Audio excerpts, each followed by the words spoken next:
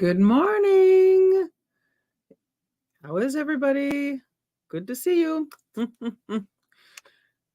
Friday. We have made it to Fun Friday. TGIF. Are y'all happy to be here on Friday? I heard that they said that they were going to possibly end it. What did he say? 3 or 3:30? He kind of left a little bit of a wiggle room for stopping. So I think that it'll most likely end a little early. But it was a day yesterday. I did take some notes, and I'm going to be talking a little bit in my recap about the witness that started off the day. And I'll get to that. I got to go through some of that and really kind of cement it in my head and look at kind of some of the stuff that this witness had to say. And we'll go through that. I'm going to say hi a little bit in the chat. Looks like we got a crowd growing. Good to see everybody. Let's see. We got my favorite Candy. Good morning, Candy. Brian. Linda, good morning. Weedasama, good morning. And that's it for now. Okay, so I'm just going to go ahead and go right into it. Tell you a little bit about what this witness was that that started off the day, and all the other stuff you can look at in the playlist. It'll be, of course, time stamped in yesterday's description, so easy to find. We might play a little bit of it today. We'll see what we get to. The witness that this witness was something that we needed to hear. There's some speaking about some tools that I kind of question. There was Catherine Dace, who is an ISP. That's Idaho. She's ISP forensic biologist, Idaho State Police forensic biologist. She examines evidence and generates DNA profiles. She received the tape and plastic that was wrapped around JJ's body. She goes through the evidence to see if there are possible collection sites, and there were some on the tape. She was able to pull some testing sites off of it. She also inspected 18 of Chad Daybell's tools that were in the shed. The photos were shown in court. Now remember, that part was also shown early on when Pryor pulled those out and kept pointing to something and kept trying to get the witness that he was questioning to hone in on the handle of the shovel. What's on that handle? What's that white stuff? What's that? What's this? What's that? And that witness was not able to say what it was because that witness only collected the evidence, didn't actually do the testing of the evidence. So it wasn't for him to say what it was. It wasn't even for him probably to say, well, I think it's this. He just had to say, I'm not sure. Can't tell you. You had those tools, 18 of Chad Daybell's tools that were in the shed. The photos were shown in court. Out of the 18 tools, 10 of them had some items of interest on them. And so Dace went over that. In court, they did pull out the shovel and the pickaxe. They were actually taken out and shown to the jury. She did point out where the blood and other matter was found on the handles of these items. So the DNA that was collected was tape and plastic around JJ's body. These are collection sites where they got the DNA samples for, or stuff to make the samples and do the magic that they have to do. Swabs from there was a swab from a knife blade that was found in the apartment. It was swabbed, but nothing came off of it. Swab from blood on the wall, just a little was found, tested, but nothing came of it. I believe that meant that, like she said, there wasn't enough of the evidence. It was consumptive, meaning it took all of it. It would have taken all of it to come up with a proper testing, and then there wouldn't have been enough left over. We also talked about how that could be a monetary thing. It costs a lot to do these tests. There's so many factors that go into that play to why there was not full testing that came to a proper DNA collection. There are 18 tools that were tested. A lot of hair was found on the tape, wrapped inside the tape. Like when they wrapped it around, hair got caught up in there. So unless there was already hair on this tape, which could be a possibility, it's in your house, it's gonna, tape's gonna fall on it. So while whatever was happening, somebody was wrapping and hair got into it. She was able to test some of that hair. Remember, I mentioned that if they can't test hair, it most likely means there wasn't enough root, but there was enough root on some of the hair that they were able to test. Dace did tell the jury who one strand of that hair belonged to. And I do believe that it was Lori Vallow, but I could be wrong. I wasn't sure, so I left that in my notes, and I'm probably wrong. But since I didn't hear the testimony from that trial, but I do recall it being mentioned that it was her hair. Maybe I'm wrong. Dace also found some green substance that was found on a tool. She was able to test it for DNA, and it belonged to Tylee Ryan. This I thought was cool. This is something. Hey, Barbie, good to see you. Hey, Beanie, good to see you. This was something that Nate put up, and I just had to. I had to do this. I just. This is what the profile number was for this. I always love these things. I'm really bad at trying to know how many zeros are in things, but this was cute. I'm going to put it in the chat, and then this was the profile number.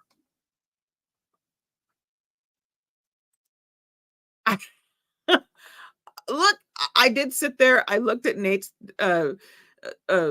notes, and I'm like, okay, wait a second. I got to count 1, 2, 3, comma 1, 2, 3. How many times do I have to do this? So there's me.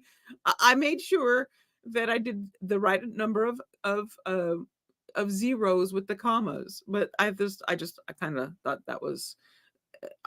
I like that. I like to see it. When they say 604 octillion, I like to see it. Let's see. So the profile was 604 octillion with all those zeros, and that it was Tylee Ryan's. That was actually interesting, because what was the green substance? That was the interest to me. What is this? Is it bile? Is it what? I mean, what I'm trying to think of things that would be green. Lots of the other stuff that she found on these tools was lots of charred stuff. Lots of dirt, debris was found on the tools, as well as blood on the handles. There was no major smoking gun, such as, now this one actually I thought it was very telling. This Nate said it this way: there was no major smoking gun. Ad's DNA found on the tools, or like we wanted. Okay, there it's his DNA's got to be there, right? Well, they didn't find his DNA there. It was Chad's property. And in my opinion, listening to what Nate had to say, in my opinion, I think that there is something to be said for the fact that Chad's DNA was not found on the tools. Whose DNA was? Did they didn't have enough to make those tests? It was consumptive. So his DNA, all they know is that his DNA was not on there. I think that there should have been, because it's his property, because he owned it. But I wonder if someone else put those tools there on the property.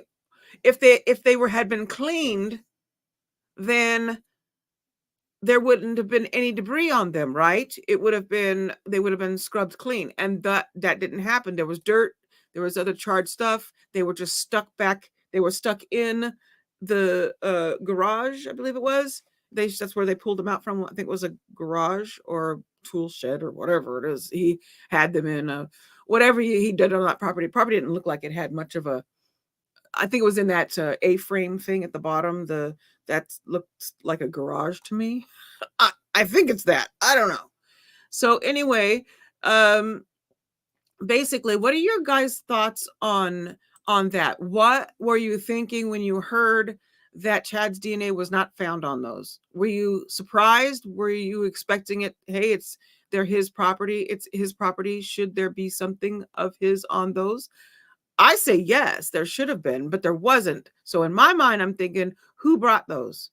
And of course, my mind goes to Alex. I mean, he was asked to help with stuff. We do remember that testimony. So it very well could be just that. Who knows? But that's where I left it. There was so much more that I could have really gone into. You can listen to it. In fact, we may I was thinking about maybe listening to it and going over it actually as the testimony goes, like stop and talk about some stuff and listen again, so that we can kind of hear what she has to say, especially the stuff about the hair. I think the hair, whose hair was there, whose was in the tape, the whole thing like that. I think that's pretty big stuff. The green substance, I still want to know what that is, but that's where it was left with that testimony and all those zeros. I just had to put that in. So Kylie's stuff, that's where it was left. And I forgot.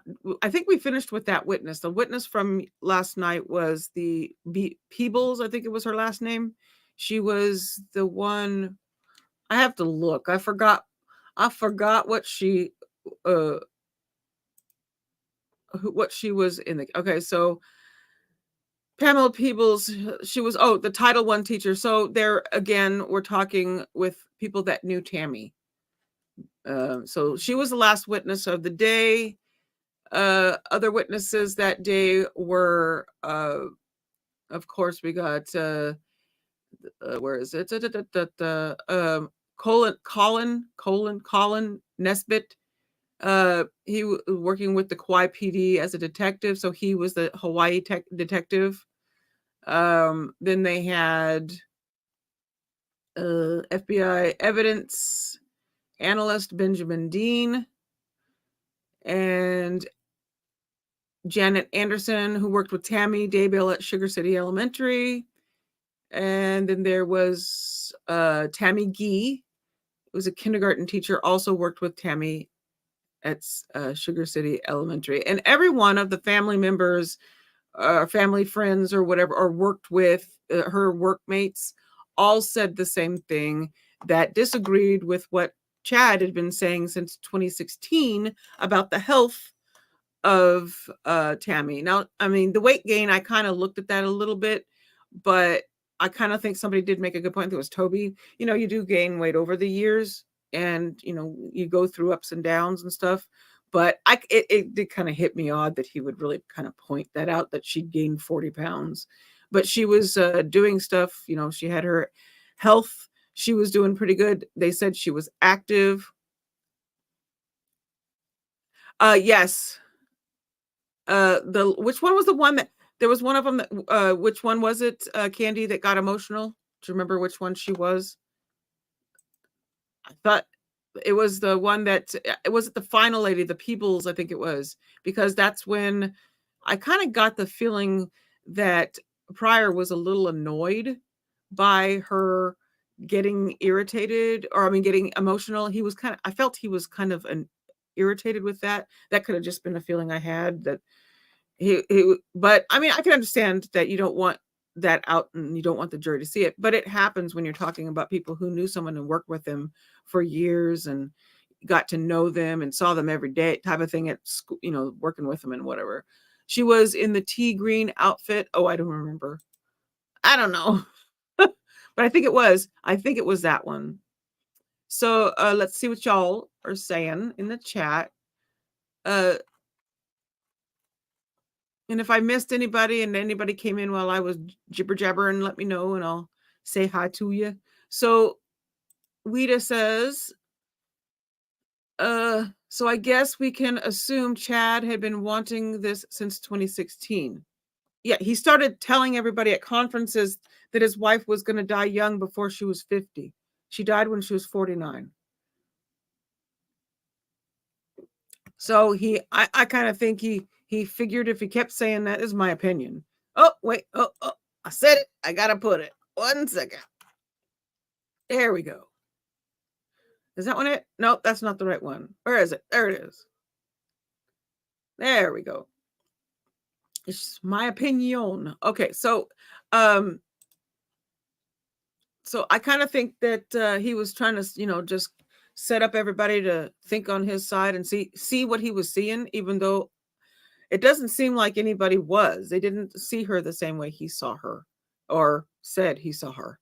So I kind of think that he was, he was over her. He was looking at other women. I mean, he did cheat. That we know that. I mean, that even Pryor doesn't deny the fact that he was extramarital, So, hey, Deb. Vice Judge presiding. Thank you. Please be seated.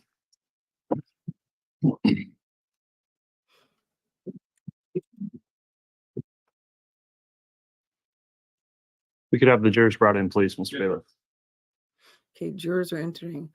So while the jurors entering, real quick, I'm going to say why Karen Reed trial is down. I haven't been able to commentate in that one, and I don't want to risk having any issues with the channel and not commentating over things. So I have decided I'm going to do one trial at a time because that's what I can handle. So we're doing this one, and whatever happens after this one is over, we'll move to the next one and do whatever.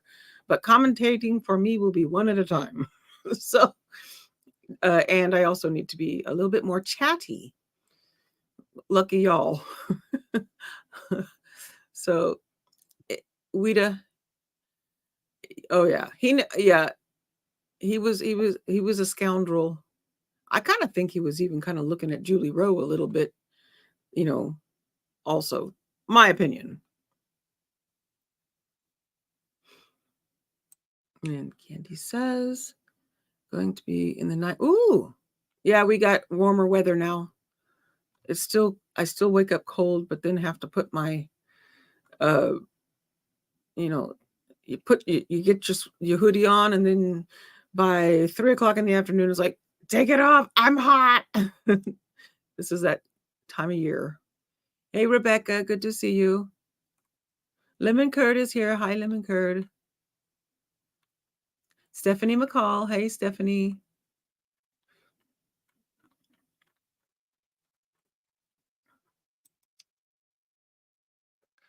And Linda, Chad Daybell is in blue. Look at blue.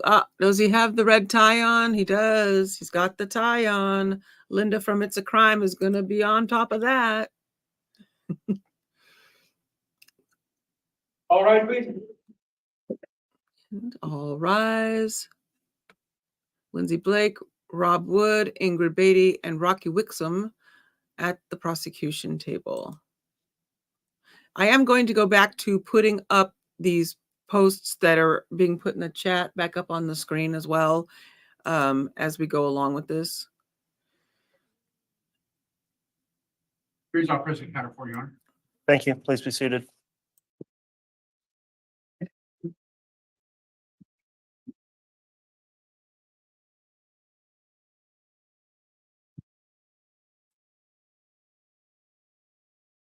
All right, good morning, everyone. We're back on the record on case CR 2221-1623, State of Idaho versus Chad Guy Daybell, state's present, as well as the defendant and defense counsel. The jurors are all presently appearing and properly seated and accounted for, and I've received the juror affirmation from each one of the jurors. So thank you again for continuing to follow the court's instruction as we break each day. At this time, the state is continuing in its case in chief, and I believe has additional witnesses to call today. Who will be calling the next witness, and who is the witness? Your Honor, I will be calling Cammy Willmore. Very well. If you can call your witness at this time.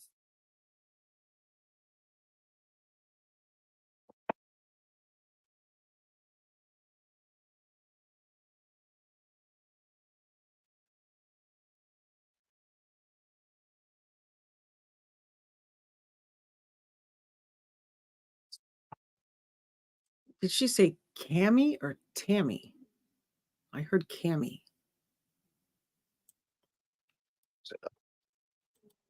Swear or affirm the testimony you're about to give will be the truth, the whole truth, and nothing but the truth, so help you God. Yeah.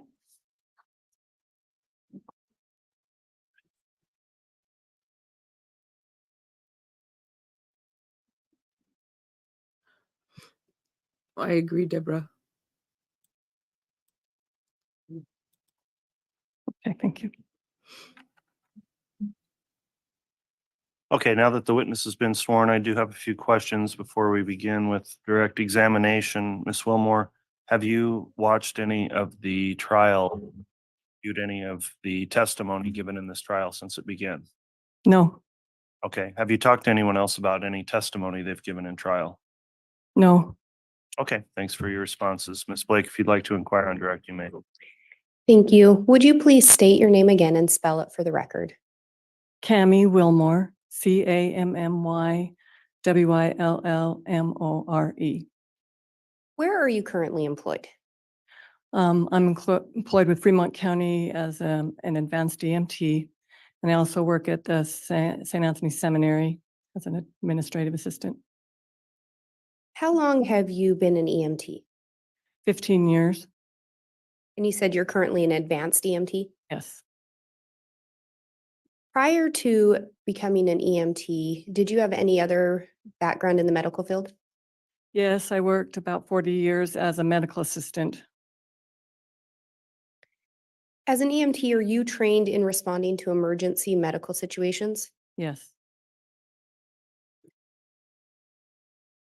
In 2019, did you hold the position of deputy coroner for Fremont County? yes, I did. Do you recall approximately when you became the deputy coroner? It would have been about February or March of 2019. What are some of the job duties of a deputy coroner? You're called to a scene for a death and go responsible for going in and looking at the body and talking to the family and pronouncing that they have deceased. And just checking the scene over, medications. And who was the elected coroner when you were working as a deputy coroner? Brenda Dye? Are you still a deputy coroner? No, When you were working as a deputy coroner, would you respond to unattended deaths? yes. What is an unattended death? It's a death where it has not been witnessed by somebody, or they're not under the care of hospice or a doctor at the time.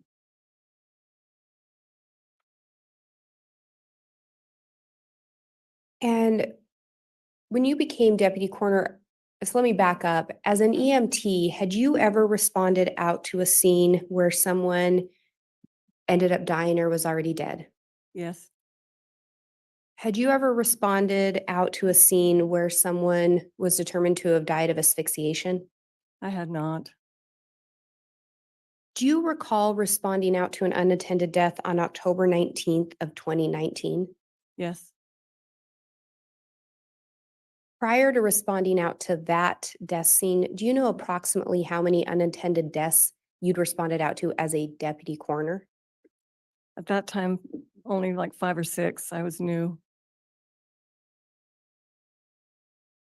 When you responded out to the unattended death on October 19th of 2019, did you learn who the decedent was? Yes, And who was that? it was Tammy Daybell. Had you ever heard the name Tammy Daybell before that you recall? No, I had not. Did you know Chad Daybell? I did not. When you arrived on the scene, do you recall who else was present at the residence? A Fremont County Sheriff, Allie Greenhall, was there, and then Chad. Do you recall making any initial observations of Chad Daybell? Just when I came in, he was distraught. It was appropriate, crying, stating that his wife had passed away. At some point, did you see or meet someone else at the residence? Yes, his son came in later into the bedroom when we were in there. And did you learn his son's name? Was Garth Daybell. Did you make any observations of Garth? Garth was very quiet, did not say hardly anything.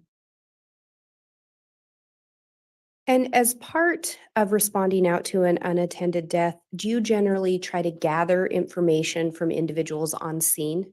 Yes, Did you do that in this case? yes, I spoke with Chad about her history and what he felt had happened. And what do you recall him telling you? He said that, I asked if she'd had any medical issues, and he said that she hadn't, but that in the last month or so, she had not felt, she'd had some hypotension and some lightheadedness, and that she had been a little bit clumsy, but that she didn't have any other major medical problems. And when you use the term hypotension, what would that mean? Like low blood pressure.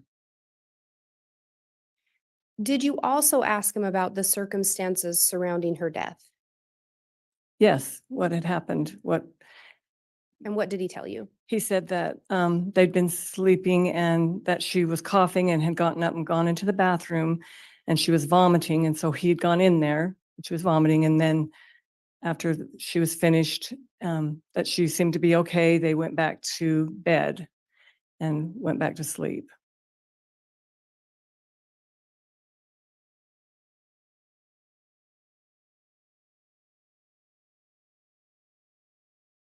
And when you arrived, did Chad indicate whether or not Tammy's body had been moved prior to your arrival?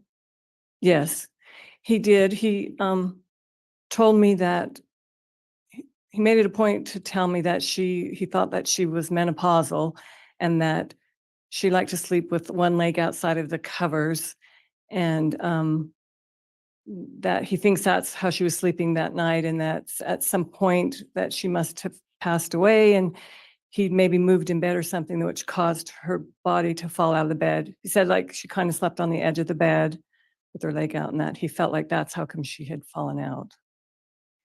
And when he described her as falling out, was it your understanding that her whole body fell out of the bed? The way that I recall him describing it was that she'd kind of slipped out, that she had one leg entangled in a blanket or a sheet or something. And so not positive how he was stating it. My mind was that she was partially on the ground, like her head and part of her body on the ground with one leg still maybe entangled. And you had indicated you went into the bedroom. Yes. Was that where Tammy's body was located? Yes, she was on the bed in the bedroom. And Your Honor, I have what's been marked as State's Exhibit 295M. I will indicate there are some photos from 295 that had already been admitted. It's my understanding that these photos were stipulated to. They were the photos taken by Deputy Greenhalgh. All right. And there is a copy for counsel, a courtesy copy for Your Honor, and a copy is the exhibit. Okay, please let me look those over before they're published. And if the witness may be shown one. Yes. And I'm not sure if the court would prefer that this not be broadcast on to the public. This one appears fine to me. And to be clear then, 295, is this a series of photographs? It is a series of photographs that had previously been admitted. However, M was not one of them. We ended with 295L in that packet. Okay, and are you looking to publish? I would be moving for admission and then requesting to publish. Okay. Yeah, this particular photo may be published to the public. And the witness, once, and if it is admitted. So, Mr. Pryor, have you had an opportunity to review 295M? Judge, this photo was previously stipulated by the parties. Okay, so 295M then is admitted.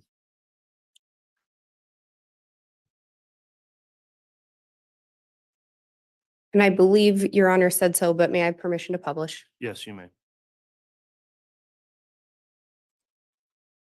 So not only did he call her, say that she had gained weight, was weak, menopausal, he also called her clumsy. Just putting that out there. Miss Willmore, is this what you saw when you entered the bedroom? Yes. And what did you notice initially? Just that her legs were stiff, like coming in, I could think, okay, has passed away for a while. So because the way her legs were kind of on the bed and out straight, that she was covered up. So it just caused me to feel like, yes, she's been passed away for a little bit of time.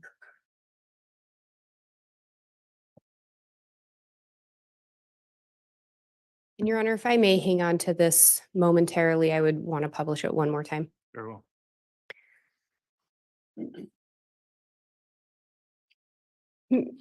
Miss Willmore, what other observations, if any, did you end up making in regards to Tammy's body? So we took the sheet down to just kind of look at her body to see, and I looked for things on her face and neck and stuff all around her. All I really saw were a few bruises on her bicep at the time that I felt just looked like somebody had bumped into something, or not a fresh bruise, more of a older looking bruise to me.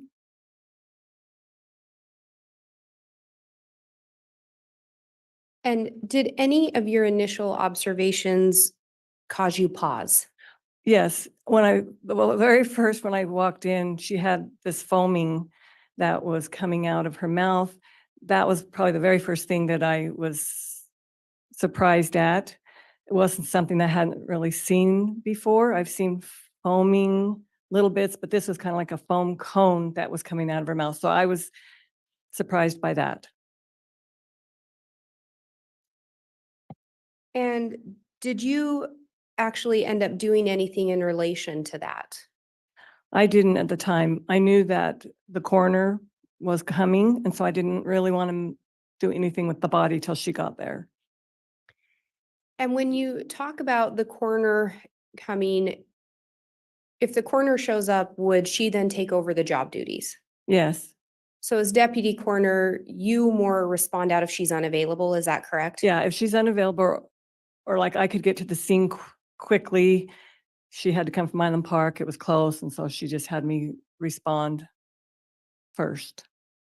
And do you recall approximately when you arrived at the Daybell residence? The call came about 6 a.m, and so it was probably about 6:35 or 6:40 by the time I got there. Their house was like 10 miles away from where I live. Had to get up, get dressed, that kind of thing. And when the call came in, was it pretty clear that there was no need for emergency services? Yes, it was.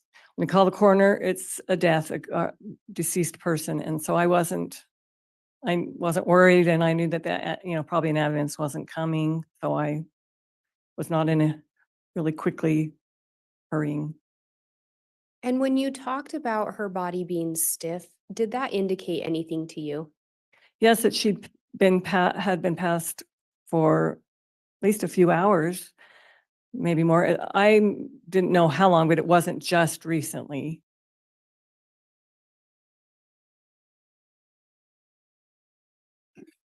And did you, in relation to the bruises, you indicated you noted them, but couldn't really tell what caused them? No, yeah, they weren't really large or anything. And did you do anything in addition to the bruises to try to verify the age of them? No, And would that be something that you would normally do? no, just noticing the color of them, not on a scene like this. Maybe if there had been a ton of them, it would been, there wasn't a lot. And generally, in looking at the age of bruises, is that something that a medical examiner would do? Yes,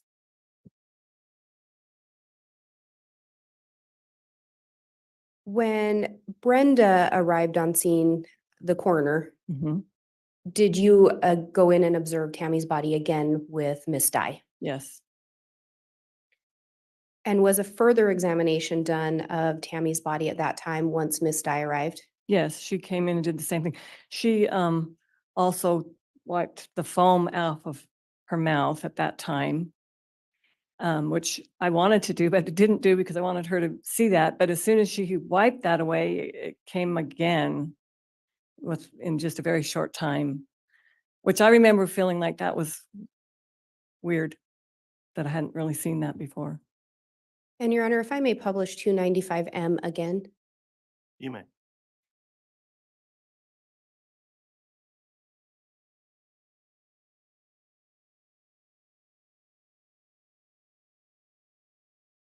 And in this photo, Ms. Willmore, you talked about the foam being wiped away. Do you see in this photo what was used to wipe the foam? This towel there, and it was Brenda that got it. I remember her saying like, "Oh, is there something to wipe it?" and looking, and then this is okay, and using that towel to wipe it away. And do you recall if the towel was already in the room? I believe so.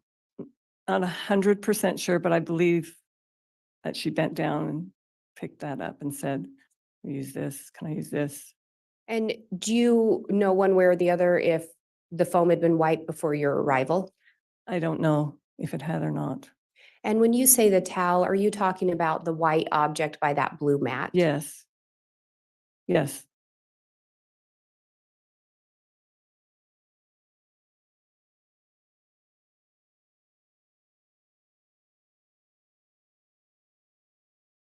And at some point, did you end up looking up something in relation to the foam? Yes. Like I said, I was new as a deputy coroner, not had a lot of training, and this foam was something that bugged me because the way it presented. So I looked up poisoning.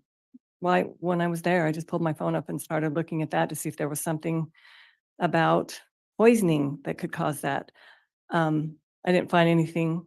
I knew there was a couple of things. Judge, this is calling for a narrative at this point, or this is a narrative at this point. Abstain. And why did you look up poisoning? Just because it was an unusual looking amount of foam to me. And I'm curious if there was something that could cause that in my mind, trying to think about reasons for this death. And did you believe poisoning may be one cause for the foam? I didn't find in that short time anything that read about foam, but that just came to my mind.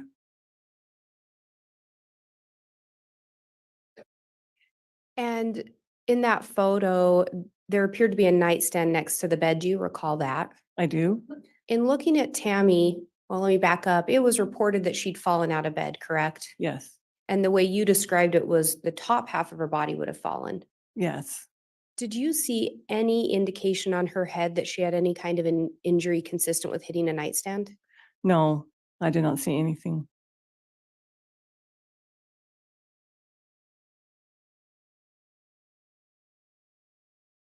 When Miss Dye arrived on scene, are you aware if she also spoke with Chad Daybell? Yes, she would have spoke to him. She spoke to him when I wasn't present also. Like I was in the room still, and she spoke with him, I think out in the living room at one point. And once Miss Dye arrived on scene, whose decision would it have been whether or not to get an autopsy? It would have been her decision. When you talked to Chad Daybell about Tammy's health, did he ever mention seizures to you? He didn't to me. Did he ever mention fainting spells? He didn't.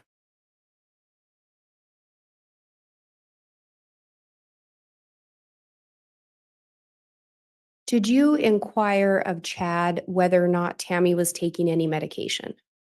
I did. He said that she didn't go to doctors, and I noticed on her nightstand, there was a homeopathic book or naturopathic type book. Because I worked in the medical field, my mind went, oh, she probably had some illness that she was treating herself that maybe caused this death. Because she was her age, I couldn't figure, I was thinking, boy, she's young. So I thought, well, maybe that's why she's passed away. She wasn't seeing a doctor and was treating herself. And when you respond out to unattended deaths, do you have the benefit of getting anyone's medical records? No, not at that time. So you were relying on information provided by the family, Yes, I was by Chad. and Chad was the only one providing information at that time. Yes. At any point, did Garth chime in and say anything about his mother's health? No. Was your concern that possibly the homeopathic remedies would have caused her death, or just something she may have been treating for? I was more thinking that it would be something that she was treating herself for. Thinking, she had something major going on and wasn't being seen by a physician. Outside of what Chad told you, did you have any knowledge of whether or not Tammy was actually using those homeopathic remedies? No, I didn't. I did ask to see her medications, and I did look in a cupboard in the kitchen area. Did anything catch your attention in relation to the medications in the cupboard?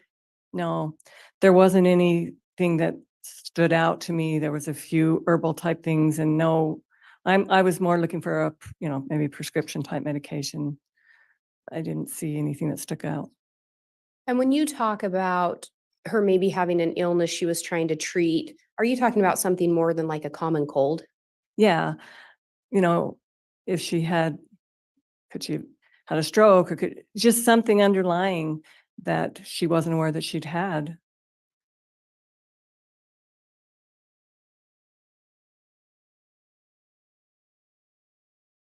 And do you recall, did you provide the information you had to Miss Dye when she arrived on scene? Yes, And at some point, and let me back up as well, when Miss Dye arrived on scene, did you defer to her? yes, And she then took over any Yes. additional? yes, Were you involved in a conversation regarding whether or not an autopsy should be conducted? yes, I was. And at the conclusion, did Miss Dye determine not to have an autopsy ordered? Yes, Do you know if Chad Daybell wanted an autopsy? we distinctly asked, I remember us asking him, would you like an autopsy performed? And he said, no, he did not want one.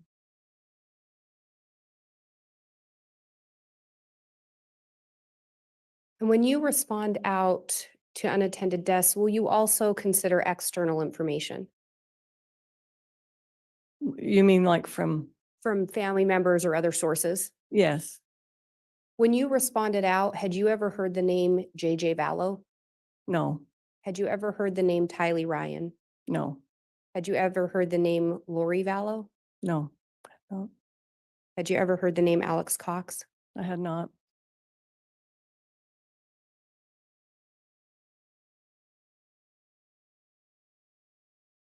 Have you since heard of those names associated with Chad Daybell? Yes, I have. I have no further questions. All right, thank you, Ms. Blake.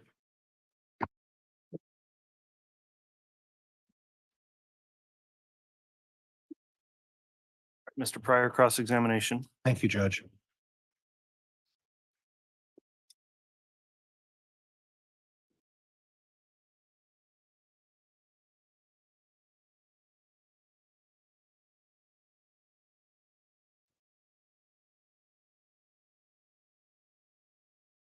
Morning.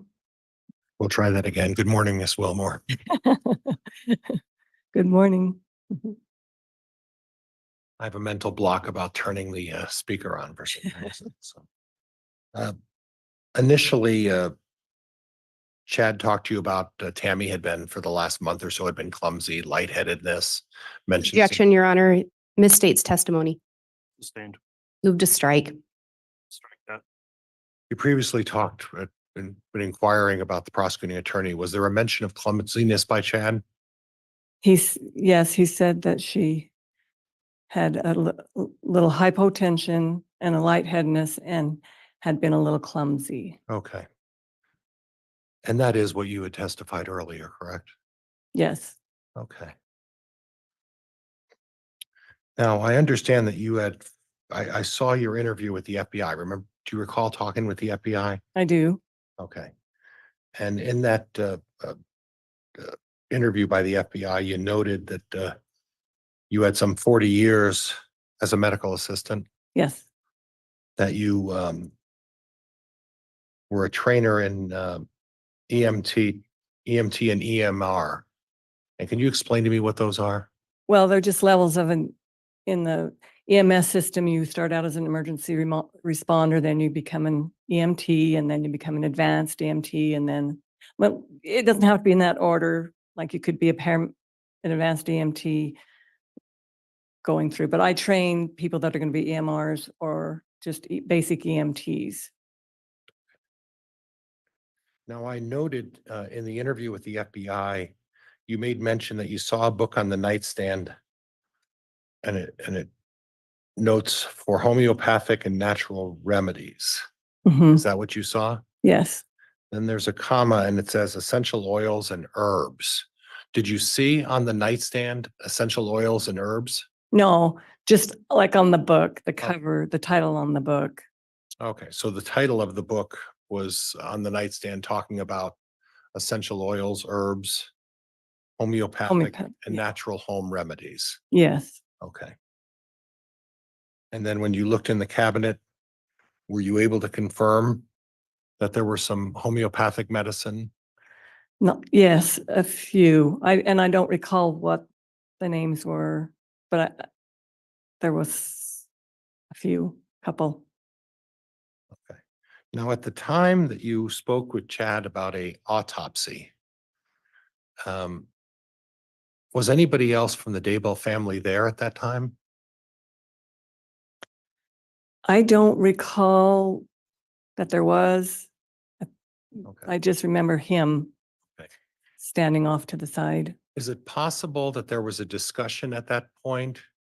And that it was actually Emma who had talked about? Objection, Your Honor. Counsel's adding testimony. Sustained. Is it possible someone else from the family had suggested an autopsy? I do not know. You don't recall? Don't recall. And your recollection is that it was just you and Chad and the coroner there at the time discussing that. Is that right? And the mortician was there also. The mortician was there as well. Okay. Mhm. Are you aware as to whether or not there was a previous discussion with the Daybell family and Chad about on the topic of a autopsy? I'm not aware of any. Okay.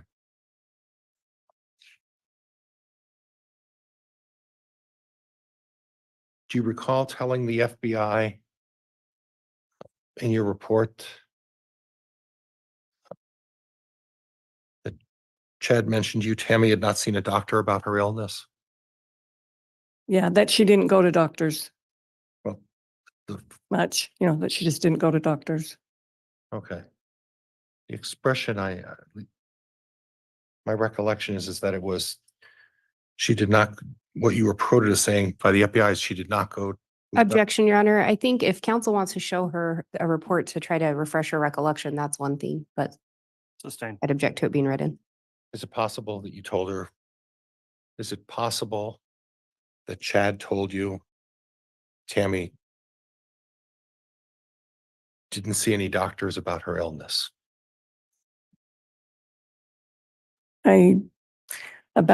Like a specific illness. I think all I recall was just, because I'm medical field, me saying, well, does she have any other illnesses? And he said, well, she just doesn't really see doctors much. So it wasn't specific to that illness. It was more of a history type. Okay.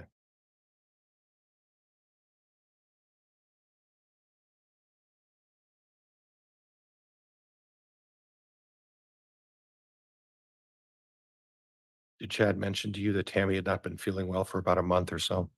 Yes, That there was a discussion about lightheadedness? just that he stated that she'd had some lightheadedness. Okay. Now, on the issue of the towel that was used to wipe away the foam from Tammy's mouth, did you look at that towel before you used it to see if there was anything on it? I did not use it. It was Brenda Dye that used it. So I can't comment on that. Did you see Brenda use it? I did. Okay. And Brenda got it somewhere off of the floor? Yes. Okay. And did you happen to look at the towel prior to her wiping off the No, things? I didn't.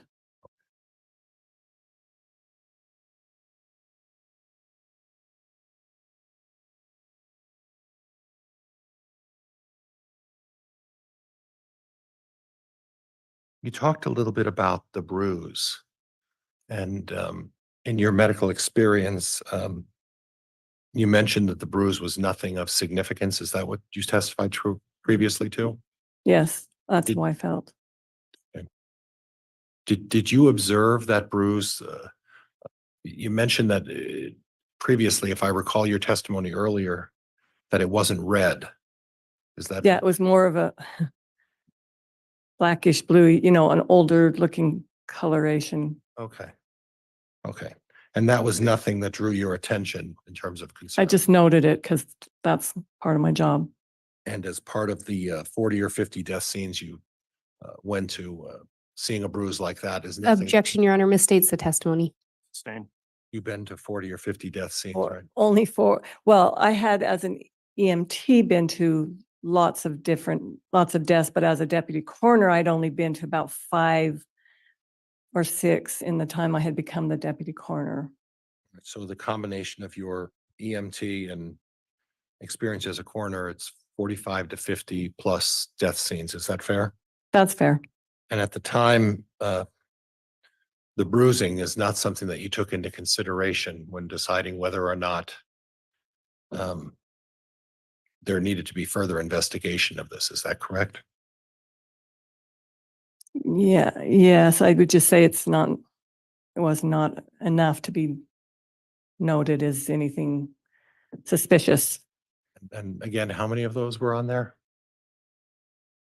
Bruises on the arm? Maybe like 2 to 3, Okay. And then anything else on the body, the chest, anywhere else? not that I noted at that time. Okay. And then you were concerned about the foaming of the mouth, correct? Yes, And as part of your limited research, didn't find anything in your role as part of looking. Was that curiosity or was that part of your role? because I was new, because I love medical stuff. It was a curiosity. It was also because she was 49 Right. and I didn't understand. I thought of some other things like congestive heart failure or a heart problem. I knew some of those things could cause some frothing is what they described. Is that what you discovered? What do you mean discovered? Well, was Like, that? not in research. That's just in my own knowledge. And so I was trying to look up some other causes. Okay. In your own knowledge, is there something that causes foaming of the mouth when someone is afflicted with a heavy lung situation? All I was aware of was maybe some heart issues. But I know because of knowing that, I kind of looked at her ankles. I was thinking of like swelling and edema in their ankles and things if they have congestive heart failure or heart issues. Some of those things can sometimes, so I looked for those things. I just didn't know enough to, Okay. Okay. And thank you very much. I appreciate it. Judge. That's all I have at this point. Thank you. All right, thank you, Mr. Pryor. Redirect, Ms. Blake, once you're ready.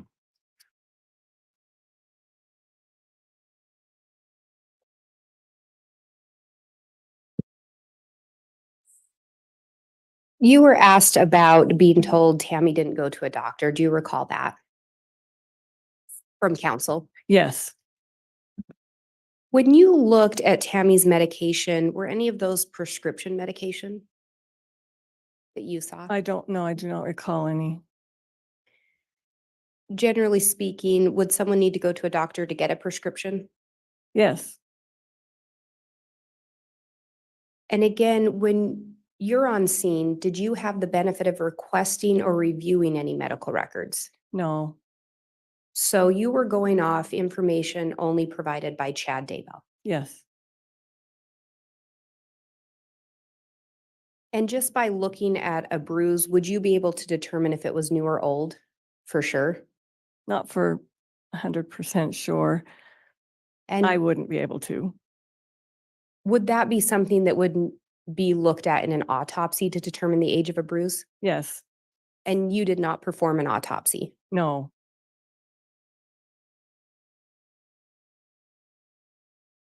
Could there be other causes of the foam around the mouth? Or do you know? I, I didn't know enough to know what other things could cause foam around. Yes, I'm sure there's lots of things that can cause this, and that's why I was kind of searching things. Could asphyxiation cause foam? Yes, I have no further questions. All right, thank you. That'll conclude the testimony then of this witness. Is she going to be recalled by the state? The state would ask to release her. And Judge, she is under subpoena from my office, but I'm releasing her at this point. Okay, then thank you for appearing and testifying. You're released from the subpoenas, and so you can watch the trial if you choose, or otherwise you can go ahead and step down and I'll have the state call its next witness when they're ready. thank you. Thank you. Your Honor, at this time, the state would call Jason Gwilliam.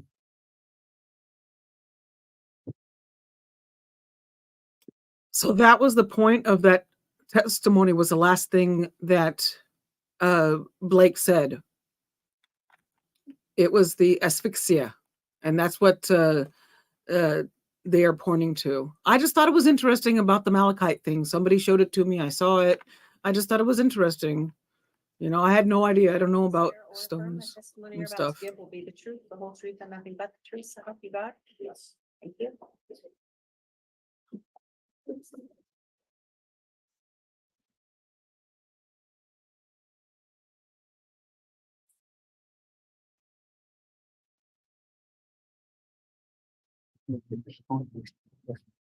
Thank you.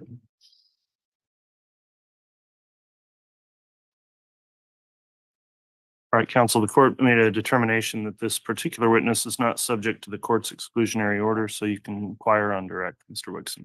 Thank you, Your Honor. Sir, will you please state and spell your full name for the record? My name is Jason Gwilliam, Jason Gwilliam. And where do you live? I live in Springville, Utah. How long have you lived there? I've lived there approximately 28 years. Are you related to Chad Daybell? I am related to Chad Daybell. Can you tell the jury how? I married Samantha Gwilliam, who is Tammy Daybell's sister, making Chad and I brother-in-laws. How long have you been brother-in-law? I married Samantha in 1995, so about 28 years. During the time that you've been married to Samantha, have there been a number of years that you've lived around Chad Daybell and Tammy Daybell and their family? Yes. About how many years did you live in the same community as them? When my wife and I were first married, we spent approximately 2 years, year and a half in Cedar City. And Chad and his family at that time were in Ogden. We moved into Springville. Well, I'm going to go on and say about 26 years. We moved into Springville in the winter of 96. And I think they moved in shortly after that in 97. So from 1997 until they moved to Idaho. When did they move to Idaho? Moved to Idaho in 2015. So 18 years, does that sound right? Yes. When they moved to Springville, did you live in the same neighborhood? When they first moved in, we actually lived across the street from each other. After that, sequentially, we moved around the corner. We were probably within a block for that entire time.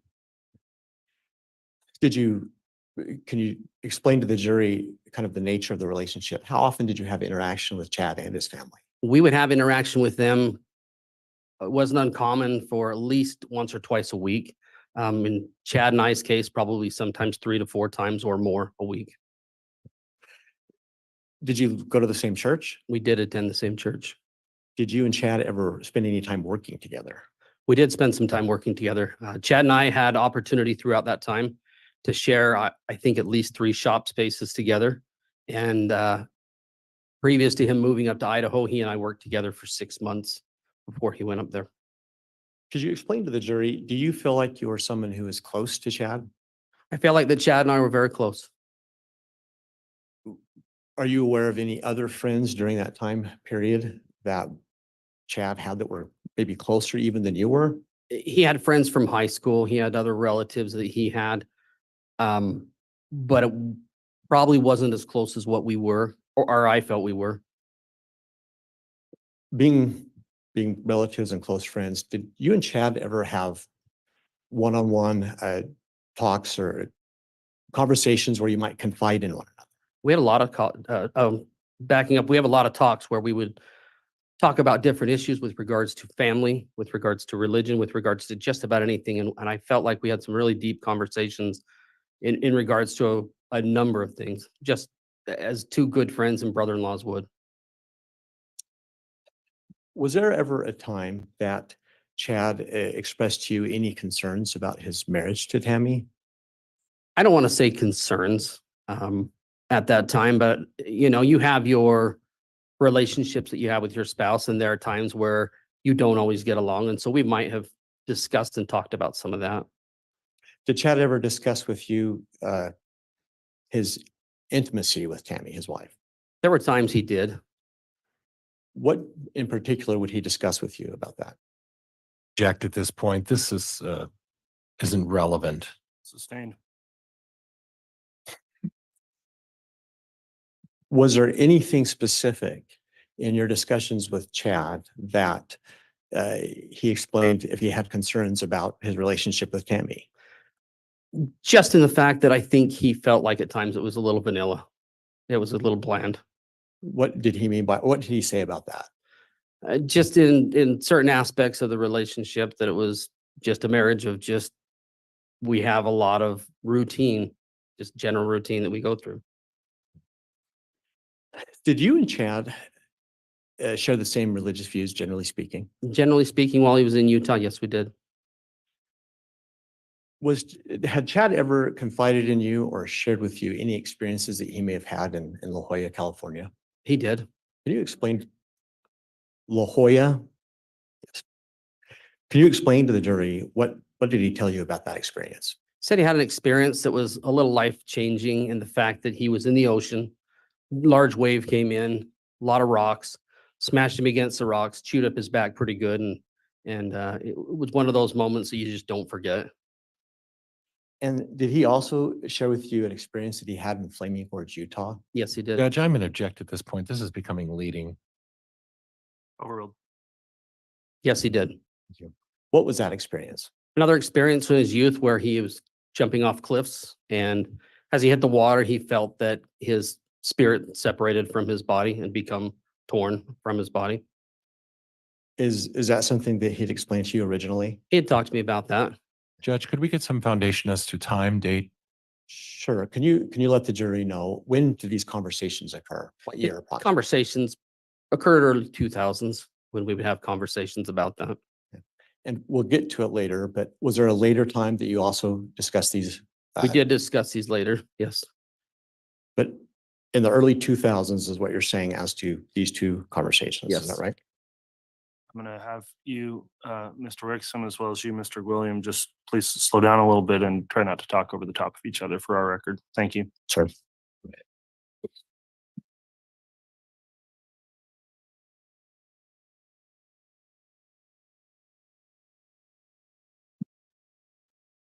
At some point in time, did Chad's religious views change? I believe they did. Let's first explain to the jury, when did you first start seeing this kind of a change?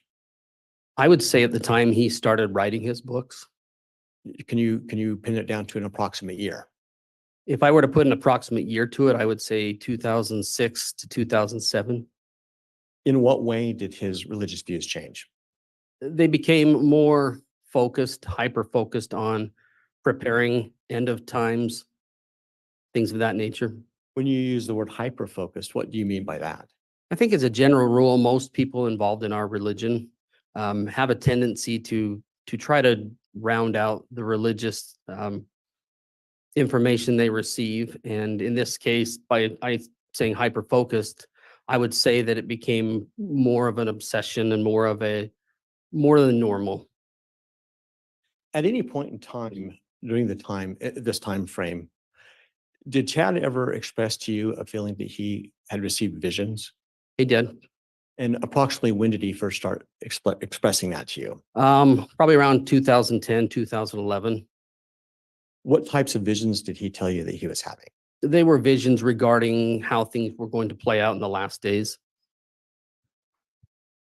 At some point in time, did Chad again visit with you about this experience from Flaming Gorge and La Jolla, California? Yes, he did. Did anything about the experiences as he shared them with you change? Originally, there were experiences that you have that are impactful. They soon became near-death experiences as opposed to just something that was impactful. Could you explain a little bit more about that to the jury as to what Chad would explain when he couched them as near-death experiences? Originally, when the stories were told, it was an experience that happened, and then it became an experience that happened in La Jolla, where I had an experience where I saw a relative that had deceased and passed on. And then the experience in Flaming Gorge became my body and spirit were torn and the veil was ripped and I could see into the heavens and into the eternities. Was there anything about that change that you were concerned by? Yeah, What was that? that it wasn't consistent, that it just became more of a narrative now. From that point forward, did you continue to see Chad's religious views change? I did. In what way? It again started focusing more on end times, more on what would happen in America, what would happen with things in the future. When did he first start expressing his views on those things? That would have been around 2013, 2014. And could you be a bit more specific about the nature of what he was telling you? He got involved with other authors. They started to publish books and write books. They would talk about, in particular. Judge, I'm going to object at this point unless there's some foundation that establishes how he knows this rather than this narrative. Sustained. Can you just isolate your comments to things that you heard directly from Chad? Chad Daybell told me there would be 2 earthquakes that would happen. There would be the Wasatch wake-up quake. And Judge, could I have some foundation as to when this discussion supposedly took place? Is that an objection? That's an objection, Prior- Judge. Overruled. Go ahead, please. These conversations started in 2013, 2014, and continued on until he left to go to Idaho and continued on past that. And I think before we had an objection, I'd ask you to explain to the jury kind of the nature of the things he was telling you about his change in view. I was informed that there would be earthquakes, that there would be destruction in America. I was informed that there would be invading troops that would come from various different countries into the Americas. Did those views that he shared with you, did they cause you any concern? Sure. In what way? Well, it's a fear tactic. What do you mean by Judge, I'm going that? to object. It calls for speculation. Overruled. You may continue. In my opinion, it's a fear tactic. It's a way to let people know I know more than you, and therefore you should listen to me. Why did you perceive it that way? I perceived it that way because when you bring up anything on a natural disaster, it has a tendency to create fear. When you bring in wars and rumors of wars, it creates fear. Eventually, I think you said Chad and his family moved to Idaho. Yes, And what year was that again? 2015.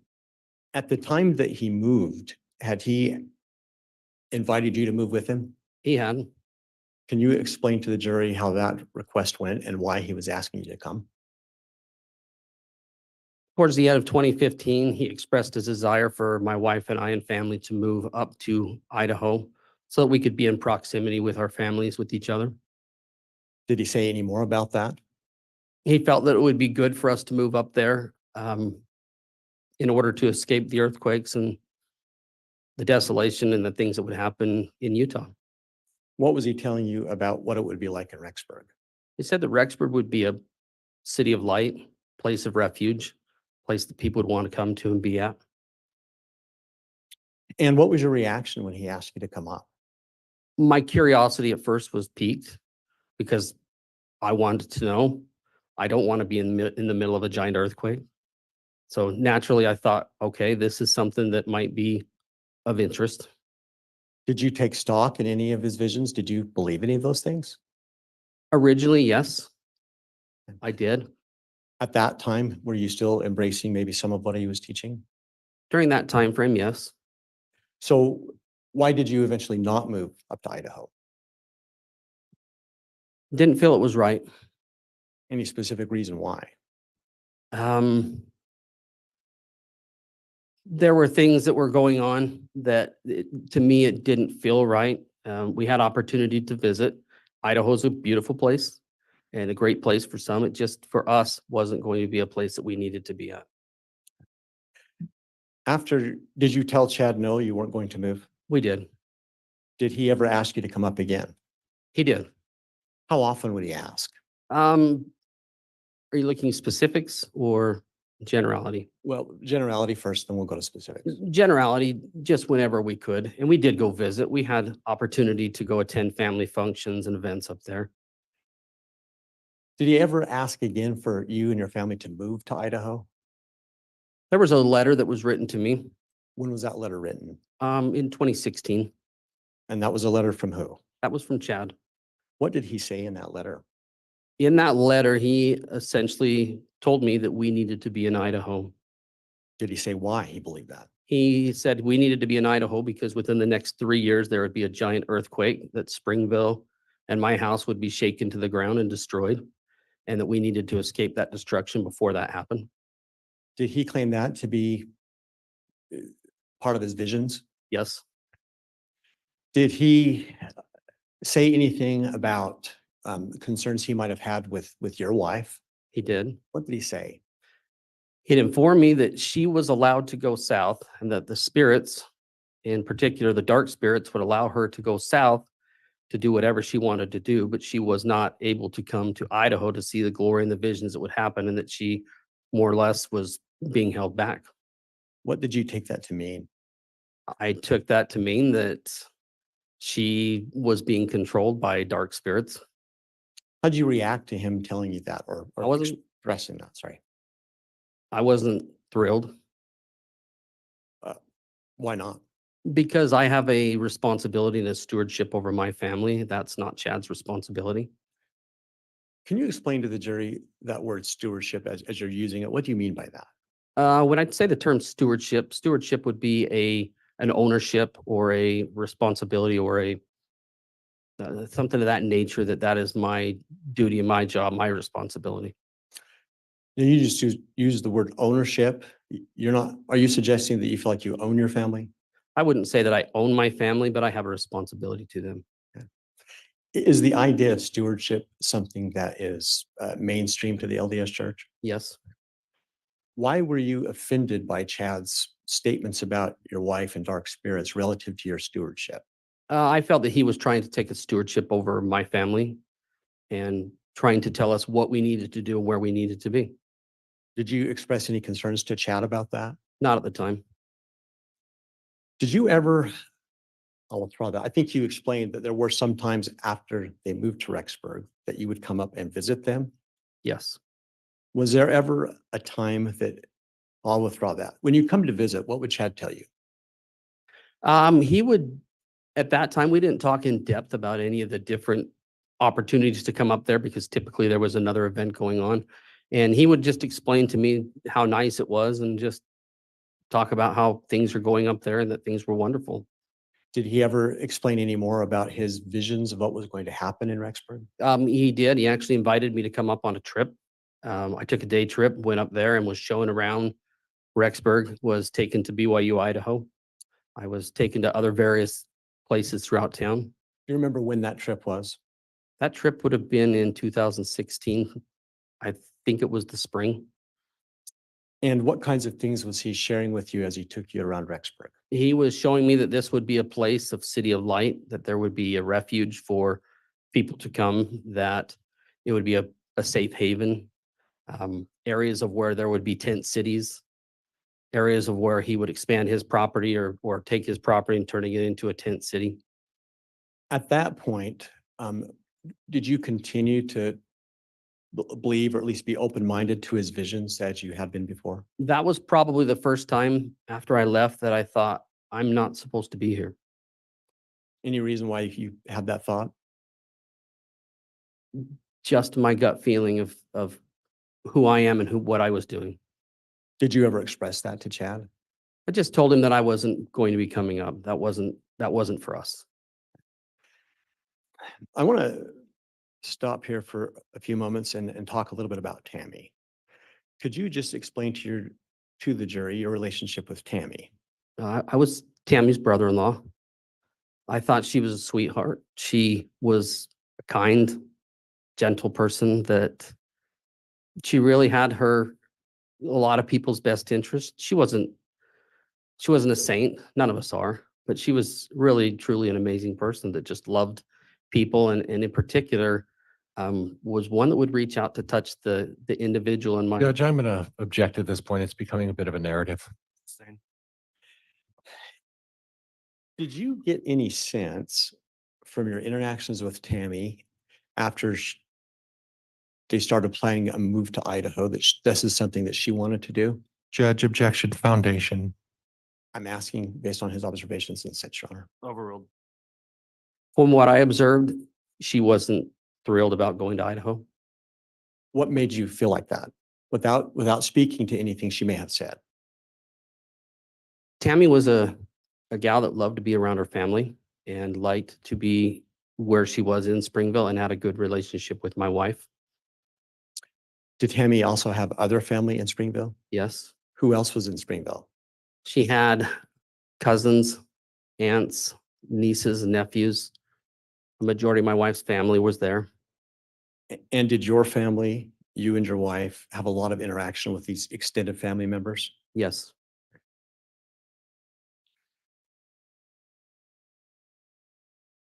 Did you ever make any observations about the way Chad and Tammy interacted with each other? I did. What observations were those? Some of the observations I had were that they were happy while they were in Springville.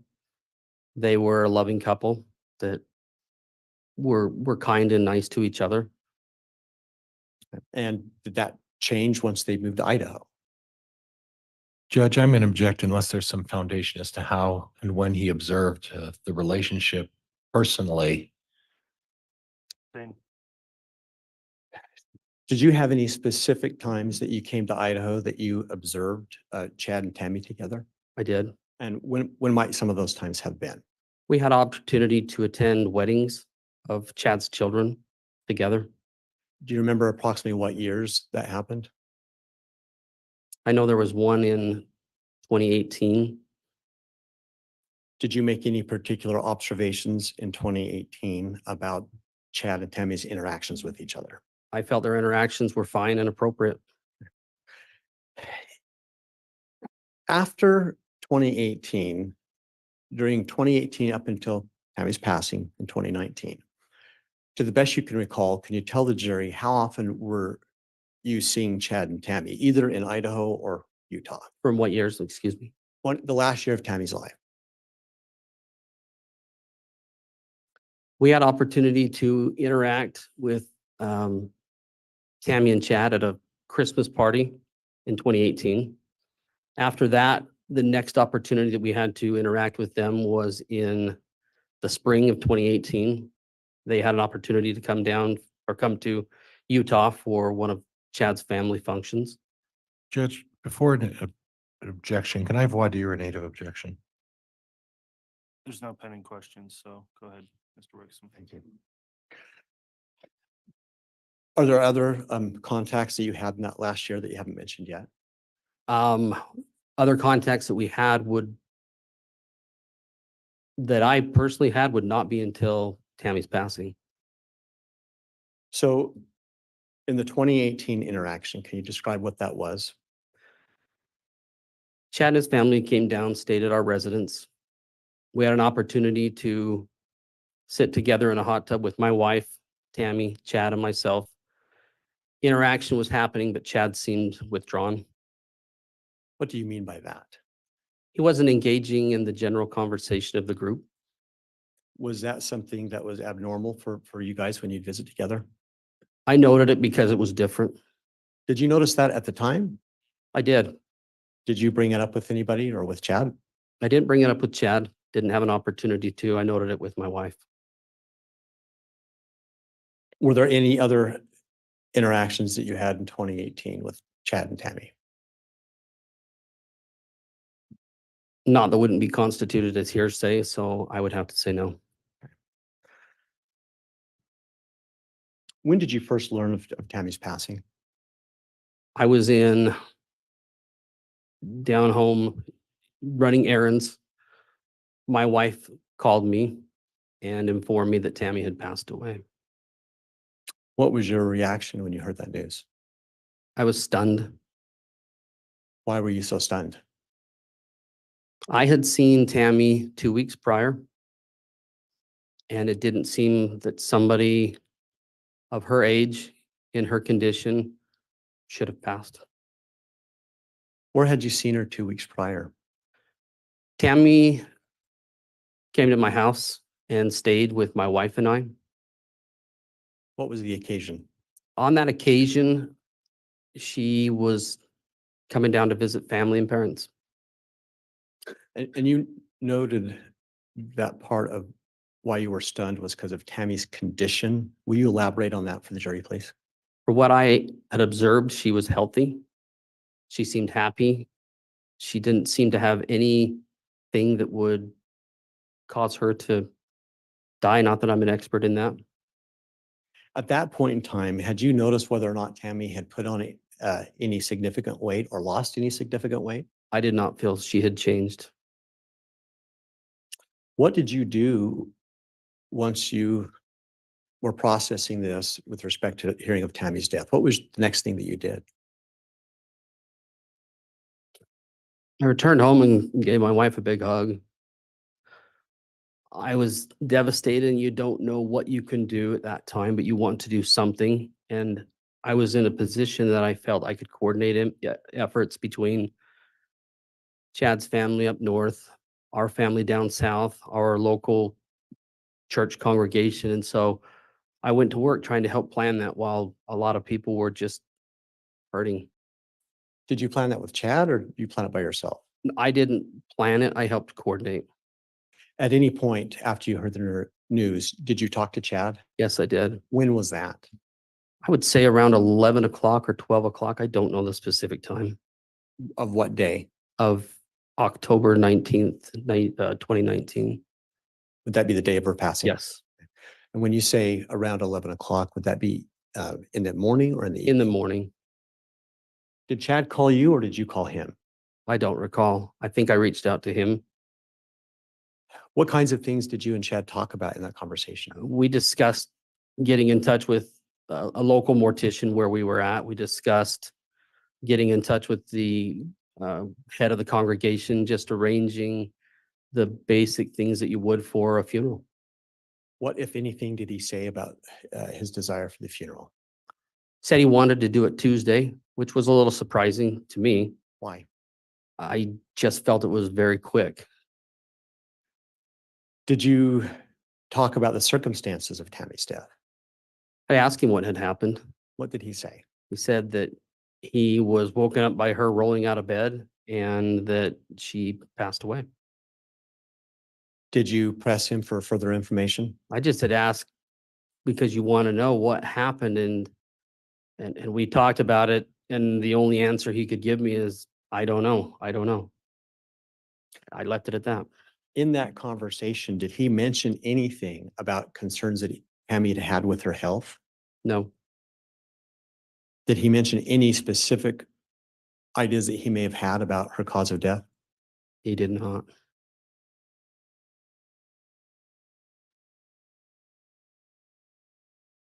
And later to that day, oh, let me withdraw that. In that conversation, did the topic of an autopsy come up? Not between he and I. Did you get a different call later that day? I did. From who? I got a call from Steve Schultz. What was that in regard to? Steve Schultz was the local mortician we were coordinating efforts with. And that was in regards to asking if I would assist him in retrieving Tammy and bringing her back to Springville. Did you do that? I did. When did you do that? We left the following morning, Sunday, early to go pick up Tammy. Did you go straight to the house? We first initially went to the Daybell residence. Who was there? There was myself, Steve Schultz, both of Chad's parents, Jack Daybell, Sheila Daybell were there. Garth was there, and Chad was there. Did you have any conversations at that point with Chad? I did. Did you make any observations about his demeanor or mood or any of those things? My observation was that he seemed relatively normal. What do you mean by that? The fact that we had discussions initially of, I'm sorry you lost her, and general greetings. And why would that be? What was he doing that was abnormal to you? The thing that was abnormal was I didn't witness a lot of mourning.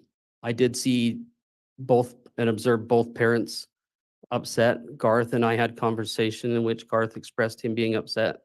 And I had asked Chad if he was okay, and he said, no, I'm fine. I'm all cried out. Did you continue to discuss funeral arrangements at that point? Yes. What kinds of things in terms of arrangements did you discuss with him?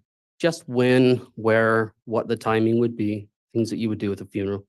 Was there anything about his demeanor in that exchange that stood out to you? I would just say that it would just seemed off. And by that, I didn't feel like at the time, I didn't feel like it was normal when someone lost a spouse, but everybody does grieve differently. And so I didn't think any more about it beyond that. Was there any more talk with Chad about the circumstances of Tammy's death at that point? No. Did you then, did you help Mr. Schultz remove the body and take Tammy to the We mortuary? did. We went from there to the funeral home and picked up Tammy, placed her in the vehicle and proceeded to head south. Do you feel like at any point during that transport or the transport to Utah, did you get a chance to observe Tammy's body? I didn't get a chance to observe Tammy's body before transporting. No. Did you after? After, I had an observation of just her area from the shoulders up to observe her face. And when was that opportunity? That was when we dropped her off at the funeral home. Did you make any observations about her at that point? I didn't make any observations other than I wanted to see if she would be or look appropriate enough that my wife might want to help do her hair and makeup. After taking her to the Utah mortuary, do you recall, did you attend any viewings for Tammy? I did. Which viewings did you attend? There were 2 viewings associated with her funeral. There was one that was on Monday night, and then there was one before the funeral Tuesday morning. Did you have any interaction with Chad at the one the night before? I made attempts. We didn't have a whole lot of exchange. He was busy, I was busy, and so I wanted to try to connect with him, but every opportunity I had, we just missed each other. Was that necessarily unusual given the circumstances? I don't feel it was unusual with the circumstances, no. So is it fair to say at that point you didn't have any concerns about? No, I didn't. And then did you attend a viewing the following morning? I did. Did you interact with Chad at that point? Maybe small talk, nothing substantial at that time. Did you have a chance to observe him at that point as well? I did. Did you notice anything during that interaction that caused you any concern? The family prayer, which is customary at a religious event that we have with a, a funeral, seemed a little off. He was really shaky and very unsure on his feet and almost just seemed different. Could you expand on that? When you say off and different, what do you mean? He was rocking back and forth and side to side and giving the prayer and not crying, but trying to cry is what I felt. Did you hear the words of his prayer? I did, but I couldn't recall them right now. Anything besides what you just explained at the viewing that caused you any concern? No, I did have chance to observe Tammy in her coffin at various times, and she seemed at rest, peaceful. And you attended the funeral. Yes. Did you make any observations about Chatter's behavior during the funeral? During the funeral, I was watching one of their grandchildren in the back, and so I did not have opportunity to observe as much as I might like to, and so I did not. And then after the funeral, did you attend, was there a family luncheon held? There was. Where was that held at? That was held at the same place that we had the funeral. Was that directly after the funeral or what time frame? After the funeral, we proceeded to the cemetery where she was interned. And we were there for what I felt like was longer than normal. Considering everybody wanting to visit, I thought, okay, this is fine. We'll stick around for a while. And then after that is when the luncheon occurred down at the church. Anything that stood out in your mind at the luncheon? At the luncheon, we all arrived at the church, and while we were there for probably 25 to 30 minutes waiting for Chad to arrive. Didn't want to start, felt it might be inappropriate if he was not there. And I finally had a phone call that he informed me that he was still running behind and that we should just go ahead and get started without him. I don't know if I missed this, but did you say how long it took for him to eventually get to the luncheon? I didn't mention it, but I would say probably an additional 15 minutes. So how late was he for that? From the time that we arrived until he arrived, I would have to guess approximately 45 minutes. Did that cause you any concern? It didn't seem concerning per se, other than we did want to visit. We did want to have some interaction and talk with him. Did you get that opportunity? I did not. Did you try? I did. What was the response from Chad?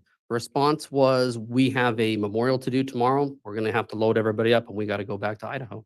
I felt it was pretty abrupt in the exit. Was that unusual given the long history you had with Chad and his family? Given the long history, I felt it was unusual.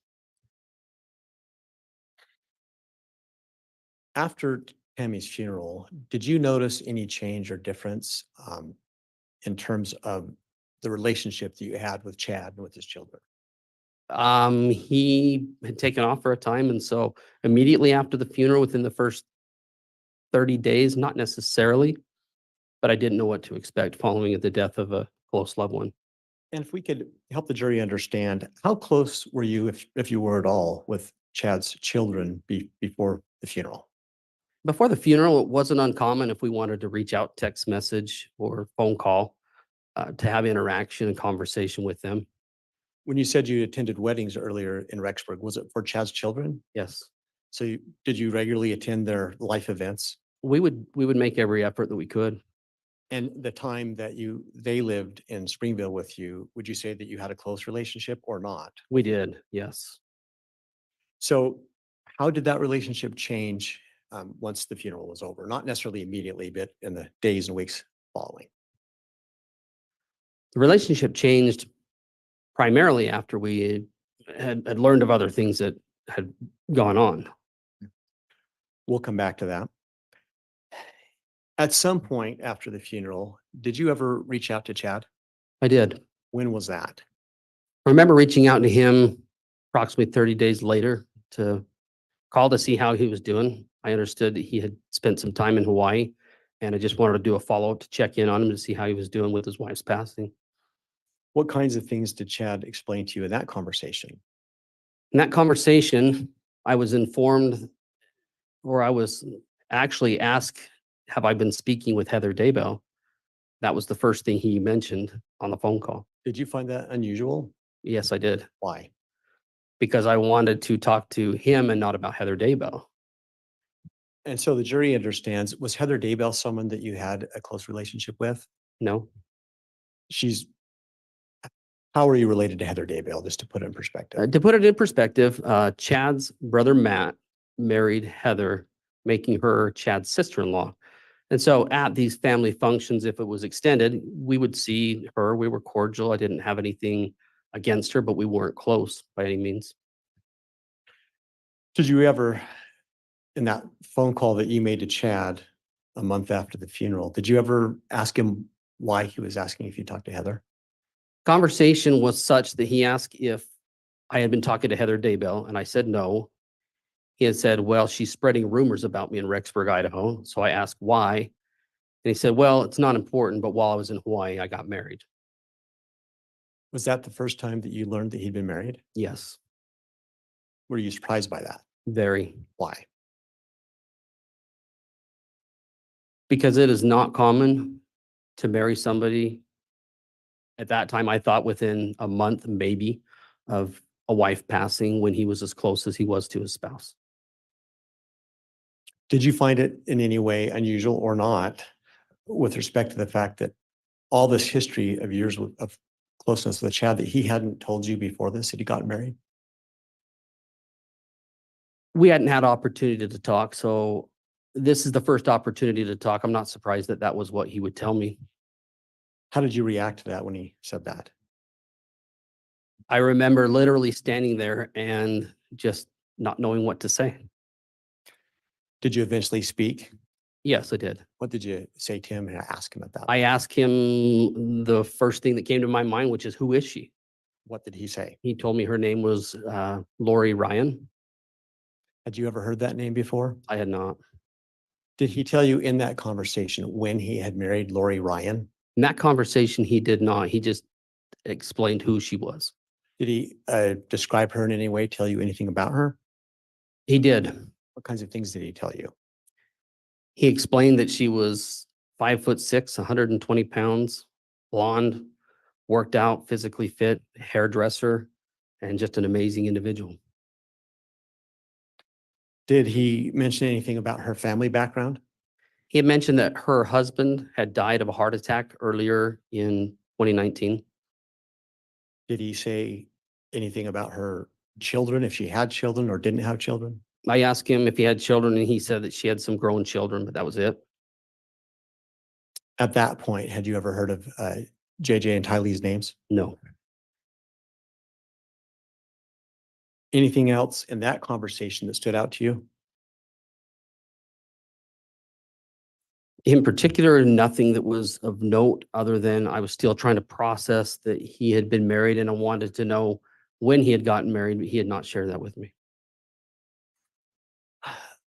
In the days that followed, did you have another conversation with Chad? We did. When was the next conversation? The next conversation was a day or two later. I'm not specific on what day it was. And what was that conversation about? The conversation for me was mainly trying to find out information of, when did you get married? So did you call him? Did he call you? I called him. Did you call and ask him that question? I did. What did he say? He informed me at that point that he had been married on November 5th. Did he say anything else about his marriage? Not a lot about the marriage itself. I want to back up.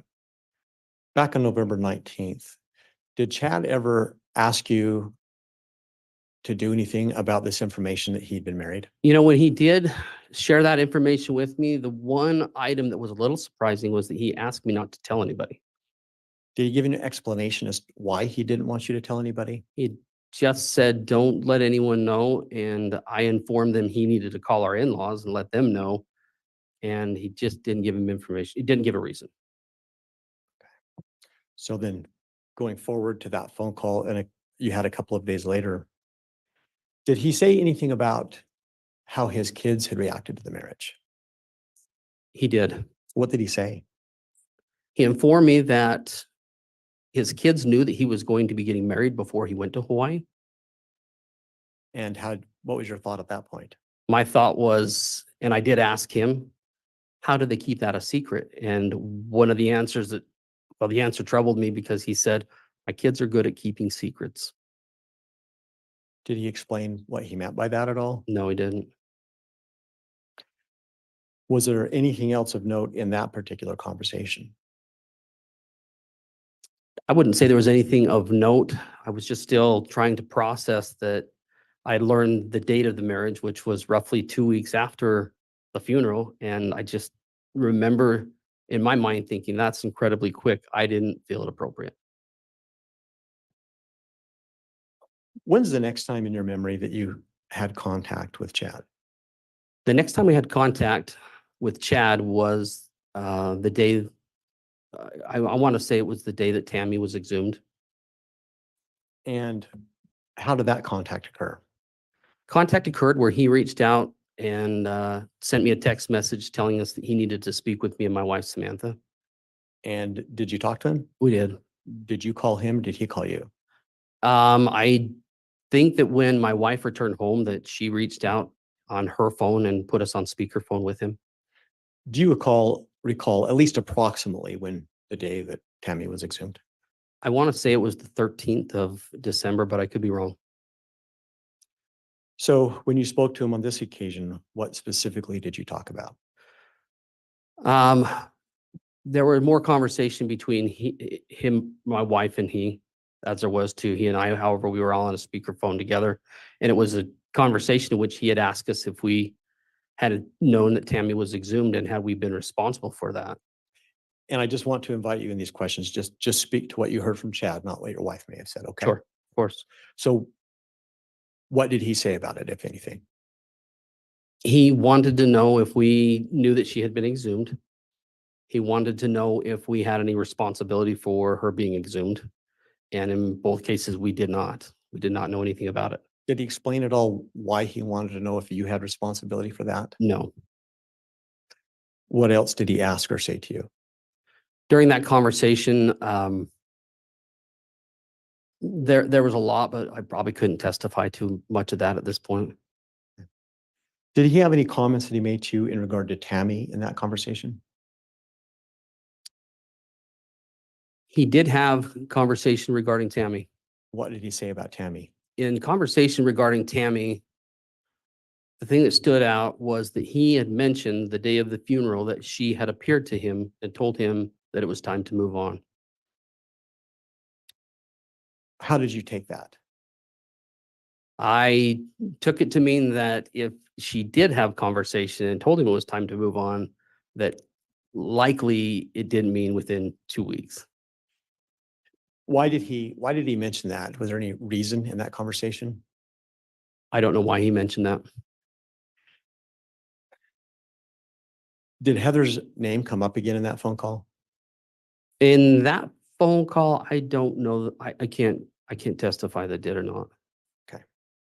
Your Honor, given the time, does the court want me to continue or do we stop for a break? You can continue on another 5 or 10 minutes, Mr. Wixom. Thank you. Thank you.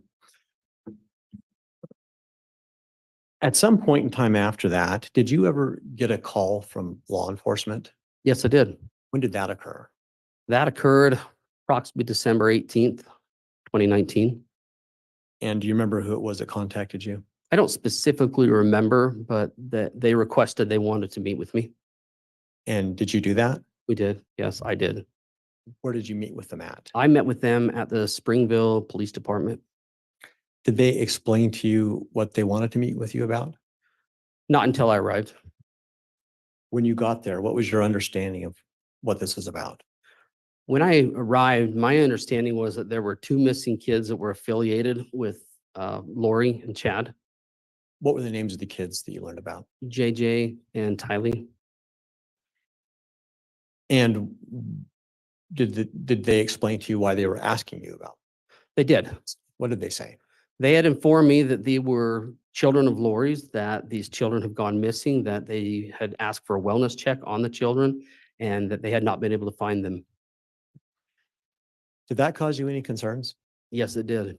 What were the concerns? The concerns were primarily that in previous conversation, Chad had told me that Lori did have children, but that they were older, that they were not minor children, and that these children were missing and affiliated with the 2 of them.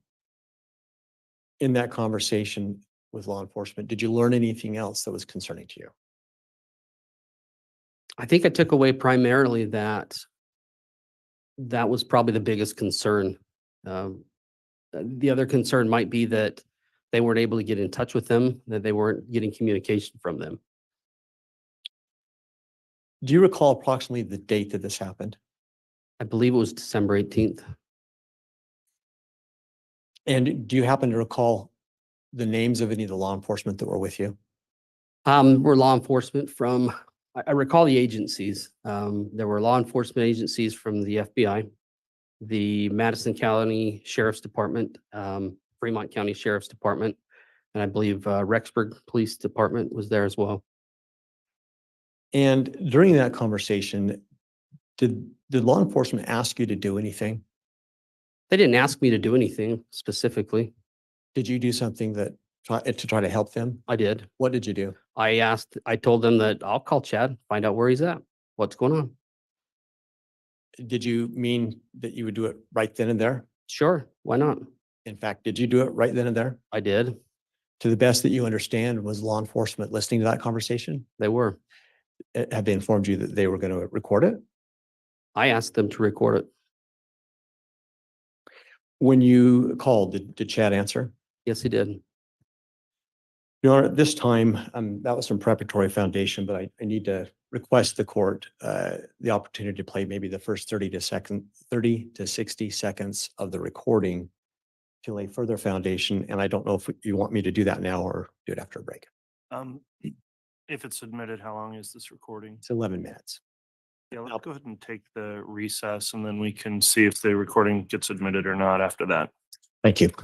All right, we'll take our mid-morning recess then, about 25 minutes or so. So 25 after, we'll come back on with additional testimony. Thank you. Thank you. All right, please.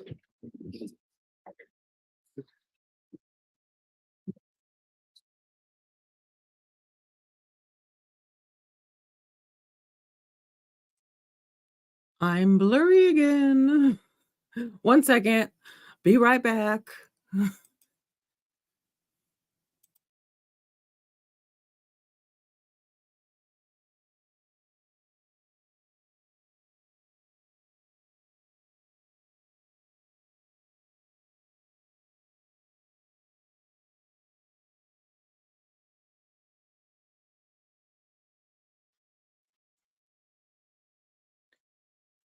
Oh, wait, I gotta get the thing back again. Hi.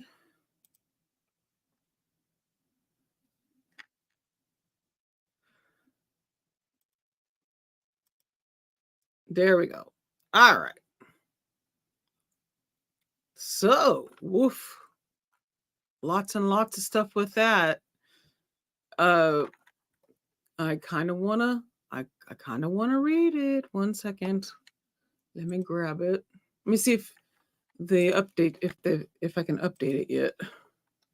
The page for updates. I think so. Yes. Yeah, it can. Oh my goodness. So lots of stuff that he had to say about how Chad was in his feelings and stuff and how his manner was, which goes along with a lot of what everybody else has already said. Yes, people do grieve differently, and people in religions, maybe not to, to say all, because I don't like to do that, but there are times when those who are in these types of religions do have a different way of how they mourn, when they mourn. It just depends. Thoughts on that? Like, I don't know. I guess we expect him to lay himself down and lose it, but not everyone grieves the same way. So there's always, you're always kind of giving somebody a little bit of leeway on that. But thoughts on the first witness? Trying to look back at what she said. That was Willmore, the EMT. So Willmore responded to Tammy's death on October 19th. I actually I put something, I loaded something up. Let me grab it. It said something about the position of how she was when she arrived. I'm going to put it up here. And let me make sure that that should is that her? Looking at it, you can see I kind of trying to blew it up a little bit, but is that her? And then she's covered, and her feet are. Let me look at it. I got to look at it better than that. Hold on. So her feet are out and partially off the bed, so she was sort of cockeyed off the bed a little bit, and her feet were standing straight out, and that's when the coroner said, the EMT said that they were stiff.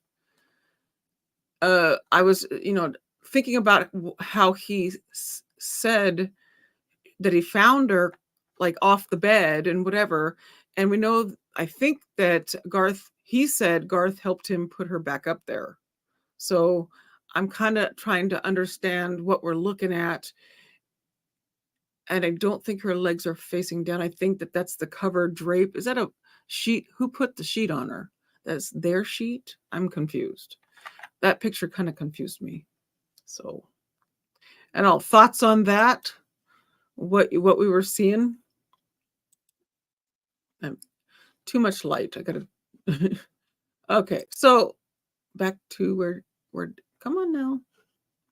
Come on, little thing. There it is. So she says she became deputy. Okay, Willmore responded to Tammy. She had only responded to 5 or 6 unattended deaths up to that point because she was new in her position, and she did not know Chad and Tammy Daybell. So, Greenhoff, remember Fremont County Deputy Greenhoff was at the home when Willmore arrived. So was Chad. He was distraught, crying, stating his wife has passed away. Chad's son, Garth, then came into the bedroom later. He was very quiet and did not say much.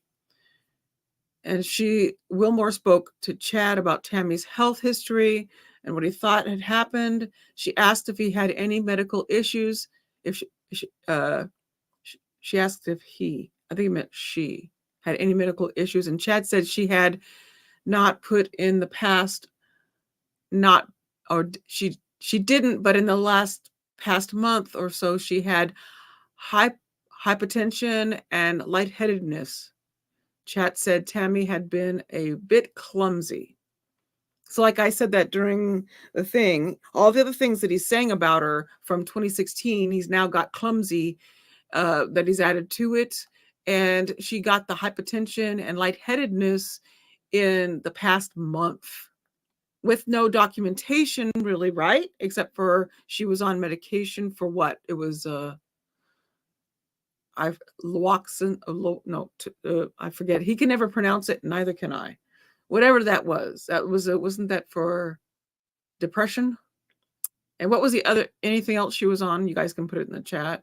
So Chad said Tammy had been vomiting in the bathroom during the night but after she threw up, they went back to sleep. So this is a different way of hearing him say this. Chad said Tammy was menopausal and she liked to sleep with one leg outside of the covers. Chad said Tammy fell out of the bed. She kind of, quote, she kind of slipped out and one leg was entangled in a blanket or sheet. This is more than he had said before.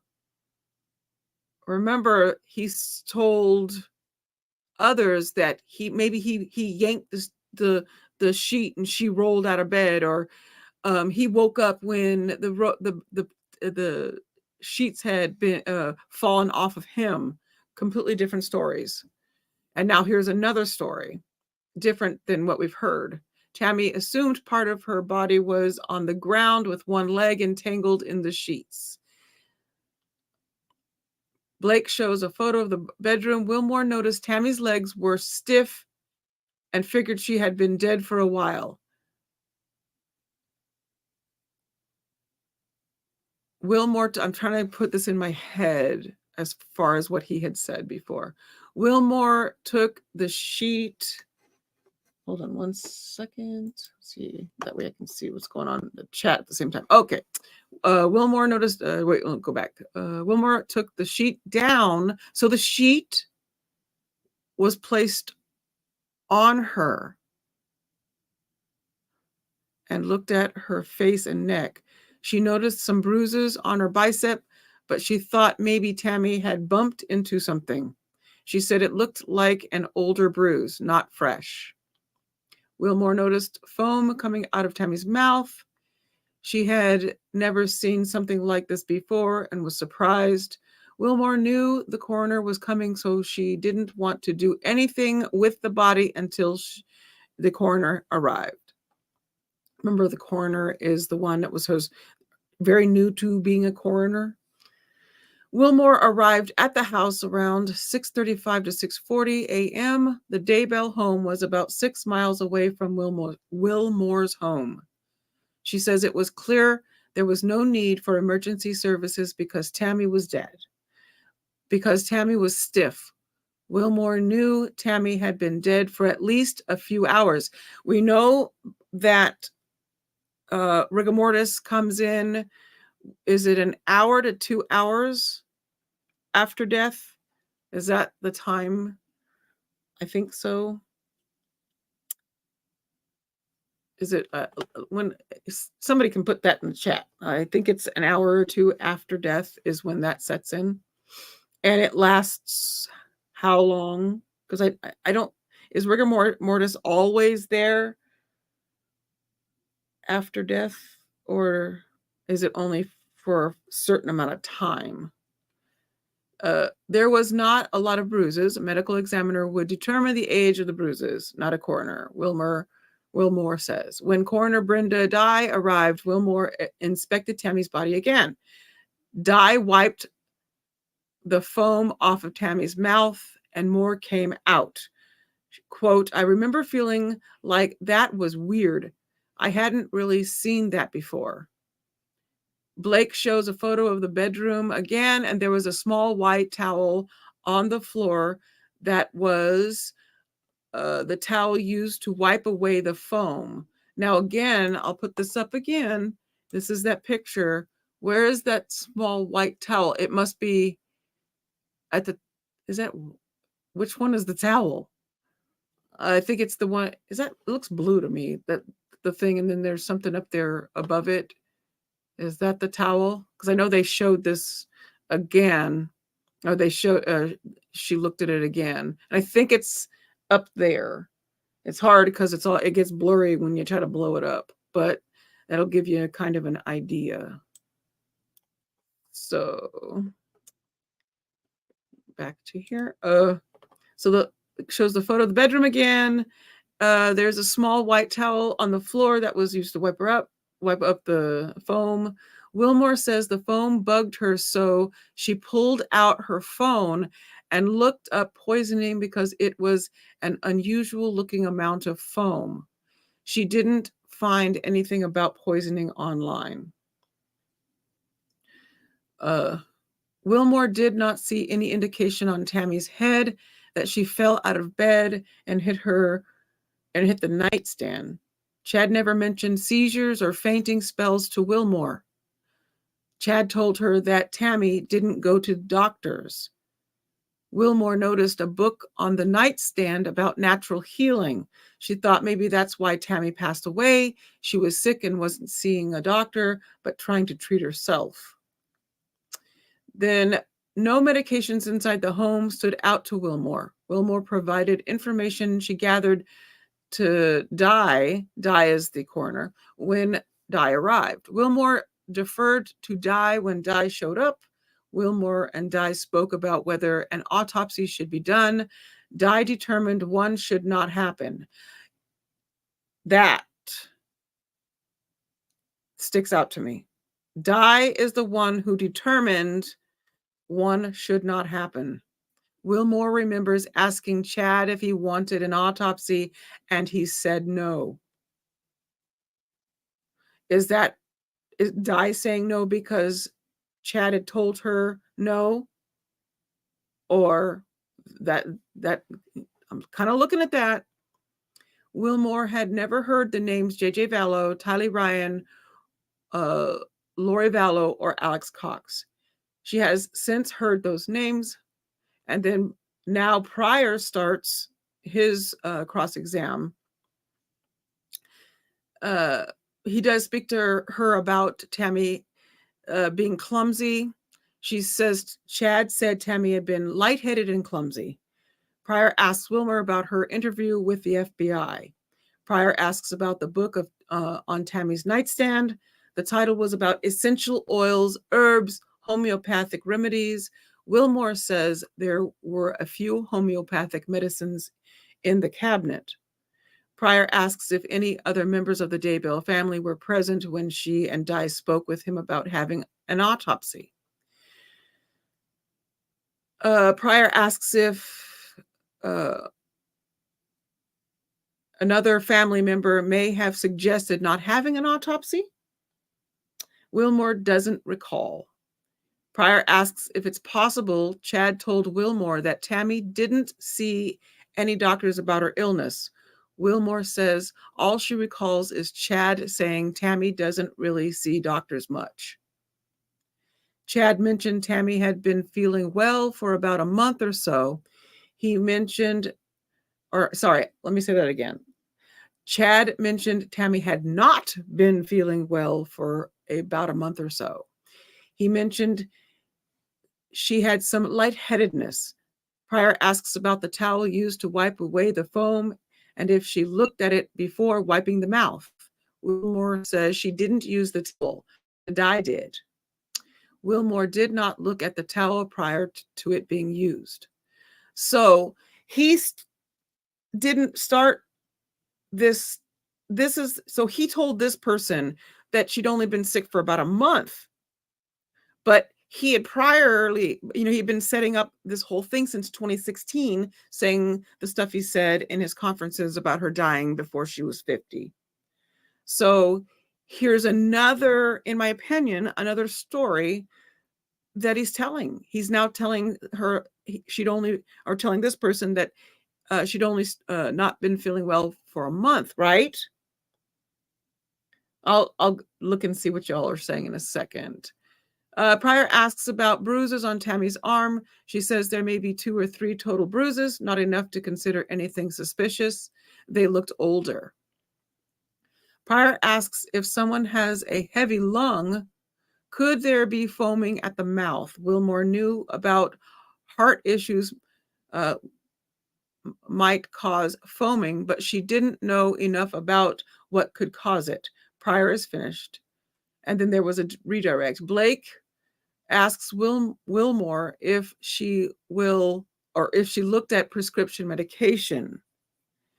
Willmore doesn't recall seeing any. Willmore did not have the benefit of reviewing medical records and was going off information only provided by Chad. Willmore says she can't be 100% sure of determining whether a bruise is new or old simply by looking at it. that would be determined during an autopsy. Remember, that's the whole slippage and stuff where they dissect out part of the bruise and look at it under a microscope, and they're looking for fresh bleeding. That would be a fresh bruise.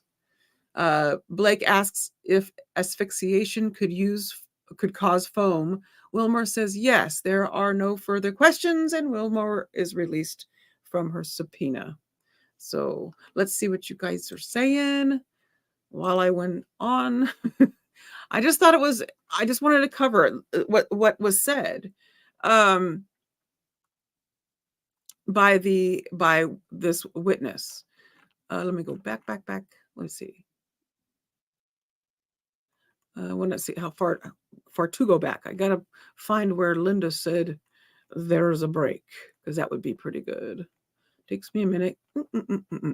Sorry. And there it is. Okay, so let's see. Wendy says, I get all the grief. I 100% get we all grieve differently. However, since we now know what he did, it makes all his actions more important. Yes. I, for one, do not cry a lot or show much emotion when I'm sad. Oh my goodness, I do. When my loved ones die, so nobody would know because I'm stoic during death. And that's what I was saying, that we all react differently.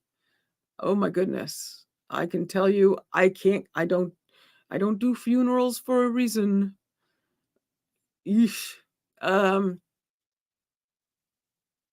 Like Brian, that was when I showed the picture. It was hard to tell what it is. I couldn't tell what that was. There was something rolled up by the side of the bed. I was trying to find where the white towel was. I was thinking it was kind of above that. I don't remember if she pointed to it with something. Francis says, I can't understand why they would move a stiff.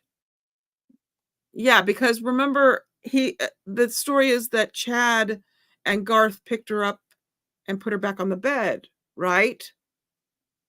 And so when Willmore got there, it was actually before Di got there. So how Willmore saw her is how she was placed on the bed, supposedly by Chad and Garth, because that's what Chad said. And Brian says, I wouldn't even touch it.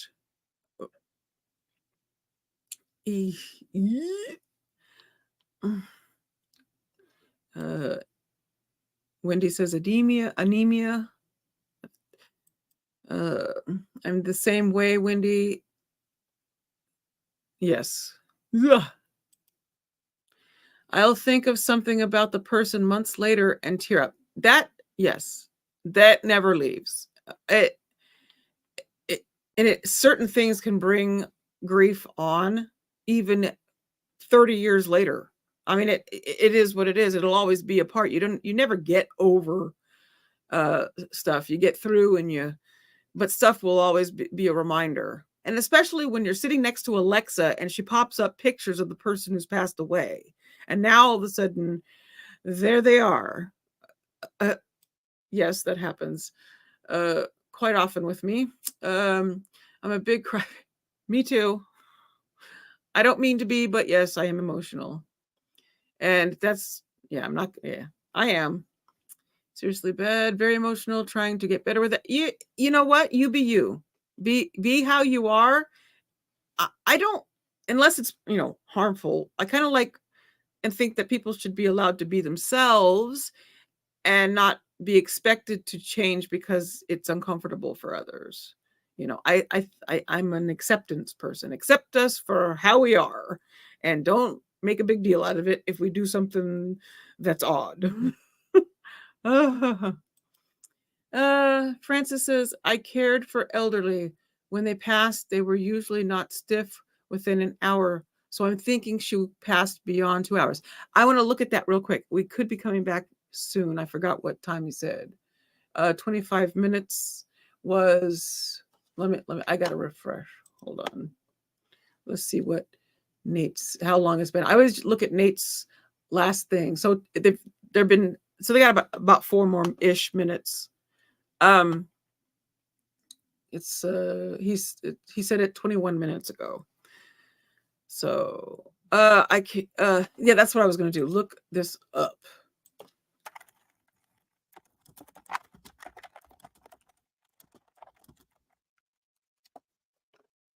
So rigor mortis usually begins within 1 to 2 hours after death, starting in the face muscles and then spreading to the limbs over the next few hours. It typically peaks at around 12 hours and then fades after 48 hours. Rigor mortis can last for a few hours to several days depending on the circumstances. Factors that can affect the time of onset of rigor mortis include surrounding temperature, cause of death, temperature of the body, previous levels of fitness and muscle mass. Ooh, we know she was fit, right? She was doing her clogging and stuff, right? She was and running and all the things. Drug abuse, infection, age, sex, and physical condition. Rigor mortis is a reliable indicator that death has occurred. The degree of rigor can be used in forensic pathology to determine the approximate time of death. Rigor mortis ends because of the decomposition of the muscles and the body, a cycle called secondary flexicity. Flexicity. I can't pronounce that. But there you go. That's some of the stuff I was saying. I thought it was about 1 to 2 hours, and I thought that there was a time frame where it releases, and you know what I mean? So, like I said, I'm all about the forensics. Candy, don't try to change that. Makes you special. Yep. Agreed. And Brian is having chicken enchiladas. Yum. Francis says, too many coincidences. I think Chad was tired of his marriage and wanted out years ago, Lori, and he connived. And I also think that looking back at what he was doing to other people, I think that with him not being happy in his own marriage, that it almost felt like he was actually going after other people's marriages or relationships or whatever and trying to split them up too. That's just something I happen to notice. What's your thoughts on that one? Ooh, Brian, yummy. Yes. Oh, it's verde or rojo. Rojo. Oh my goodness.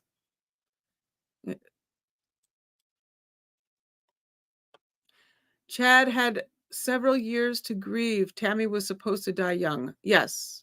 He knew what he was doing. He knew he was going to do it because he said she was going to die before she hit 50, and she did. And just to answer this, because I put that other thing up there, he says red sauce.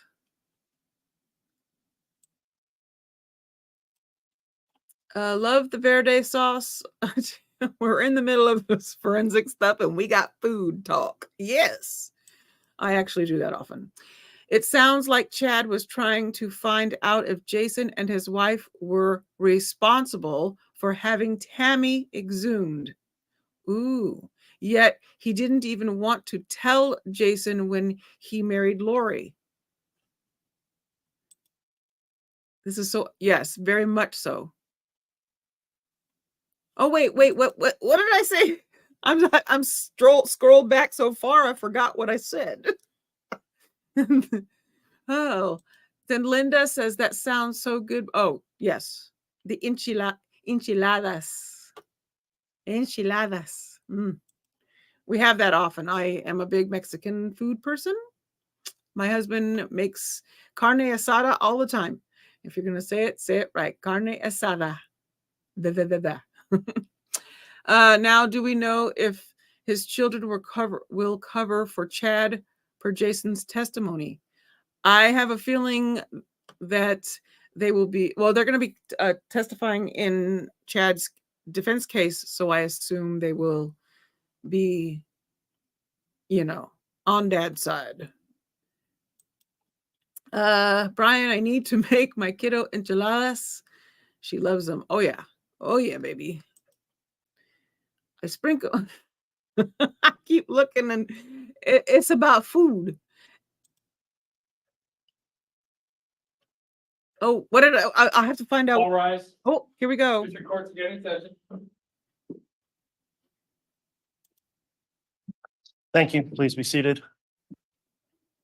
We could have the jurors brought in, please. Yes, Your Honor. Thank you. While jury's being brought in, I have to remember what the heck I said. I don't remember. Linda says, Francis and Chad said his kids were good at keeping secrets. Ooh, Linda. Linda.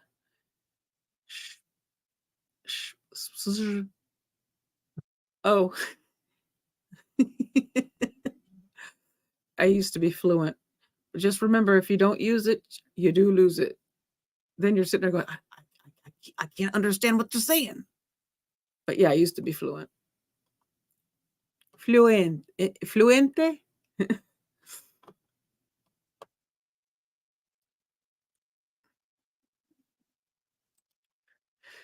He's tried to get them from their relationships. Yeah. Oh, right there. Yes. That's what it was. I said. All right, please. All rise. We need Stevie to put the all rise in the chat. Oh,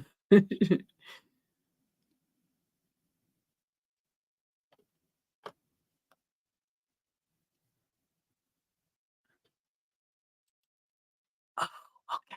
Yeah. I remember now. Here's our prison count for you. All right. Thank you, Mr. Bailiff. Please be seated.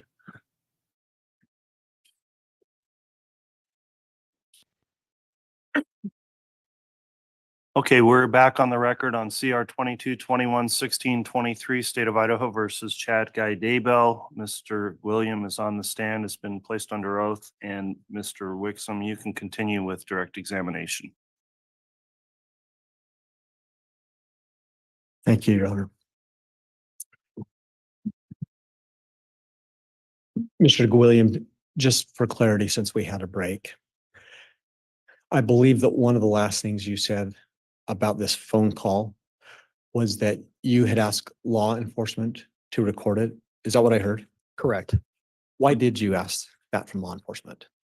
I wanted to know if there was going to be any answers that would help to find the two missing kids that they were inquiring about. And I thought it would be helpful that if there was information given that would assist in that. I thought it'd be good to record it. And in the conversation, who literally participated in the conversation? There was myself, Chad Daybell, and Lori Daybell. Nobody else comes into the conversation? I don't believe so. If in fact, have you recently heard that conversation? Recently, yes. If you did have the opportunity to listen to the very early portion of the conversation, would that be something that you could recognize and identify? Yes. Your Honor, at this time, the state has state's proposed Exhibit 308, which is a recording of that phone call. We would seek to have the opportunity to play the first portion for this witness to help identify it. And for clarity, we will be offering it under 801 D2. All right, if you want to play just a very limited amount, enough to lay some foundation for the witness, and then don't publish anything more than that, Mr. Wixom. Thank you, Judge. I would ask for 30 to 60 seconds.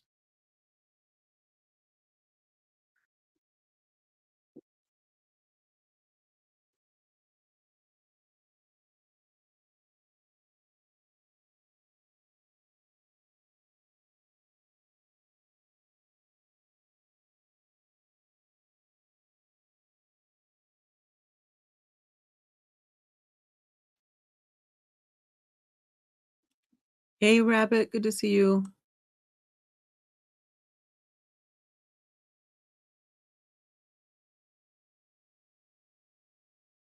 And Your Honor, I don't know if Madam Clerk needs to do anything. I did connect the HDMI, so I intend to play it through the, so she did. Sir, I'm going to play a very small portion of the phone call and then ask you if you're able to identify it.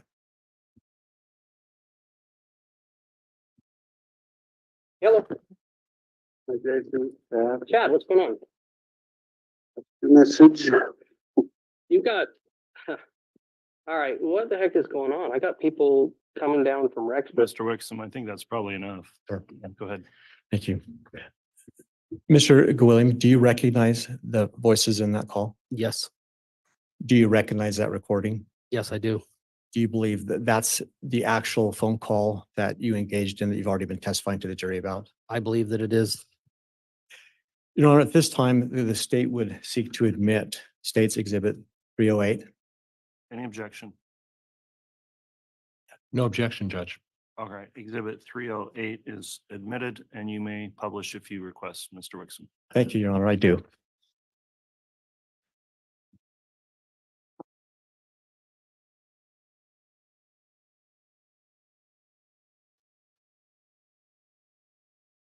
Sir, I'm going to continue to play this call. I may stop at points and ask you some questions. They're wanting to talk to us. What? Yeah, I'm just saying, I'm like, I don't know if I want to talk to you guys and yeah, I have people wanting to question and talk to me about you and what you got going on and I'm like, okay, why? And so I thought I need to reach out and find out. Lori's here, so let me just put that speaker. Okay, sure. So go ahead and state what is happening so she can hear.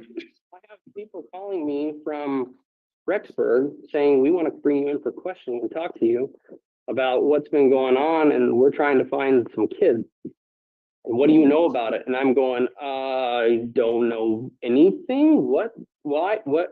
Okay, no, I don't know what's going on. And so, Yesterday, they actually went to Leah's house and tried to threaten her. We're not fully sure what they're trying to accomplish. It's mainly one detective in Rexburg. okay, So finally, we got a hold of an attorney and that's pretty much where it goes from here. It's just, just everything to your attorney and stuff. Okay. yeah, just, we can text you his name and Yeah, I probably should. Mr. Gwilliam, I'm going to pause there. You just heard yourself in the audio saying you probably should contact an attorney. Did I get that correct? On that one, they had mentioned, or he had mentioned to me that they had an attorney they retained. And I wanted to get the name of the attorney so that I could then pass it on to law enforcement. And that was the purpose of that. Okay. And the voices that we've heard so far, we've heard your voice. Just for clarity, who's the other voice? The other voice is Chad Daybell. say who you need to. You know me, I don't deal with a lot of this stuff very well. I'm just like, okay, I'm a simple dude. What's going on? What do you guys want to do? What's happening? What's going on? For your route, I don't know how you would even be involved. I have no idea. They're just trying to go through and just kind of see if I know anything about anything going on. And I'm like, no, why would I? What? Talk to me. Tell me what's going on. Well, we're trying to find two kids that along with Lori, and we just want to know if they're being, sheltered down in Utah. And I'm like, what? I don't have any idea what you're talking about. So is there kids that are not involved or what are they talking about? So I'll have a clue if they show up at my house. If they show up, you can just give them the attorney's name and say, we're not talking to you without an attorney. Okay. Because No, they're, well, it's my sister-in-law. It's just a bunch of people that are starting trouble for no reason. It's separate from the Tammy situation. well, Mr. Gwilliam, you just heard that reference to the Tammy situation. What did you take that to mean from Chad when he said that? When he said the Tammy situation, I can only, the fact that he had buried her soon, married Lori as quickly as he did. I don't know that it would be a situation, and I don't know what he means by situation in that, at that point. would it be fair to say at that point in time that you didn't have any knowledge of any investigation related to Tammy? I didn't know of anything. And had Chad ever discussed anything like that with you in any of the prior phone calls? Let me backtrack slightly. Possibly the Tammy situation could be in reference to him calling previously to ask about her exhumation. They're trying to combine it all together. Well, do you want to send me that attorney's number? Do you want to text it to me or? Yeah. Okay. Yeah, if you can do that, that would be helpful, I'm sure. So, They're just grasping at straws. I still feel Heather Daybell's behind it. okay. Just, she's an evil woman and It's her in-law that's this yeah, officer. Who, Detective Hope. yeah, did he call? Just to inquire, at that point in time, had Heather Daybell contacted you about any of this? At that point in time, I don't know that Heather and I had conversation about that. I can't recall. You? No, Was it he, just- no, he didn't call me. It was another individual. And so, yeah, that's where I'm like, okay, this is getting a little bit weird here. And so I thought I'd It reach out is. to you to find out, what's going on. And so, So Anyway. we pretty much blocked them. It's a simple situation, but we just can't tell you because then you'd have to be involved. Yeah, no, exactly. I get it. That's fine. So at that point, they're talking about bringing down like a host of like FBI people involved and stuff. You just heard Chad describe the situation as a simple situation. Correct. And he said, I can't tell you because I don't want to get you involved. That was what was stated. And you said, okay, I understand. What did you mean by that comment?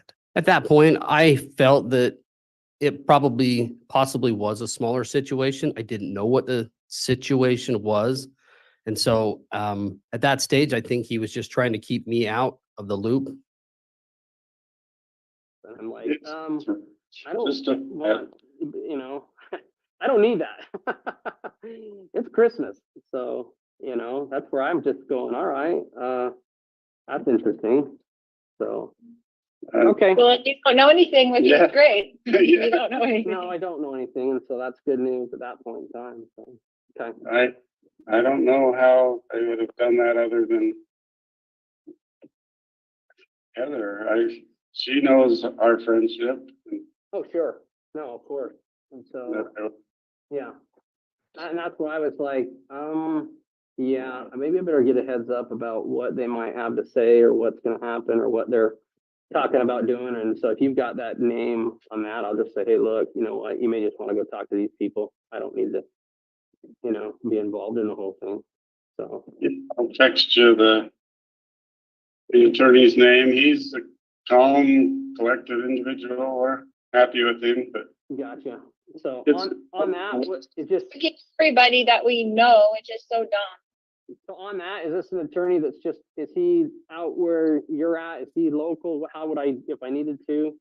he's in Rexburg. He's a Rexburg attorney? Okay, Yeah. I gotcha. So, Yeah. okay. So, It's Pittsburgh police who are being whatever. yeah, they've It's gone, Heather's in-law right. is this detective that's bugging everybody. So Yeah.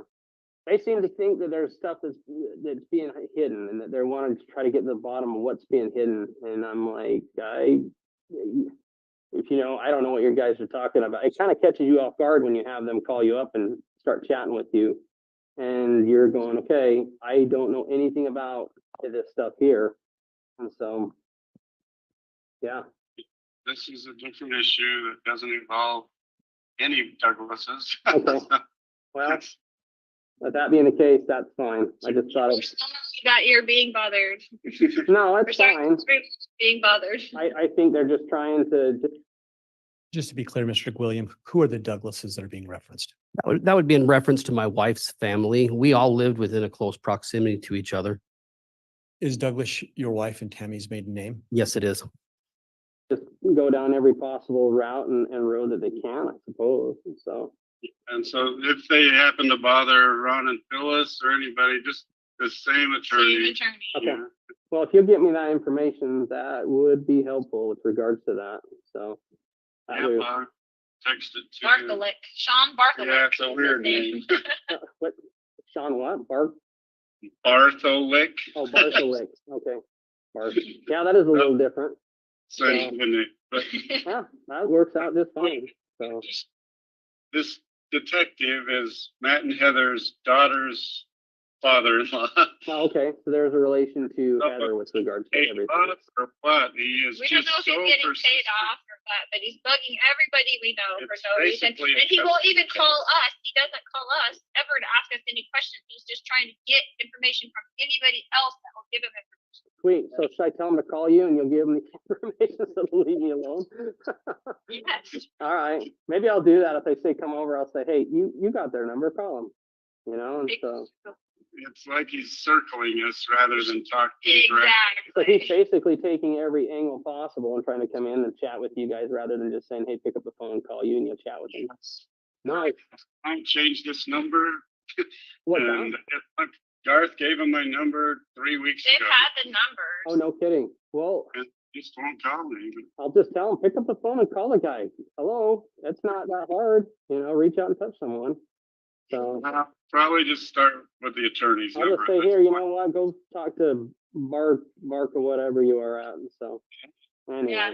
so. You can say that. You can say that, we've been instructed by our family attorney to not speak to any police, and here's his number. You can contact him. And that he can cover the whole entire family. Okay. Jason, at that point, from your perspective, did you see any need not to talk to police? I did not see a need for them not to communicate with the police. Did you personally have any concerns if the police were going to interact with you about this issue? No. We heard the name Ron and Phyllis. Who is that? Ron and Phyllis are Chad and I's in-laws.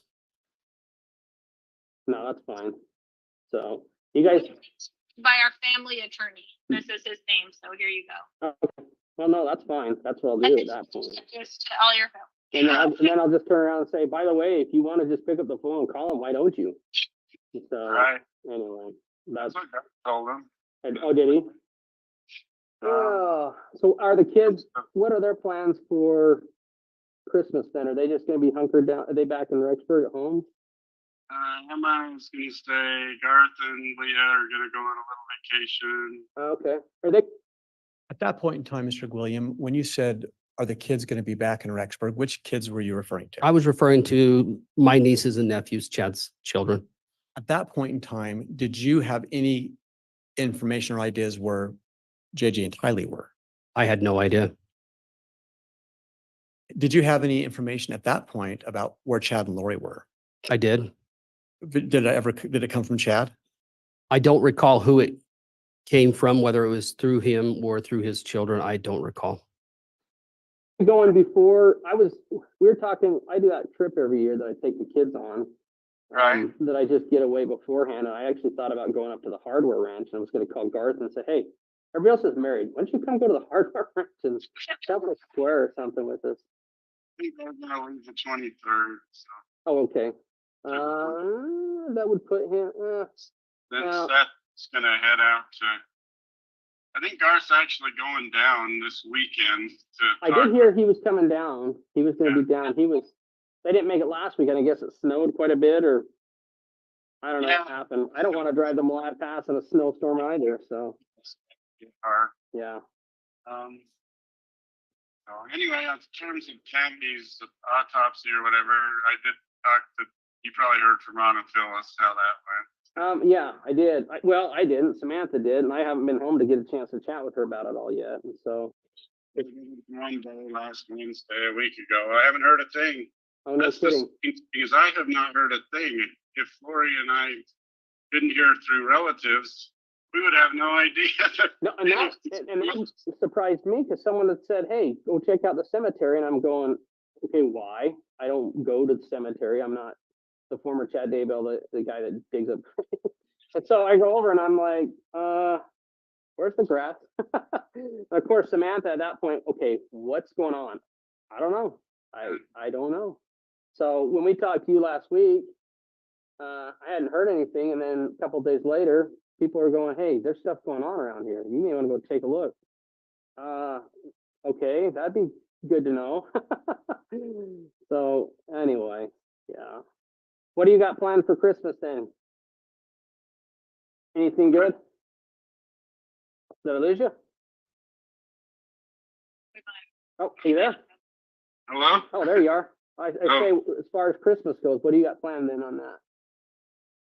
We're gonna stay where we're at for now. I think it's breaking up on me. What was that? We're not going to Idaho. No, you don't want to go to Idaho, so that's for sure. He's gonna be hanging out doing I'm just curious to know how Mele Kalikimaka Hawaiian Christmas works out, so I guess I'm just jealous more than anything else. So anyway, did I lose you? Think I lost you. I lost you.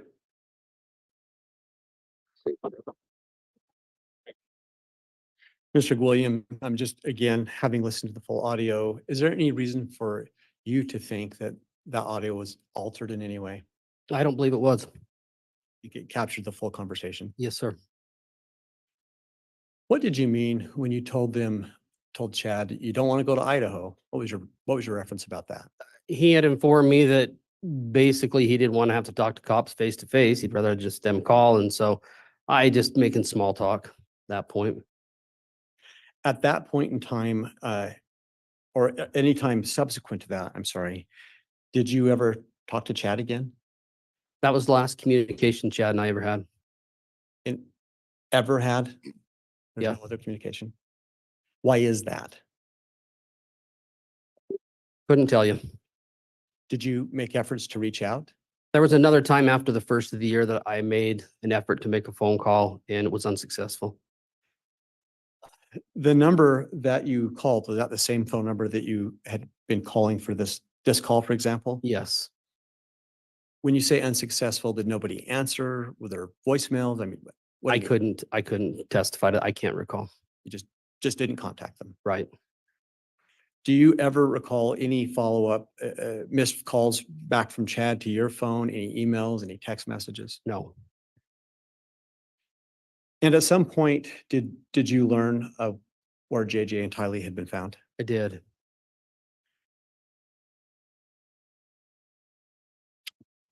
Your Honor, I have no further questions. And for the record, I have States Exhibit 308 as played. I'd like to give back to the marshal. All right, thank you, Mr. Wixom.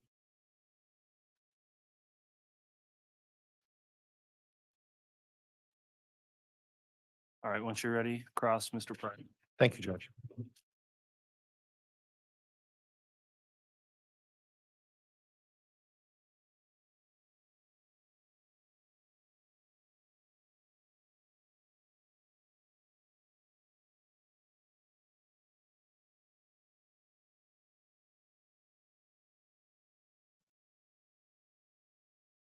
Morning, Mr. Gwilliam. Morning, Mr. Pryor. Mr. Gwilliam, you had mentioned that you were a close brother-in-law with Chad from approximately 1997 to 2015. You recall that? Yes, I do. Okay. And during that time, were both of you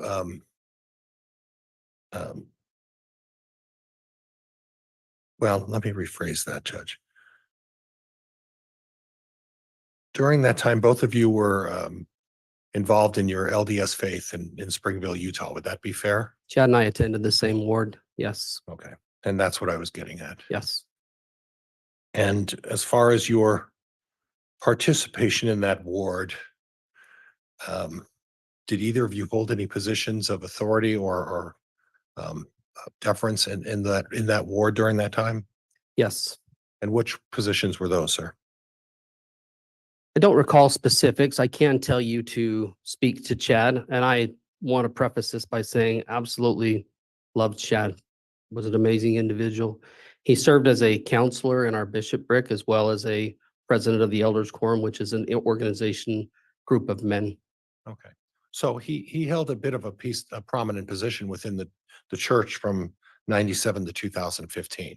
I would say at various times throughout that, yes, not all at the same time. And during the same time, he was writing these books that you expressed some concern about, correct? He was starting to write the books at that time frame. Well, 2006, he started writing the books is what you recall. Is that correct? I would say yes, And he was writing those throughout 2015. Is that correct? he was. Okay. And there were no concerns at this point. These were just topics of interest that Chad expressed in and wrote about in his books. Would that be fair? At the time, yes. Okay. And then he moved in 2015 to the Rexburg area. And are you aware if he continued to write these books? From my understanding, he continued to publish his books at that time. And as a close friend of his, are you aware that he continued his activities and participation in the LDS faith up until the incidents that involve this case? Objection, counsel's testifying. Sustained. Are you aware of whether he continued to participate in his LDS faith up until the facts that led to this particular case? My Objection, understanding that's is the he same did. answer, Your Honor, or same question, Your Honor. Overruled. You can answer. Yes, he continued to publish books. And you described how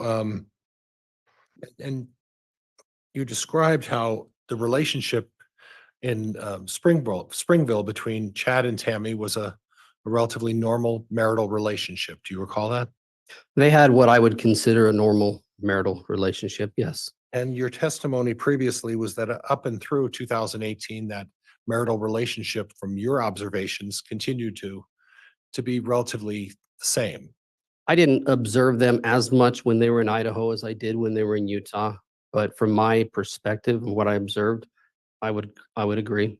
Okay, and I'd like to go over a little bit of the time frame from 2015, the frequency with which you had contact with Tammy and Chad from 2015 forward. You mentioned a couple of family events. What else was there? Let's start with like 2015. Do you have any specific recollection of what you may have participated in with both Tammy and Chad in 2015? In 2015, we did not go to Idaho. Okay. They would come down to Springville quite often. They still had some medical things going on with regards to kids and braces, things that would carry over from one area to another. And so that we would see them more in 2015 when they would attend and come south to where we were. Okay. And in 2016? 2016 was when I got a letter censuring me to say, hey, this is what you need to be doing.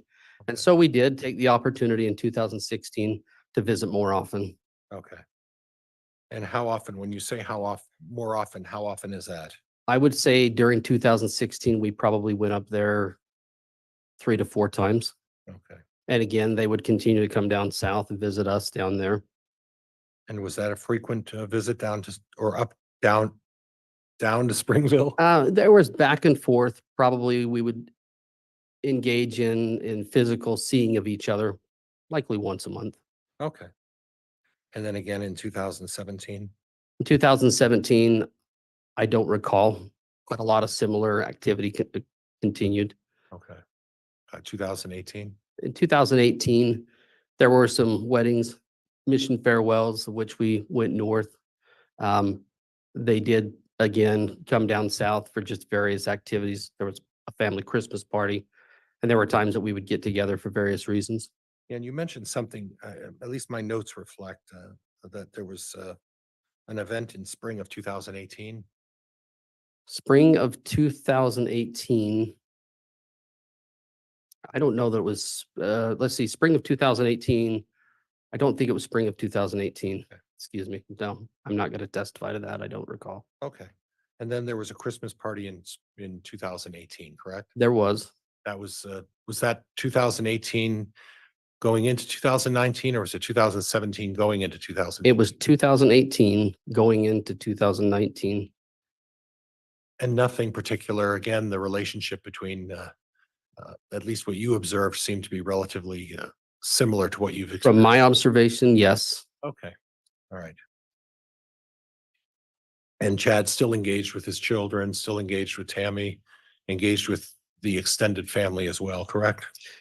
Typically, when Chad would engage with the extended family, it was more he and I going off, Okay. communicating. having conversation about various things in life going on. Okay. And then what I understand you're saying is after 2018, after Christmas, that's when you may have observed some changes. Is that fair? I would say in 2019, we did not see them as much. Okay.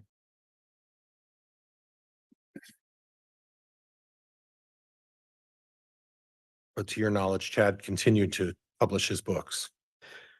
To the best of my knowledge, he continued with his book company. And when we talk about, and were you aware about what Tammy's involvement was in regards to the publishing company? I knew what she was involved in when she was in Springville. Okay. You didn't have an occasion to delve into how she participated or what her participation was in the publishing company. Is that right? Not when they were in Idaho. I just didn't observe that. Okay.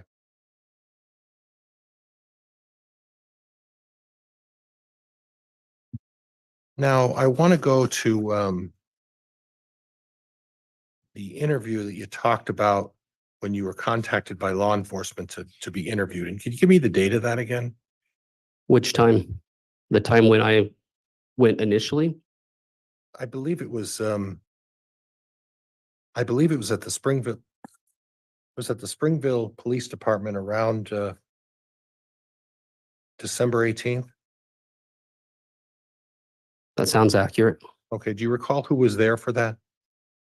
Again, I can testify to agencies. I can't tell you individual people. Okay. Did those agencies, when you were there, identify who they were? They did. Okay. And which agencies? The agencies that I recall would have been FBI, Okay. Springville Police Department, because they were hosting. There were individuals from Rexburg, meaning I don't know if it was police department or Madison County. And there were Fremont County representatives. Okay. And when you say representatives, were those all police officers? From my recollection, I believe they were all police officers. Okay. No one represented themselves as anything other than a police officer at that time? At that time, it was represented as law enforcement. Okay. I'm going to have you look to my left, and the gentleman sitting at the seat with the red tie, do you recognize him? I do. And he was there at that time for the interview. Objection is to relevance, Your Honor. Overruled. He was there at that time during the interview of you as well, correct? I couldn't recall whether he was there or not. Okay.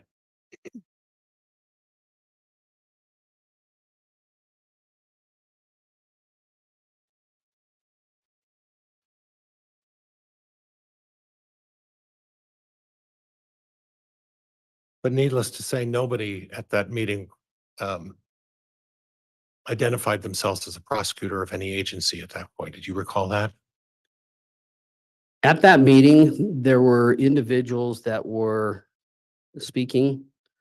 At that point, they did not represent whether they were law enforcement, whether the only one that stood out that seemed different to me was an individual that claimed to be with FBI.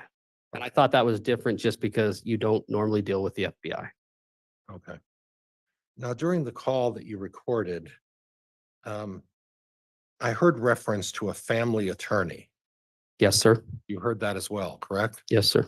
Did you get the impression from the phone call that, or did you get the impression that the suggestion was that this was a family matter?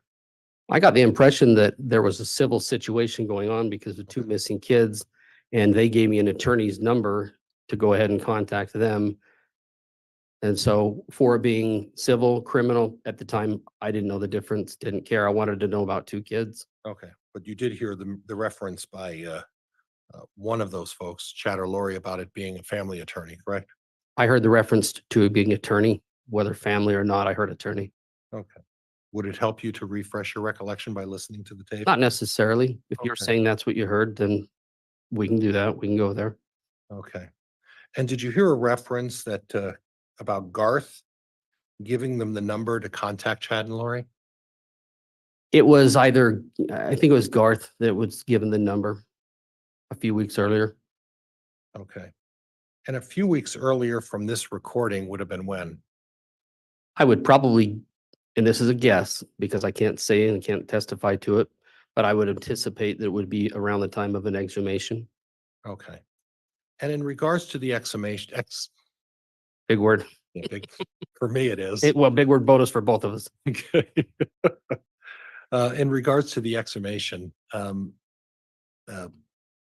did you have any information as to the length of time or how long that process took? Not until it was mentioned by Chad in the phone call, Okay. what was involved, I had no idea. Were you aware that the exhumation was just a one-day situation? Objection, counsel is testifying, Your Honor. Sustain. Do you have any knowledge about the length of the exhumation Currently or previous or what time? right now? Currently, I understand that it was a process that took 24 hours, I presume. And according to the tape, what you understand, was it your understanding that Chad was not informed of that process until afterwards? I don't think that anybody in the family was informed about the process, so it wouldn't surprise me that he wasn't either. Okay. And the information you have is that you folks weren't advised of it, correct? Negative, we were not. And as far as you know, Tammy's mother and father weren't apprised of it, were they? My understanding is that nobody within the realm of the Douglas family was advised of what was taking place. And as far as the Daybell family, can you speak to that? I can't speak for the Daybell Okay. family.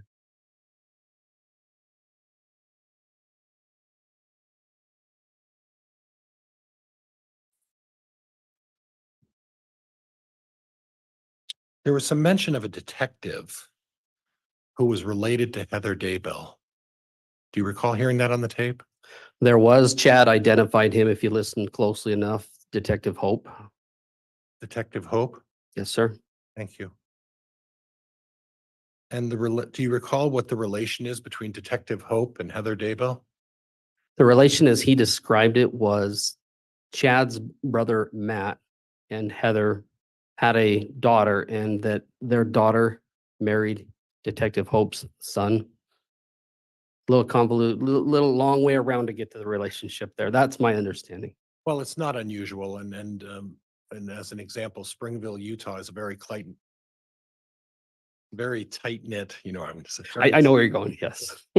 Very tight knit community. Sure. Very deeply faith LDS community. I would say that it is. Okay.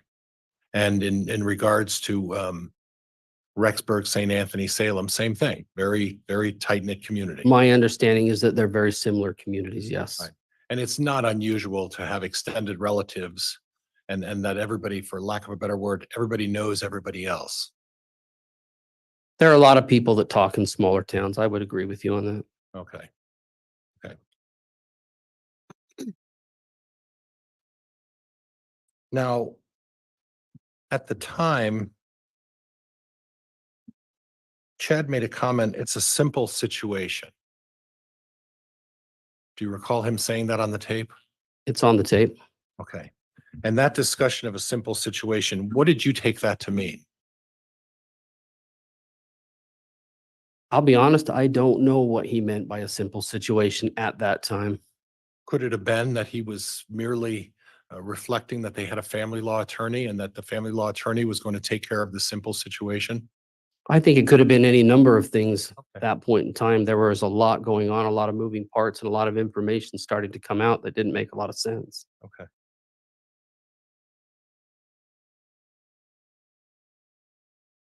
There was also some mention of an officer allegedly harassing Leah. Did you hear that? Yes, it sounds to me like there was an officer that may have been communicating with her or in his terms, harassing her. I don't know what that was about. And Leah is who? Leah would be Chad's third child, second daughter. And Leah lived where? At that time, my understanding is she would have lived up in Idaho.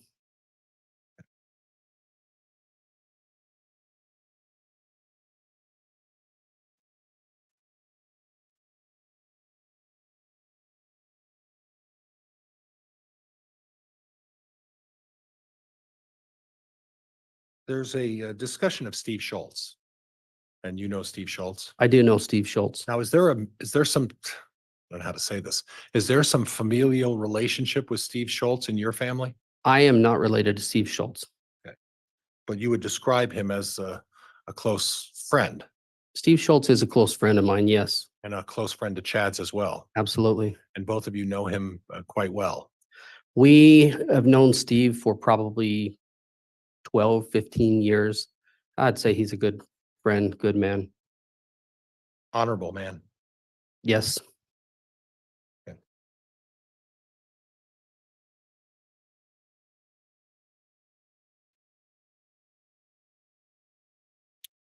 The time that you came up to Rexburg for the visit, you recall talking about that with the prosecuting attorney? Which visit are you referencing? The one where, I think it was shortly after 2015, where you came up and were looking around and Chad took you over to be. It would have been in 2016. I'm yeah. sorry, 2016. Please make sure to not talk at the same time as each other. Thank Wait you. for his question to be finished. Thank you. And as soon as I said that, I realized I did exactly what the judge told me not to do. So I'm going to slow down.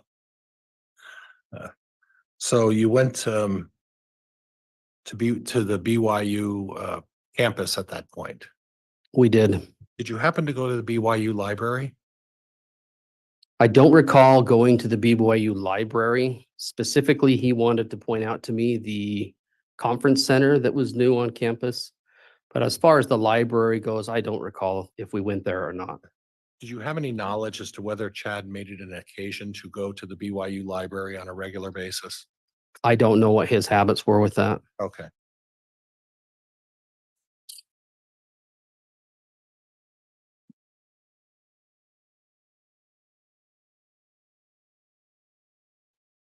And Judge, could I just have a moment, may I? You may.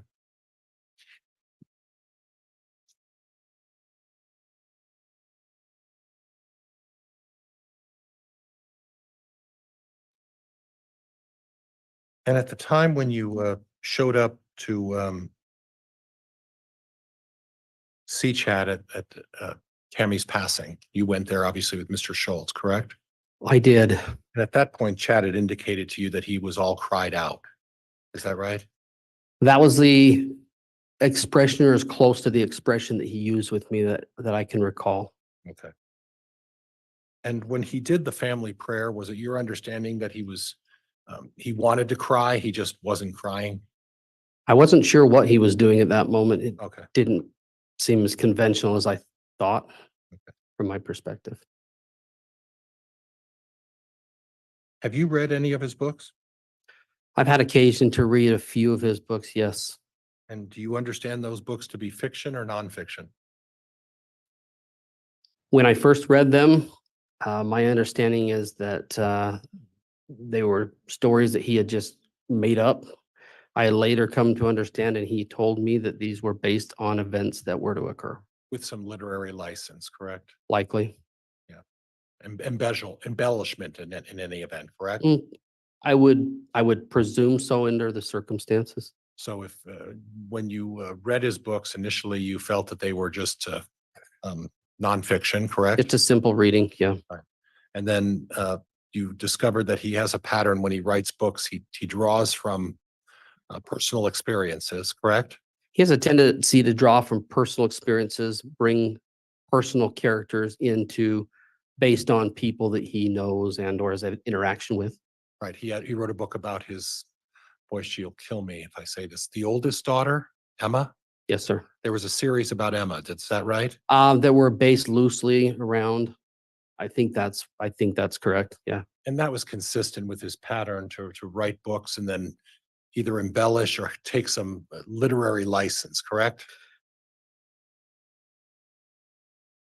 I would think that at first he wanted that to be the case, but as he explained to me, these are things that are going to be occurring and that will happen. I would say the literary licenses would come with who the characters are, right, and what the character development maybe. Okay. I don't know for sure. And on this issue, you talked a little bit about visions and some of these events that took place. Is that something, having visions and expressing those beliefs, something that's inconsistent with the LDS faith? I would say with the general LDS faith, of the general membership, that to have visions and to share them publicly is not something that's very common. But to have visions? I would think that people receive inspiration and guidance for themselves. I don't know that you would constitute them as visions, and I wouldn't say that everybody does. But I can't speak for a general populace of several million. So, and that's fair. Yeah. And quite frankly, it's not the having guidance or having some inspiration or divine vision. What you have issue with, if I understand, is the expressing and telling people about those respective visions. Is that fair? I would say that most people don't have expressive visions. I would think that that's not really the case. I would think that people have general inspiration with regards to their lives and what they might do, but probably not express them as much. Okay. And I can't speak for what everybody does. I don't know. And to recoup a little bit, when you talk about Chad's books, when he's talking about individual characters, that's where you see him embellishing or taking literary license. Would that be fair? I wouldn't say embellishing so much as literary license, in that you're going to change their name. You can't use somebody's specific name necessarily. Change their name, put them in a character position of whatever. And maybe for purposes of trying to sell the books, maybe flavor the stories a little bit so that they're a little more marketable, correct? I can't speak to what he does. I did talk with him about his books often, and in cases of where it was at, he would finally tell me, no, these are how things are going to go. This is what's going to happen. These are how the characters are going to be. It was, I don't know. I don't know what his end result was with it other than sell books. Sure. But in terms of the predictions and the visions, that was him where he had a faith and belief in that, correct? I think he did. I Okay, think he but in felt that term- was a direct, sorry, No, I interrupted you. you're good. But in terms of the actual individual characters, that's where you could expand on things and make it more marketable, correct? If you're going public with something like that, possibly. Okay, all right. Judge, that's all I have. Thank you. All right, thank you, Mr. Pryor.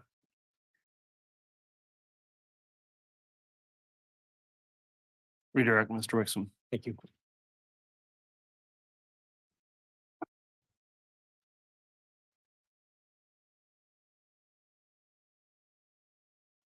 Mr.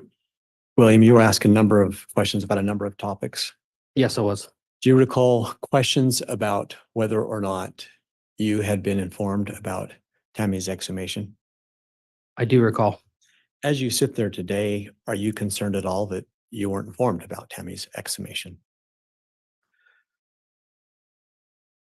I'm not concerned that I wasn't informed. I would like to have known, certainly, but it wasn't a tipping point for me.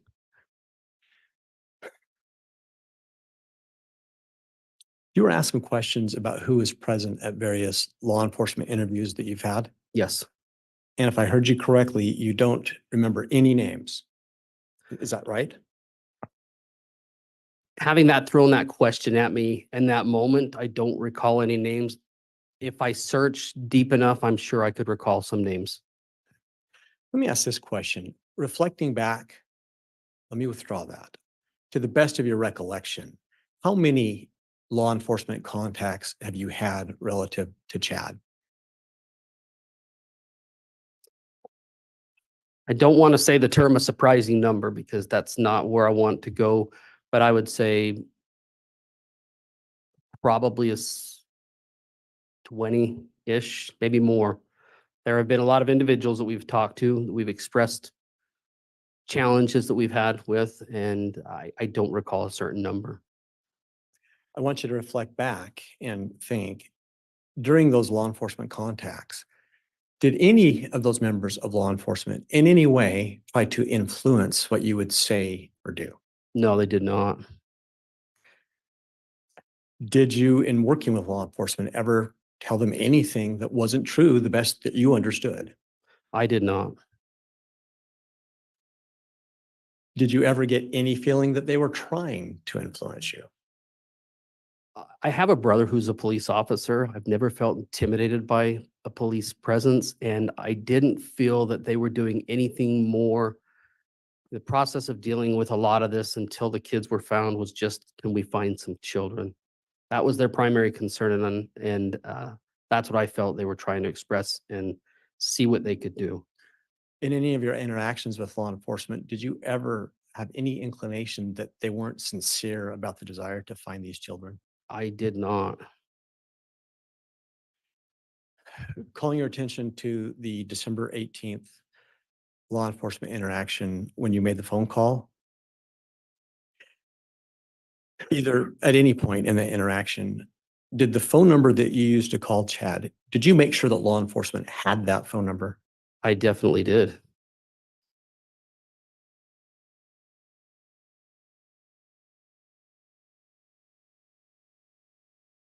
You were asked a lot of questions about Chad's book publishing.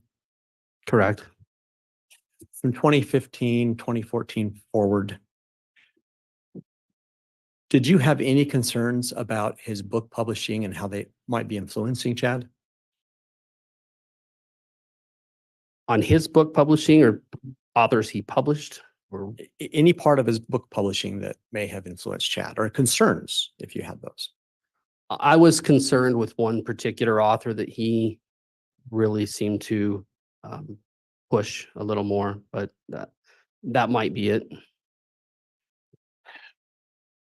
You were asked about potential embellishment. I do want to draw your attention back to the La Jolla, California and Flaming Gorge incidents we talked about earlier. Yes. I think you explained that originally they were experiences. At some point, Chad explained them to you as a near-death experience. Correct. Was there some point that Chad began talking about or teaching near-death experiences? I would say yes. About when was that? I would say probably around the time frame that he moved from Utah to Idaho, that became more of a focus in talking about and dealing with near-death experiences, and had a couple of authors that had similar views. Did that cause you any concern? Initially, no, because I was fascinated a bit with that. But over time, as I thought and reflected on it, it became a little bit more of a concern because of the consistency and frequency and the number of people within the group that were still having those particular experiences. Why were you concerned in that regard? I was concerned because it just seemed like it was almost to an unhealthy level. What do you mean by unhealthy? It became a focus of sorts, that, and it did primarily that. Mr. Pryor had asked you a question in relationship to Chad's statement in the phone call that was recorded about it being a simple situation. Do you remember that question? I do. At some point, did you learn that Kylie and JJ were buried in Chad's backyard? I did. Do you consider that a simple situation? I think it's far from a simple situation. Your Honor, I have no further questions. All right, Mr. Pryor, any requests for recross? Yes, Judge. Yes, I'll allow some limited recross.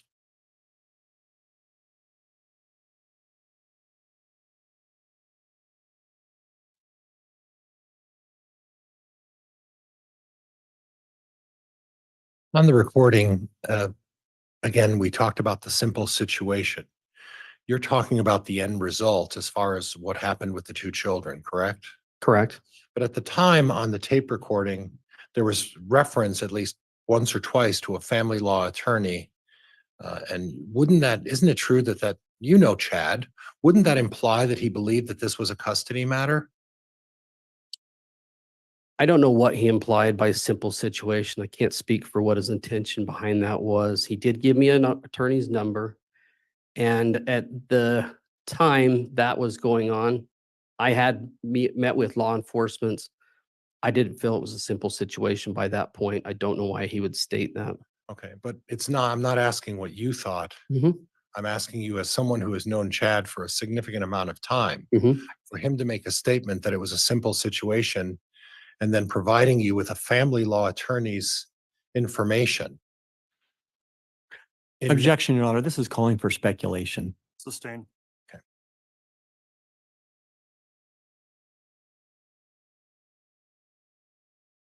The prosecutor brought up on the number of people that were at that December 18th meeting. Do you physically recognize the prosecutor at the end of the table closest to me? Asked and answered. Objection, Your Honor. Sustained. Nothing else, Judge. Thank you. All right, thank you. That will conclude the testimony then of Mr. Gwilliam. As I mentioned previously, not subject to the exclusionary order, so he can go ahead and step down. That concludes your testimony. I don't know if he'll be recalled or under subpoena. If there's anything anyone wants to tell him regarding a subpoena, you can do that. Otherwise, we'll just move on to the next witness. Your Honor, at this time, the state doesn't have an intention, but he's excluded from the exclusion order, so we don't have any concerns with releasing him from the subpoena today. All right. Mr. Pryor, is he under subpoena on the defense? Judge, he's not under subpoena. And Judge, I apologize. I was distracted. Did the state say that they're going to keep him available? At this point, we'll release him, but I'm No not objection, waiving Judge. the right to perhaps call him later. Okay, you are released from your subpoena then, based on the statement of the state. So you may go ahead and step down. Thank you for appearing and testifying.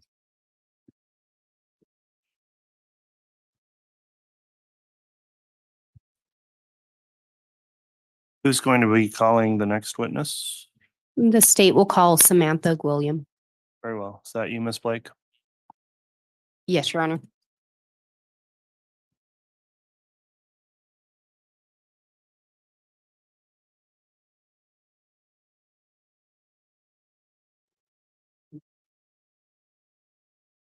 Solemnly swear or affirm the testimony you're about to give will be the truth, the whole truth, and nothing but the truth. So, yes.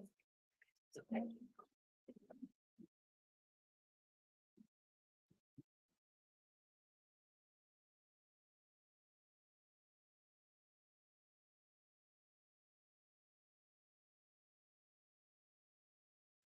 All right, thank you. All right, on this witness again, no exclusionary order applying here. So Miss Blake, if you'd like to inquire on direct, you may. Thank you, Your Honor. Would you please state your name for the record and spell it? My name is Samantha Gwilliam, SAMANTHA GWILLIAM. Miss Gwilliam, are you related to Tammy Daybell? Yes, I am. How are you related to her? She's my sister.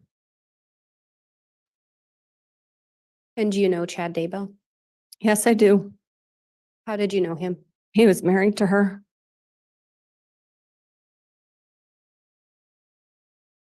Miss Gwilliam, do you recall sometime around the end of 2019 being contacted by law enforcement in relation to a pet cemetery? Yes, Had you been to Tammy's house in Idaho? yes, I had. How many locations did she live at in Idaho? Just the one. Had you seen the property? Yes, I had. Your Honor, we had previously stipulated to some photos that were taken of the Daybell property. And I have what's been marked as States Exhibit 23A and also States Exhibit 23F. I have a copy for counsel, one for the record, and a courtesy copy for Your Honor of each of those. All right, I'll take a look.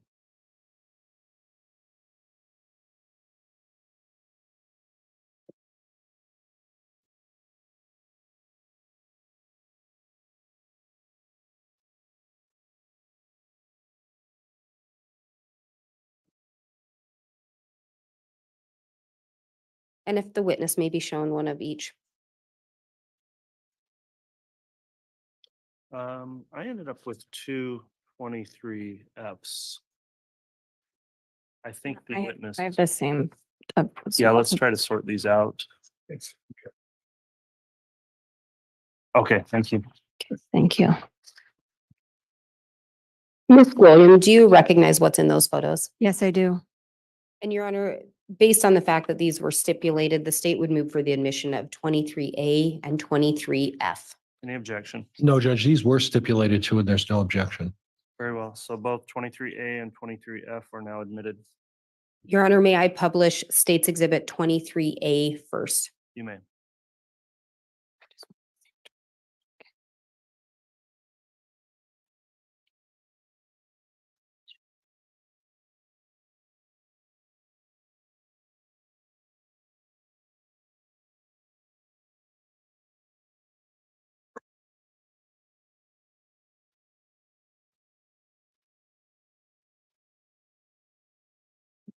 Do you recognize, let me back up. Are you aware whether or not Tammy had a pet cemetery? She did.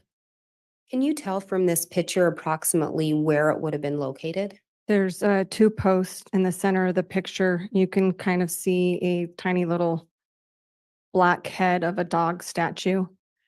To the right of it in the picture is the fire pit. And then to the left, further along the edge of the picture is the red barn. And Your Honor, may I publish State's Exhibit 23F? Yes.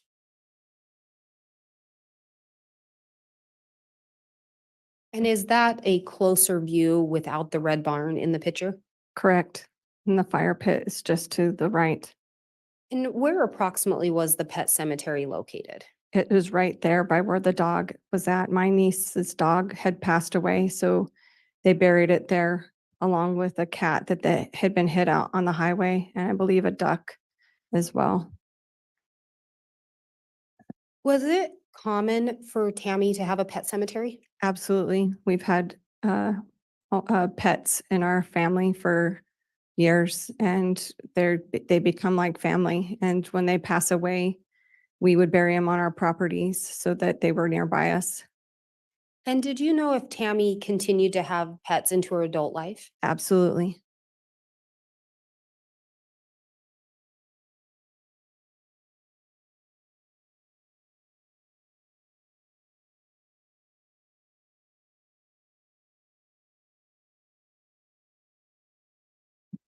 Your Honor, I have what's been marked as State's Exhibit 298 now.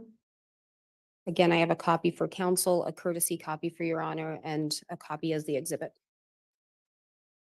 Or proposed exhibit.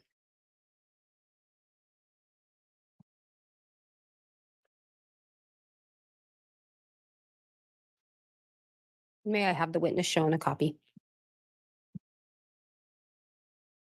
Yes, you may. Ms. Gwilliam, do you recognize who's in this photo? Yes, I do. Do you know approximately when this photo was taken? 2015-ish, it was a family picture. One of our neighbors took family pictures of the Daybells. Does this appear to be a close-up from one of the family photos? Yes, it does. Your Honor, I would move for admission of State's Exhibit 298. No objection. Very well. Exhibit 298 is admitted. Permission to publish, please. You may publish.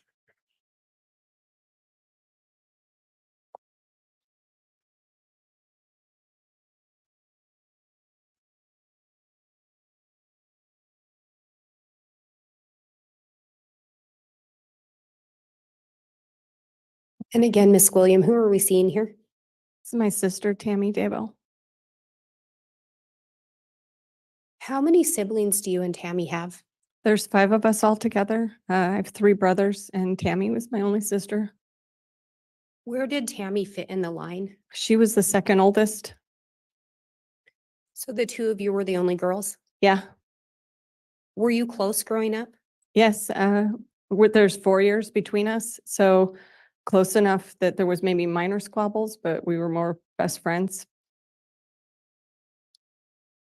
Did you maintain that closeness into adulthood? Yeah, we did. We saw each other, talked almost every day.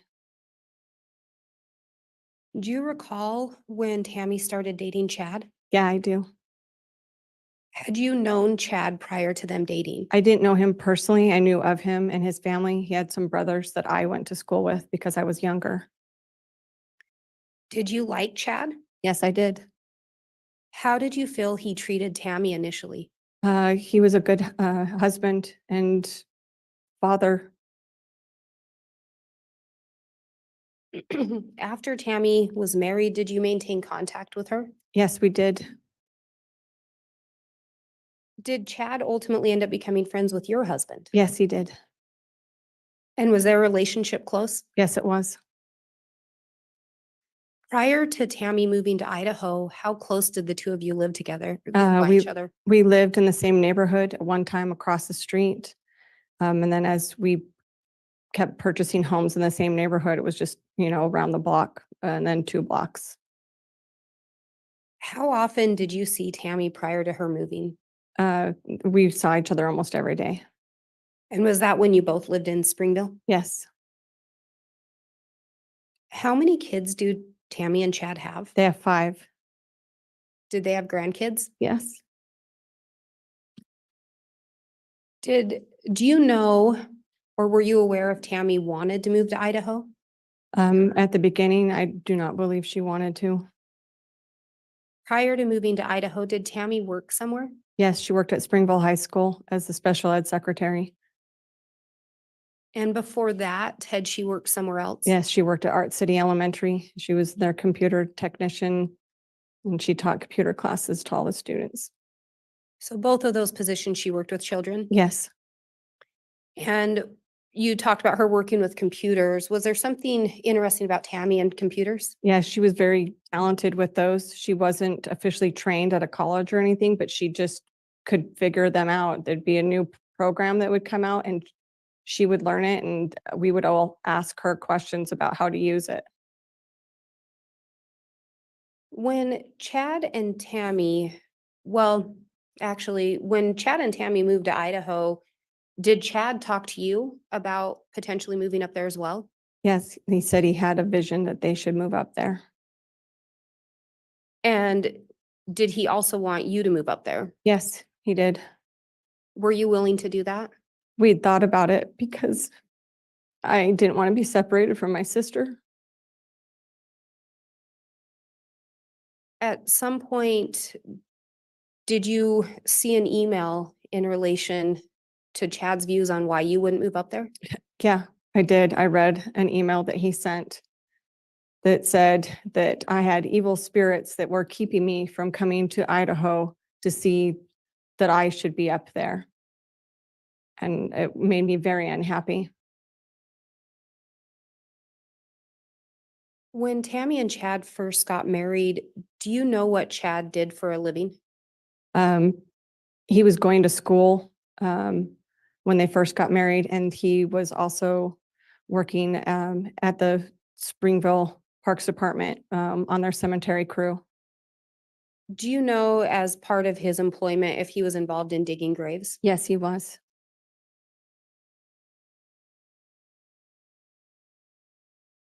At some point, did Chad hold a different position with the cemetery? Yes, he was eventually the sexton there. How did you find out about your sister passing away? I received a phone call from Chad that morning. What did he tell you? He told me that she was really sick and had had a coughing fit and was in the bathroom throwing up around midnight, 1 o'clock. And then that morning, he woke up when she had fallen out of bed. Were you surprised by this information? Absolutely surprised. Did it make any sense to you? No, I had just seen her 2 weeks prior to that, and I had no idea that she was so sick that something like that would happen. When you saw her 2 weeks earlier, how did she appear? She looked perfectly healthy. Tammy had had a bout, and this has been a few years ago, when she was getting her depression under control, that she struggled with her health a little bit. But after that, she made a concerted effort, to get on the right medication. And we had a Facebook group between her and I and my sister-in-law and another friend where we would check in, just, keep each other accountable on staying healthy. So because of the struggles she had with that and us trying to keep each other accountable, that whenever I did see Tammy, I would do just a visual check, not that I was, just like I would do with my own children when I see them, like any mom would. Are you okay? What did, visual checks. She looked great. Did you end up learning if she was participating in any activities? Yeah, she was taking a clogging class. She was doing Zumba and she was prepping to run a 5K. And outside of just her physical appearance, how did she seem mentally? She was really happy. We had a great visit. Do you recall her also performing some kind of a routine? Yes, it was her and I and my parents were visiting at their house, and we did a mini talent show as middle-aged women for our parents. She did her clogging, and I showed them some of my stage combat because I was currently doing theater classes.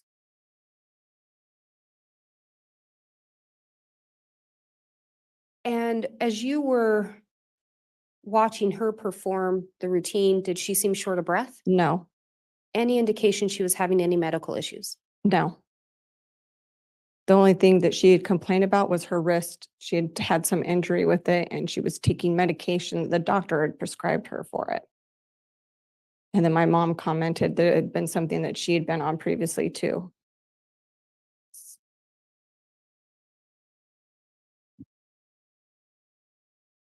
And how old was Tammy? 49, the same age that I am right now. Did Tammy end up talking to you during her visit about you moving to Idaho? She did. She wanted me to move up Judge, I'm there. going to object. It calls for hearsay. Sustained. And Your Honor, if I may. Just ask another question, please, Ms. Blake.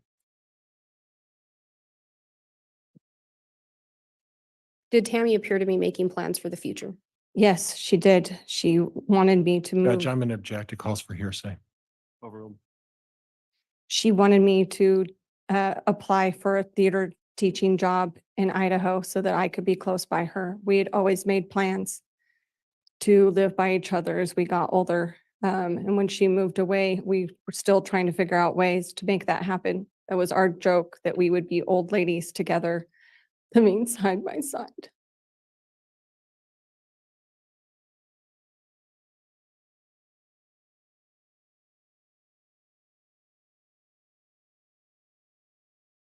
Having grown up with Tammy, would she go to the doctor? Yes, she would. Did she have any kind of an aversion to doctors? No, Are you aware if she would ever use any kind of homeopathic treatments? all of us do. In knowing her to use those, had she ever had any kind of an adverse reaction? No, Judge, I'm going to object. Speculation. There hasn't been any foundation to suggest she has knowledge of every time she's used homeopathic medicine. I'll sustain that. I think that would need to be narrowed down, Ms. Blake. Based on your observations of Tammy using homeopathic medications, were you ever aware of her having an adverse reaction? in my observations, I never saw her have an adverse reaction. Would Tammy share with you some of her health issues if she had them? Yes, she would. Based on your observations of Tammy, did she take care of her health? Yes, she did. It was something that she was very focused on. When Tammy came to visit in October, and that was October of 2019, is that correct? Correct. Was the visit planned? It was a last minute visit. She sent me a text asking if I was going to be around that weekend. Was there anything odd about that particular visit? Originally, she said that Chad was going to come with her, but that he had to work. I'm going to object. Motion to strike hearsay. Sustain. And I'll strike that answer. Did Tammy come down with anyone else? No, she traveled by herself. Was that normal for Tammy? No, it wasn't. And why not? She didn't like to drive by herself the long distance. So normally someone came with her. When Tammy would come visit, was Chad usually with her? Yes, Did Chad's family also still live in the Springville area? yes, they do. And on this visit, Chad did not come with her. No, he did not. Anything about her health that was the reason why she wouldn't drive long distances? No. It was mostly for not being by herself.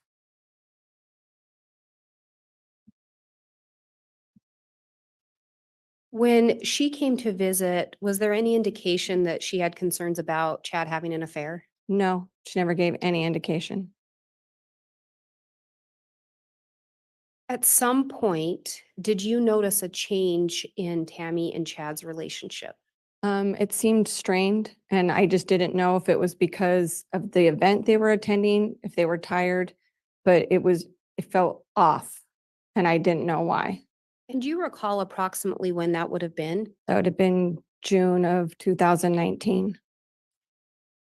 And where did you see them? They stayed at my home. So that was in Utah? Yes, in Utah.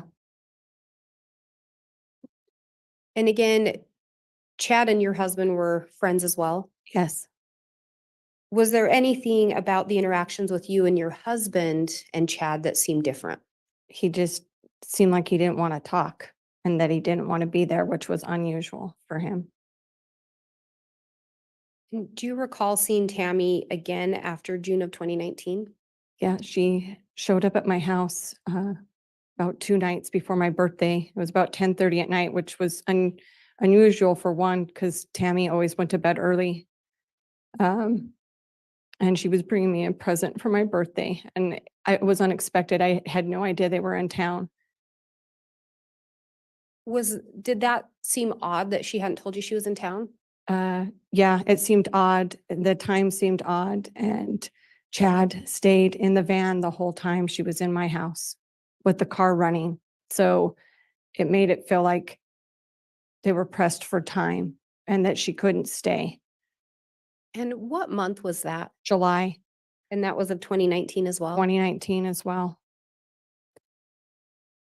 Was it weird for Chad not to come in? Yeah, it was really weird. Had you and Chad had any kind of a falling out? Not that I knew of. Had Jason and Chad had any falling out you were aware of? Not that I knew of. Do you recall Tammy also coming for a visit in April of 2019? Yes, I do. Did Chad come with her on that visit? No, he did not. Was it your understanding he was going to? I think he had to work, like he was going to, but had to work and couldn't come. Did anyone travel down with Tammy that time? Yes, all of her kids came, and we went to the aquarium with her kids and my parents and all the current grandchildren. In seeing Tammy in April, June, July, and October of 2019, did you observe any signs of her slowing down? No, I did not. Did you observe any signs of her being sick? No, I did not. Did she complain of any health issues? Other than her wrist hurting, no.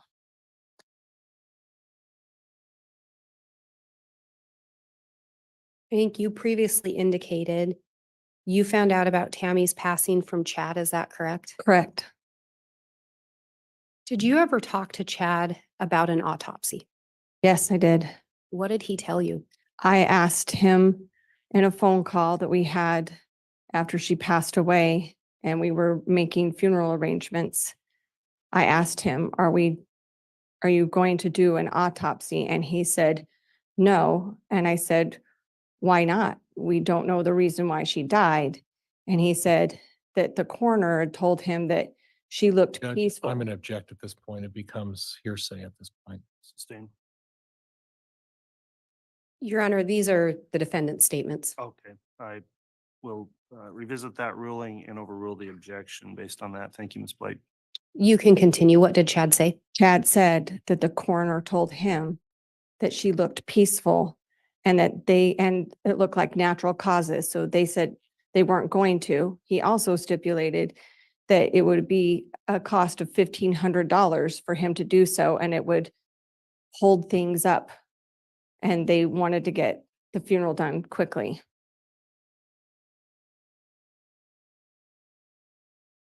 Do you recall when the funeral was? Tuesday, And she passed away on a Saturday? correct. Did that seem fast? Yeah, And where was Tammy buried? in Springville, Utah. Did that surprise you? Yes, it did, And why was that? because she resided in Rexburg with Chad and her children. And I asked Chad in that same phone call, why are you burying her in Springville when you all live in Rexburg? And he told me, we are covered with snow and ice for most of the year, and you will take good care of her. Was there anything that struck you as odd about Tammy's headstone? Yes, he requested that his name not be on it. I found that odd for somebody that was heavily into family history to not do so. Judge, I'm going to object. This calls for here. It's a narrative, excuse me. I can ask a question. Go ahead. Why was that odd to you? Because he was heavily involved in family history, and we look for headstones to find information about our ancestors. And to leave that off would mean that someone further down the line could not connect him to her.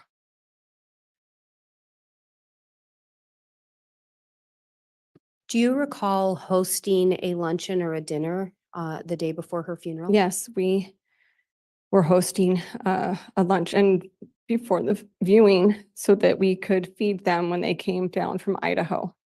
And when you say feed them, who are you referring Just to? referring to Chad and his kids. Did they show up? No, Did you attend Tammy's viewing? yes, I did. Do you recall speaking with Chad after the viewing or at the viewing?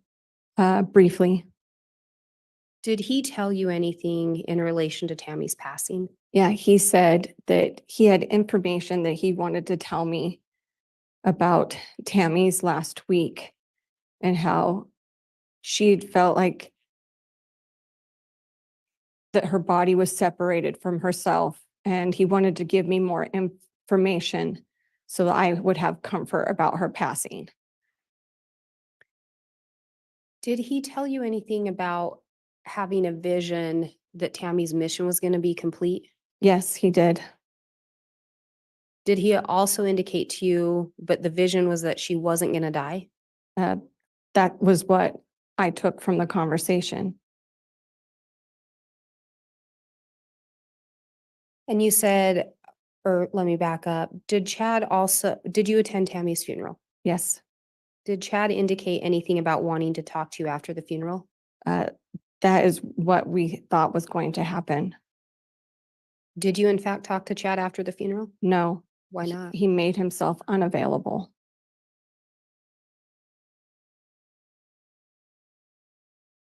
At some point, did you learn Chad was remarried? Yes, I did. Do you recall how you learned that?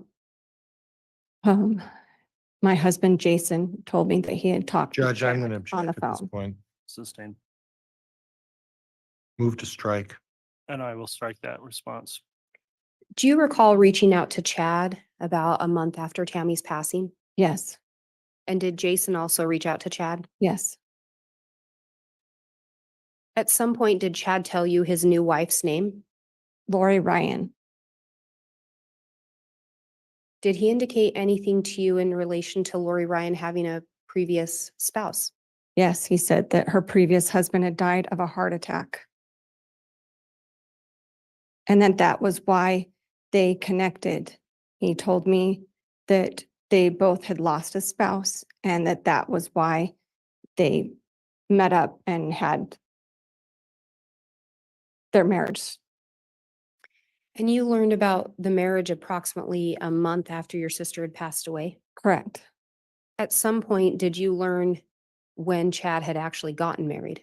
Yes, I did. It And when was that? was November 5th, 2 weeks after she was buried. At some point, did you learn of another name associated with Lori Ryan? I did. And what was that name? Vallow. And did you learn of some other names associated with Lori Vallow?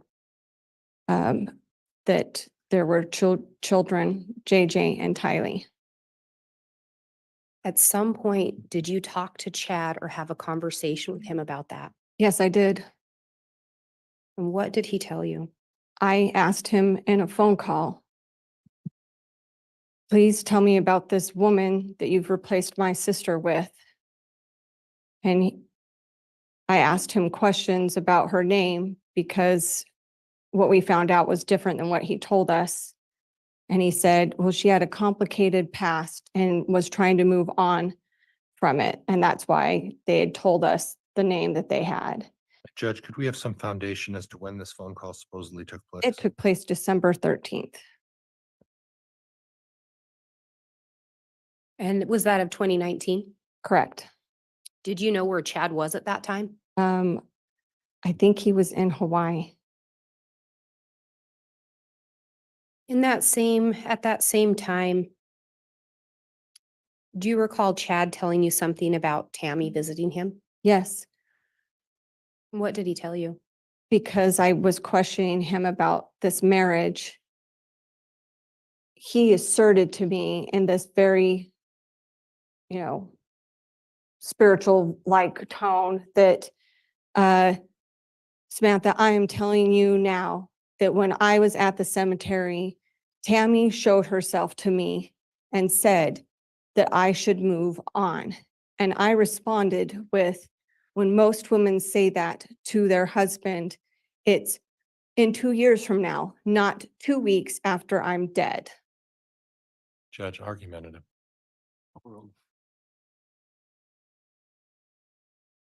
Did you ask Chad about whether or not Lori had any minor children? I did.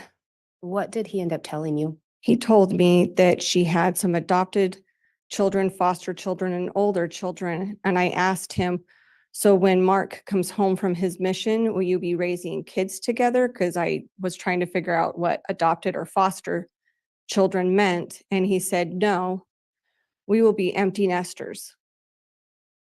So I took that to mean that there were no young children.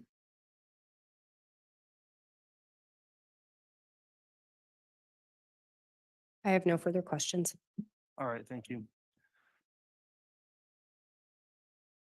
Given the time, council, I think it's appropriate we take our lunch break before we begin with cross. So we'll go ahead and take the lunch recess at this time.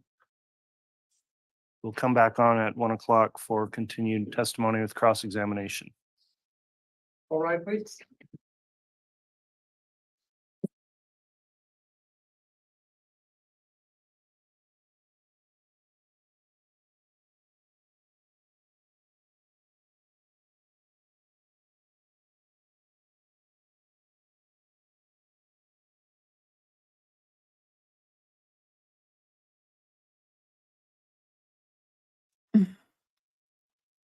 Okay.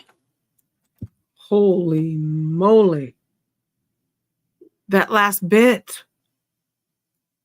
If you know anything about the LDS, you know that it is about religion and being continually connected to those, your loved ones.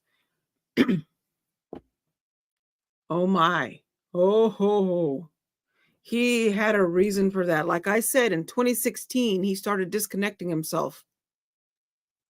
And I have a feeling in his head with the visions and all the stuff and him seeing himself in past lives and blah, blah, blah.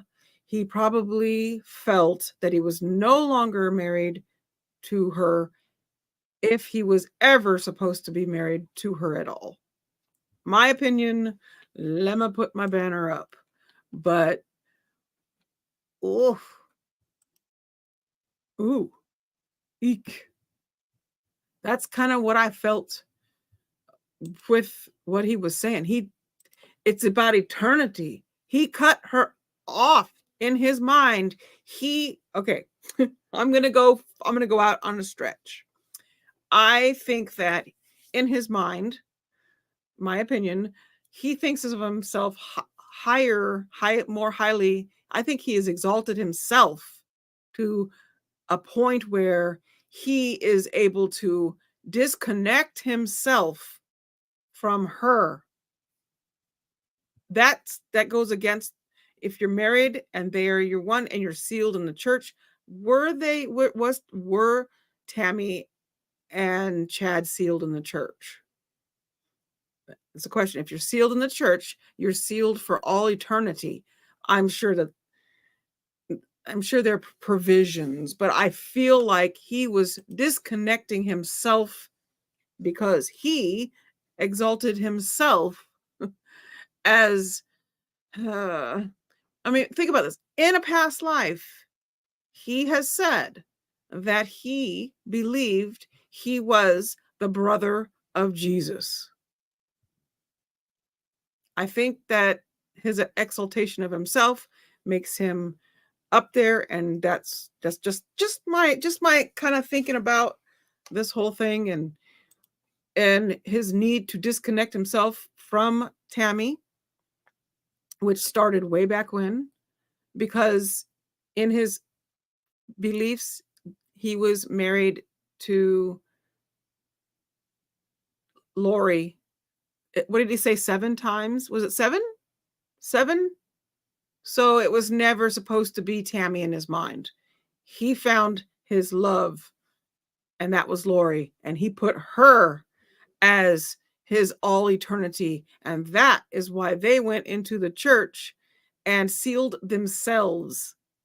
They went into the temple, not church, but temple, and they did a sealing ceremony together by themselves outside of the temple doing it for them. I remember hearing about that. So I think, yes, 7 isn't that like a religious number? I should know, and I do know, but I'm just putting it out there. Ugh. Yes, this one got me. What she was saying when he said all that, it got me. Hearing her testimony and hearing her speak about Tammy and her connection to her and what this has done, it's just devastating. So, what are your guys' thoughts on what she was saying? Let me see here.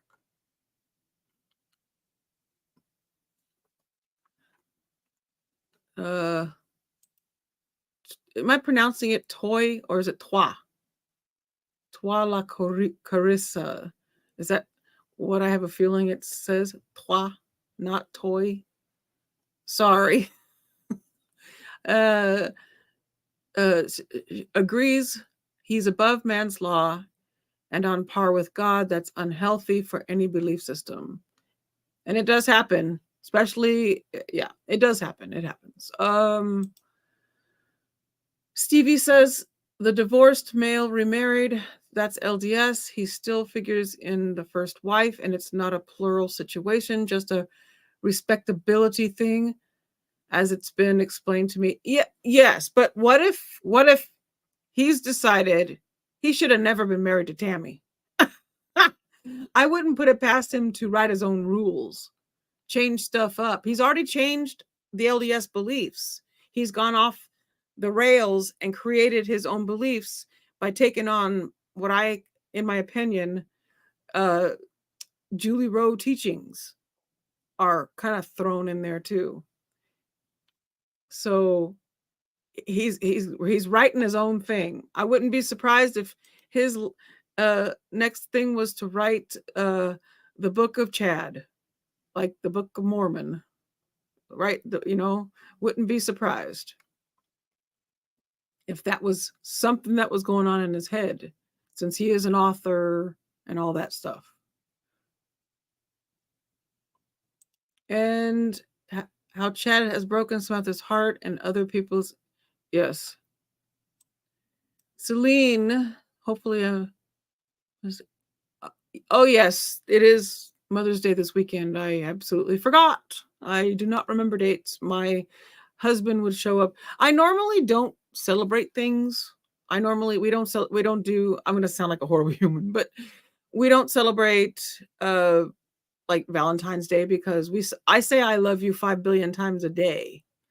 And I mean every time I say it. So we don't do those syllables, things that where you got to go out and you're expected to buy a card, and we just wait till the next day and then go buy candy on sale. Just kidding. Not really, but kind of, sort of. That's, but yeah, we don't.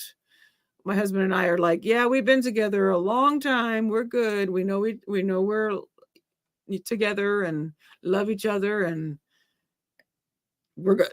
So that's love, when you can look away and go, you didn't, and not have to say, you didn't say Happy Mother's Day or Happy Valentine's Day to me. I'm crushed. Nope. I'm good. Also, I don't like flowers because they die. I prefer plants. So he knows if he wants to get me something, he gets me a plant and I'm good. So not to put a damper on holidays, but let me see. Weird. Oh, okay. I was looking at what she was saying. Oh, okay. Yeah. 1 second. Let me. So, but I will put this up for all those of you who do celebrate Mother's Day. Happy Mother's Day to all of you on this weekend, since we won't see each other over the weekend. Or maybe we will. I don't know. I keep saying, oh, maybe I'll hop on and do a live over a weekend or something. But all of my friends on the weekends go live all day long, and I'm always over in all those chats and stuff. And so I don't want to be in the way and go live when they go live. So I just don't.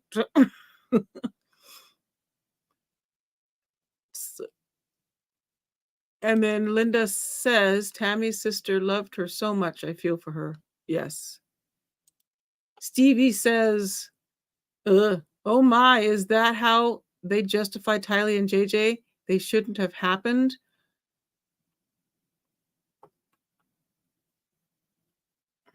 So, the stuff makes you makes your mind, like, that's what I like about what we're doing now. I wasn't able before to kind of, express my opinion on things and whatever. And now I can and feel okay with it and kind of look past stuff. I put in a theory thing earlier and that may have been a flaw, but I kind of liked looking at what it was. It was a whole thing on malachite, whatever. But I kind of like looking past what we're seeing. We're sitting here as the 13th juror and all that stuff, but we're also just trial watchers. We're people who enjoy seeing justice done and seeing this stuff happen and whatever. And sometimes kind of looking and digging into stuff and looking outside of what a jury is supposed to look at. I kind of like that a little bit. And so I'm kind of having I'm enjoying being able to do that with you guys. And Celine says, whoops, let me get it. Celine says he thinks he is God's gift. He also, in my opinion, thinks he's God. But I'm sure that even though he believes he was Jesus' brother in a former life, that he probably sees beyond that, exalted past that in his own thinking. Oh, the mind. Now, so again, so is it toi or is it toy? Because in my head now I'm going, I don't know what to say. Yes, happy Mother's Day to everyone. Those of you who like flowers, enjoy them, and candies and gifts and all the stuff.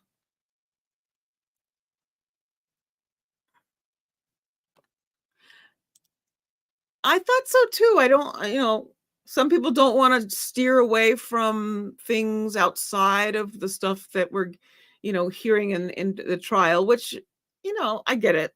But sometimes it's like, oh, I want to look at, that's an interesting thought. It probably doesn't fit, but it was an interesting thing that somebody came up with. It was actually on, I think it was the Lori Vallow Reddit. It's in there.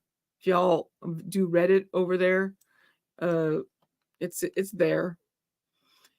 Interested to hear that malachite can be ground up as a poison.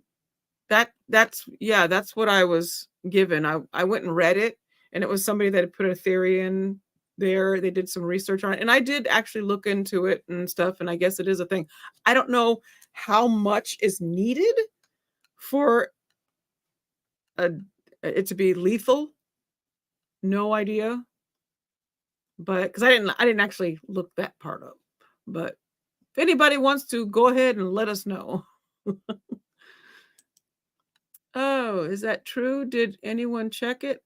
The malachite thing, it was just a theory that somebody had put in, and it was something to look at, and they don't know. I mean, because today Blake did ask, was it the first? Yeah, it was Willmore, the first witness of the day, right? The one I talked about, I think it was. She actually asked her if she thought that Tammy had been poisoned, and the reason she asked that is because it did come out that Willmore did actually Google, I think she said Google, she looked up what would cause foaming pink foam, and was it poison, would poison cause that, and she couldn't find anything that said that.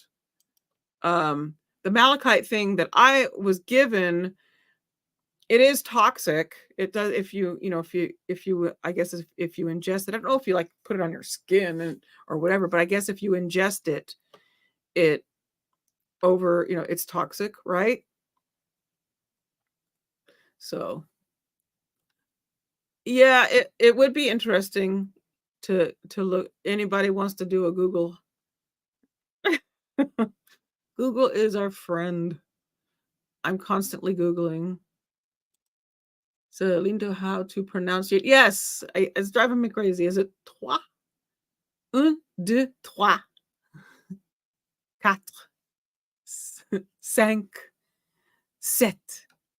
Huit. Neuf. Dix. Sorry, that was French. Counting to 10. Probably horrible accent, but there you go. Can you Google it? Can I Google it? Well, I can. Hold on one second. Let me see. See, but yeah, see, they did that. The reason why it was a sort of a connection in my mind was because of the jewelry. Like, if it's toxic, then what if you just sit it on your skin and wear it for the rest of your life?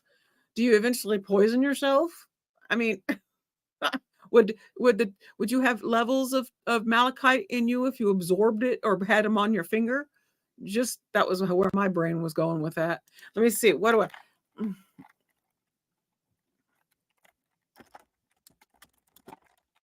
I said I wasn't going to look this up. I just remembered somebody asked me to look it up earlier. I'm like, I'm not typing that in. I just went, okay, maybe not. You guys want to type that in, you type it in.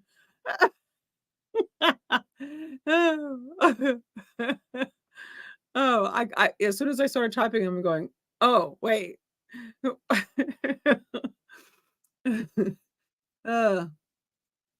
So, but that's the thing. So for the toxicology that came back with the exhumation, and then they did all that stuff, they did go over whatever she had in her. It would be interesting to actually go back and hear. I think it was it Gar? Who was it that did that? I forgot the name of the witness who did the autopsy. My goodness, my memory stinks. And there's proof. So as per doctor, though, we know she didn't. Yeah. So which is why I never, like I said, it's a theory. It's something I didn't know. I had no idea that malachite could be that. And I still don't understand what the malachite rings were all about.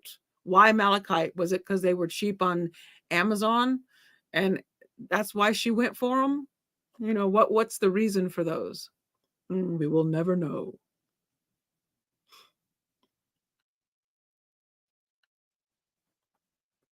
So is it toxic? So I'm looking at what you're saying. So is it toxic just wearing it, or does it have to be ground up and ingested for it to be toxic? Because you can't absorb things through your skin, right?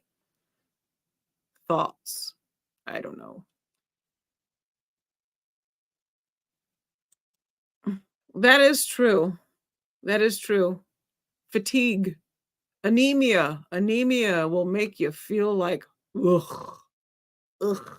Every time I felt that, I kept drinking more water, thinking I was dehydrated. I wasn't. I was anemic because I was gray and didn't realize. And Dawn says it's so wild that people would do this stuff. Okay, so here I think is, so it's doi rhymes with toy. It's Vietnamese, toi la equals I am. I was trying to learn Vietnamese because I work with Vietnamese, but the only things that stuck was, okay, Sing Chow, greetings. I don't know how to pronounce that. So toi la. Okay, got it. Thank you. Okay, so I'm back to calling you toy, not toi.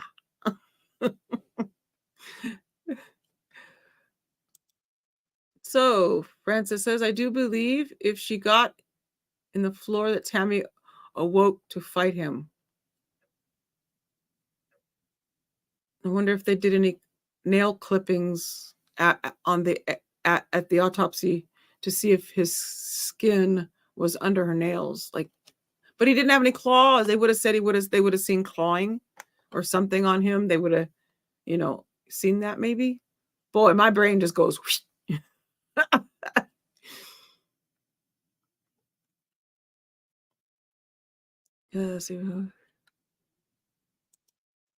So, oh wait, Stevie said, where did Stevie say? Wait, what?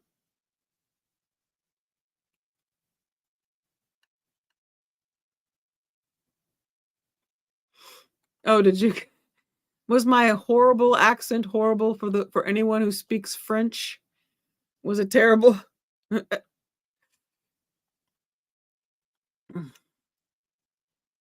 Agree with being menopause myself. Nausea, no vomit. Okay, yes. I don't know.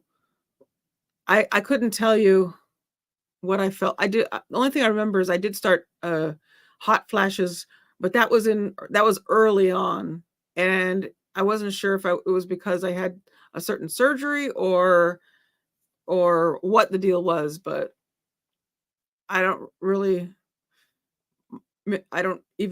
couldn't tell you if menopause was a thing for me or not. I don't know. I can't tell. I can tell when I don't feel good, and that's about it.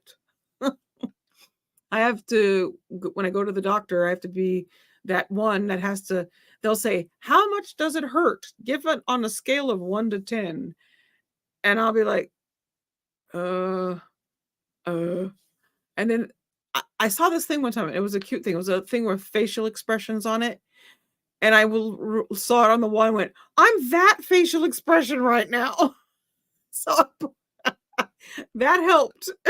I'm like, I don't know. I'm that one. That facial expression. That was during, I passed a kidney stone for 9 hours in a waiting room once because I didn't have insurance and it was a packed in thing and I was in excruciating pain. Turns out I passed a kidney stone without any medication while I was waiting to be seen.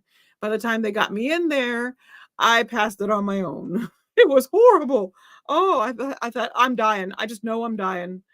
And then 6 months later, I passed the second one. And then by then I knew, here comes that feeling again. I'm going to stay home and pass it on my own. Since I did it the first time, it was awful, but I did it a second time. So yes, I think it was probably a 10. I'm that face.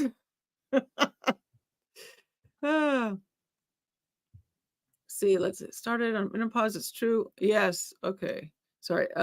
Stevie says, I won't ask you to Google anything else. Sorry. No, just that one. I just I'm not looking that up.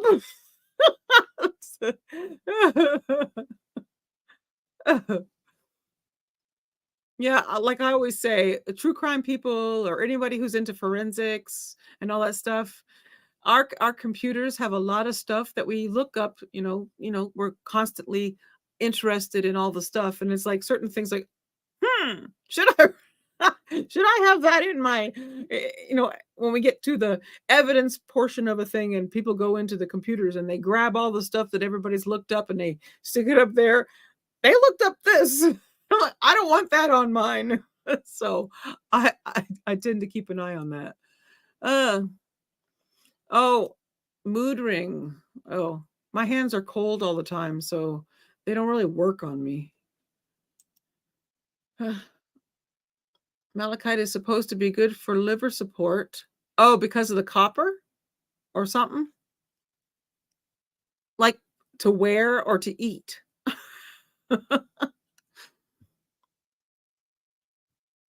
Oh, okay. Yeah. I don't know if I'm one of those people that's into all the energy stuff from all that. I don't know. I love crystals and pretty stones and all that stuff, but for the beauty value, not because I think it's like taking whatever energy out of me or whatever. I don't know. If anybody does and that's your thing, I'm like, oh, I don't know. I don't know. I just know that it makes my mood better when I see sparkly things. Oh. Malachite, what is in a mood ring? Is malachite what's in a mood ring? Oh.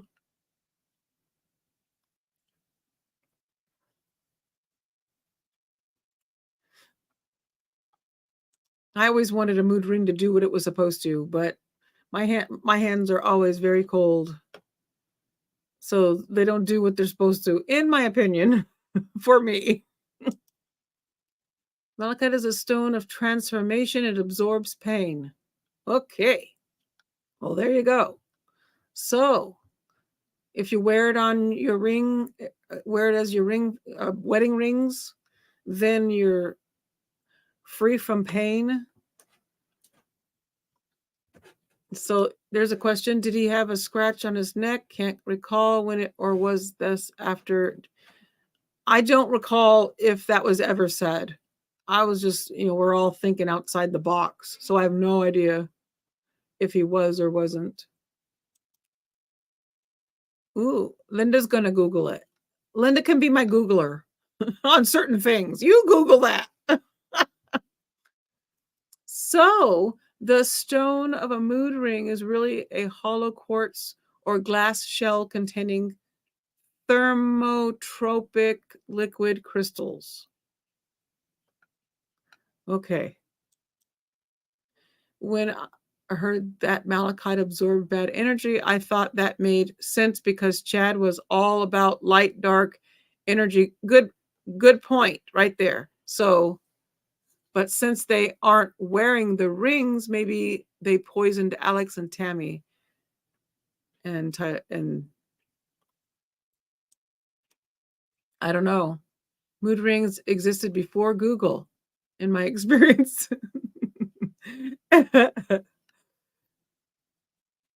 So, where'd it go? There it is. Do you mean a scratch on JJ? JJ, I think that was mentioned. He had scratches from trying to get the tape off. Is that what we heard? I heard from somewhere that I thought Chad had a scratch. Memory vague. I don't remember. The scratch, I think, was JJ, right?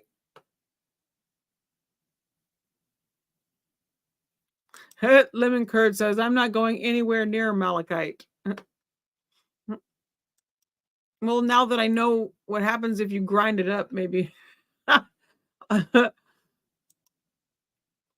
I think I looked it up. It's a very pretty stone. Or is it called a stone? Yeah, it's a very pretty one. Must have been JJ. Can't find anything pertaining to pics of Jad. Right. I think it was. I think they did speak about that. It may have been in openings, and it also may have been during his autopsy stuff. But I don't remember it during. I think I heard it in openings. Right. Dee says, my daughter sometimes likes to Google weird insects for some odd reason. I also don't let her use my computer because I don't want to see that in my feed. Oh, Stephanie McCall. I know our people who remember stuff way better than I can will bring the tea. Stephanie says JJ had scratches on his neck. I think from him trying to get the bag off, but it's possible they were done by the killer. Okay. And I think was that said, Stephanie, was that said during openings or during the testimony? Because I do recall it being said, I just don't remember when.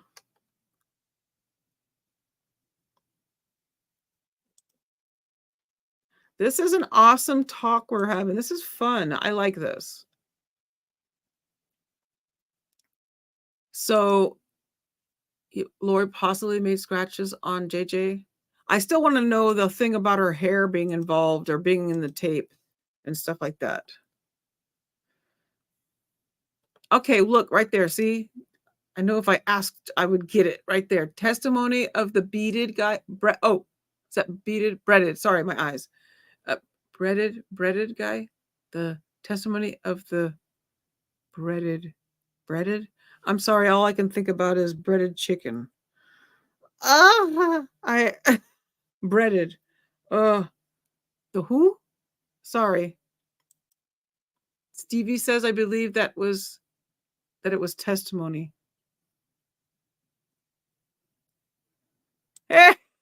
Hey, leave me in my interest of insects alone. Oh, I kind of like those boards that they do where they put different insects, and I know, I'm sorry, they're dead. I understand that, some people don't like that subject, but I kind of like, especially if they're really pretty ones. Some insects are pretty cool on the boards, but that might be a thing. Some of y'all might go, oh, she's weird. But I kind of like those insect boxes where you put those in. I don't have any and wouldn't have them because I think that, no one else would like that but me. So I don't put them in my house, but I think it's interesting to see. Oh, Stephanie says that was, bearded. Who had a beard? Okay. Bearded. So the bearded, what did you say again? Testimony of the bearded guy. Oh,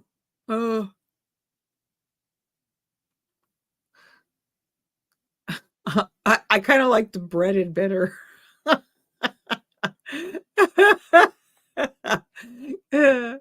That was cute. Now, I'm gonna have to say to my husband, who has a full Santa beard, you're breaded. So let's see where to go.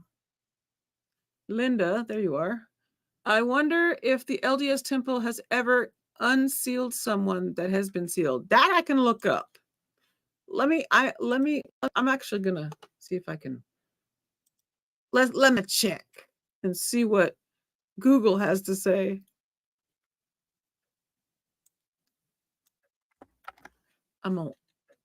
It's gonna take me a minute, so.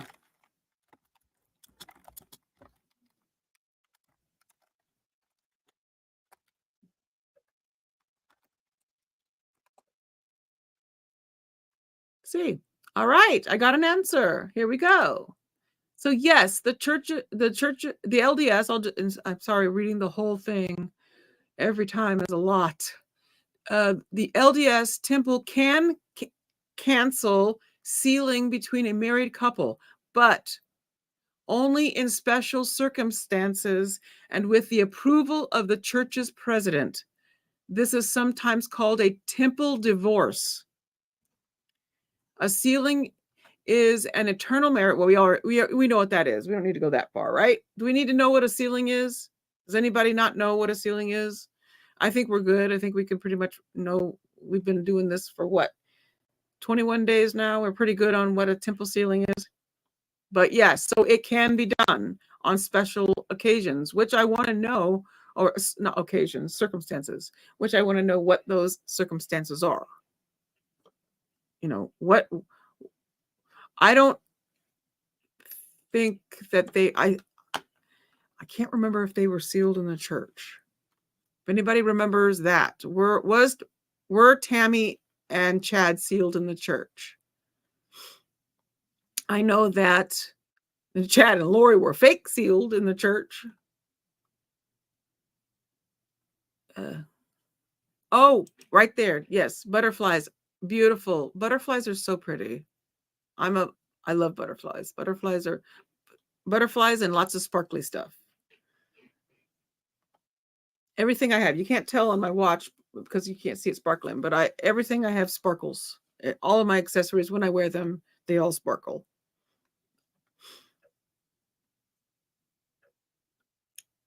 So, forensics dude. Okay, yeah. See, names, I don't know. I don't remember. We'd have to go back through and look whatever day that was.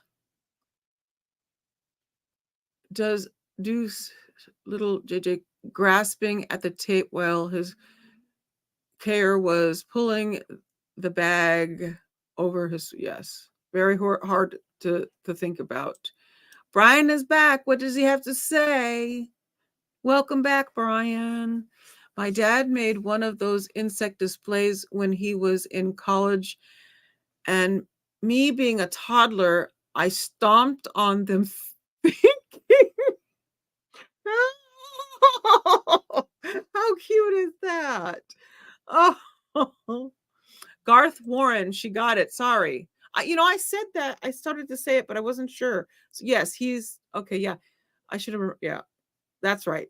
Yes, we just had that. See, in my head, I'm going, Garth. You know the names. You know the name. It was Garth because you're the one that said he sounded like Garth from the movie. Garth, the two, totally tubular, no, whatever their names are. Garth, not Garth Brooks. That's a singer. From the movie. That's when I saw his name and I heard his accent. I'm like, oh, he sounds like what's his name? Garth from whatever the heck movie that is. The problem. Oh wait. So let me see. Go back here. It says Lori's hair was most likely hanging while she bent. See, I was thinking that too. And would that hair be something that would be on him since she handled him as it was, if he was taken straight from her and yada yada, or was she involved? Does that hair that is hers involve her? Which is what defense is trying to do. Trying to get her involved and Alex so that they can put it on them and, put it all on them and Alex, none on Alex. Oh, hard about it. Hurts my heart. Yes. The problem with hair is that it's everywhere, constantly falling out. Yes. I have a house, like I've said before, I have a house full of people who enjoy their hair on the longer side because they're comfortable with it and do not need to cut it to make everyone else happy. So there's a lot of hair that we are constantly vacuuming up and cutting out of the, you got to keep your rollers on your vacuums free of stuff. So we constantly are trimming out all of that stuff. Thank you. I don't remember what I said. I've already lost whatever it was I said. Wendy says, I created a pollinator garden, so it's full of bees already. Saw my first butterfly last week. I do not like bees. I don't like wasps. My husband and a friend of ours were chopping down a tree that had to be taken out. It was a possible house hazard. So they were removing this tree. And we have in our yard, we have wasps that actually make their nests in the ground, where there was this one spot over in a corner where they were working and they were stepping in that area as they were taking the branches down. And all of a sudden they ticked off whatever nest was in this area in the ground. And I'm all the way across the yard and I see them running towards my way, and behind them was a huge number of wasps in formation. They do fly in form. It was like, I'm going, there is a fly. There's a formation. I see it behind you. They do fly in formation. It wasn't just, oh, they're flying willy-nilly. They get into army formation or whatever it is, and they were booking it. And one of them dove. I saw it dive and went right up my husband's shorts. Oops. And I hear, ah! Oh, it was terrible. We laugh now, but it wasn't fun then, the poor guy. But yeah. So wasps, I don't like them. They are mean. Bees, I'm not a fan of. I don't like ants. I had a run-in with an anthill once, and it didn't go. It was a fire anthill, and it didn't go well. So I'm not fond of them. So yes, Wayne's World, that's it. Yes, when I heard him, I was thinking of that. Stephanie says, I thought the hair was between layers of tape. Yes, wrapped. It was on the tape, and then Nate said also wrapped in the tape itself, in the layers. And Dawn says, I don't like insects, but it's always good to know what you're going up against. Very true. And yep. Yeah, not fun. My husband, speaking of ouchie, had a run-in when he was young with a I think it was a wasp nest, bees. It may have been bees. I think it was bees. And he had hundreds of stingers all over. He says he remembers it quite vividly. I'm like, I'm good. I do not need to experience that. I'm good. All over the body. I can handle getting tattooed for 2 hours just fine without moving. But yeah, that would be a little bit too much for me. Also, I tend to swell up with stuff like that, so it wouldn't be pleasant. So we're waiting on what time did they say? So it's 12:36 now there. So we got about 44-ish more minutes left before the break is over. And this has been a great conversation, y'all. I like it. This is better than sitting there and saying nothing, right? Oh, yes. Not pleasant at all. Is there any testimony that we wanted to listen to or anything like that? And then we could talk about it. We listen a little, talk a little, listen a little, talk a little. Instead of leaving it on the entire time, we can kind of go over it. If you had any, anything specific. I don't know from today. I mean, I kind of like going over stuff in the past just to kind of keep it sort of fresh. And I was looking at yesterday's to try to see if there's anything that really jumped out at me. And we could always listen to the family stuff or the friends, but there wasn't really other than heartbreaking that they're so touched by Tammy. That was something else really heartbreaking. But we could listen to the forensic biologist again. Did you find her testimony to be anything riveting?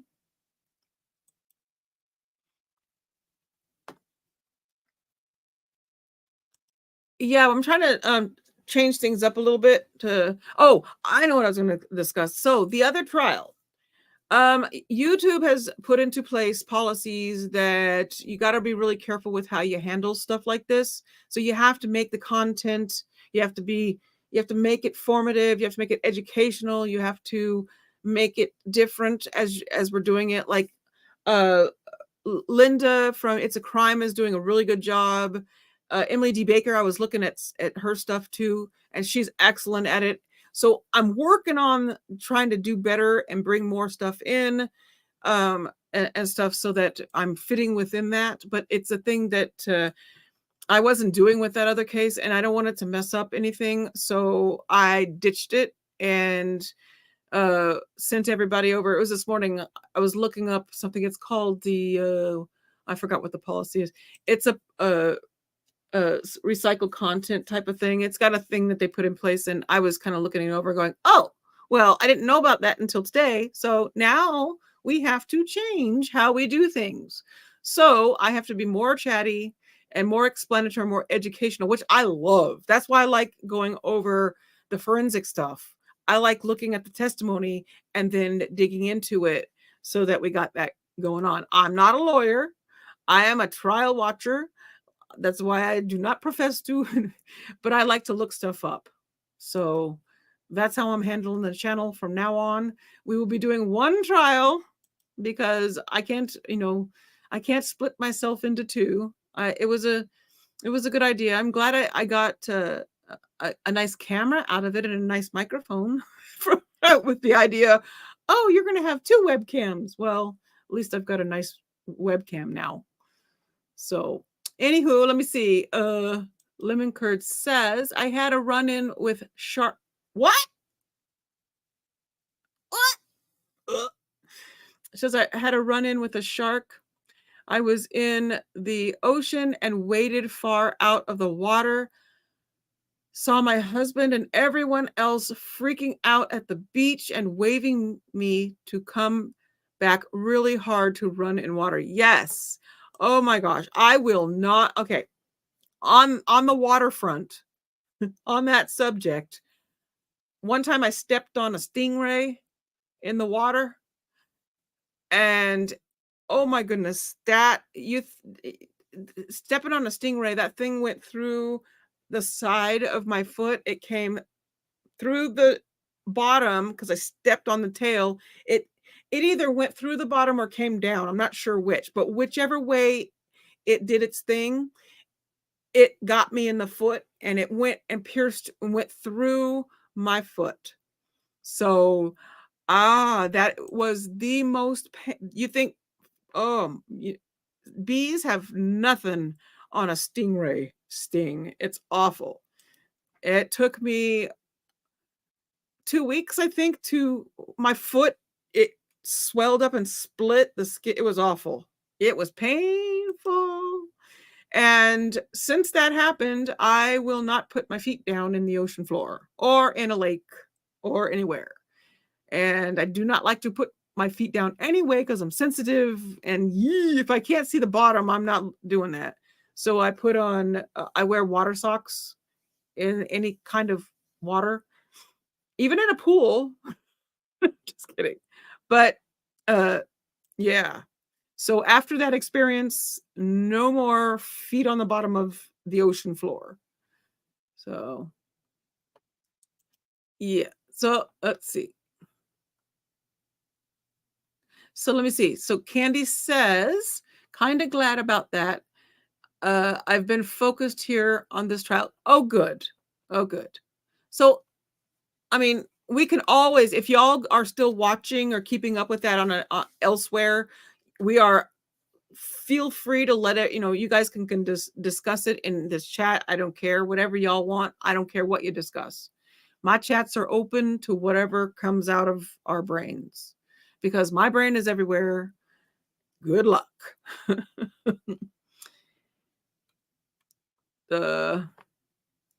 So you like just the one trial and not trying to do, yeah. I did it because people asked if, are you going to do it? They asked me if I'm going to, I'll only be able to do things that happen after one trial ends. So it'll be one trial and then whatever we find else to do, as long as I can, work it in and do the needed stuff over top of it, and to, we should be good.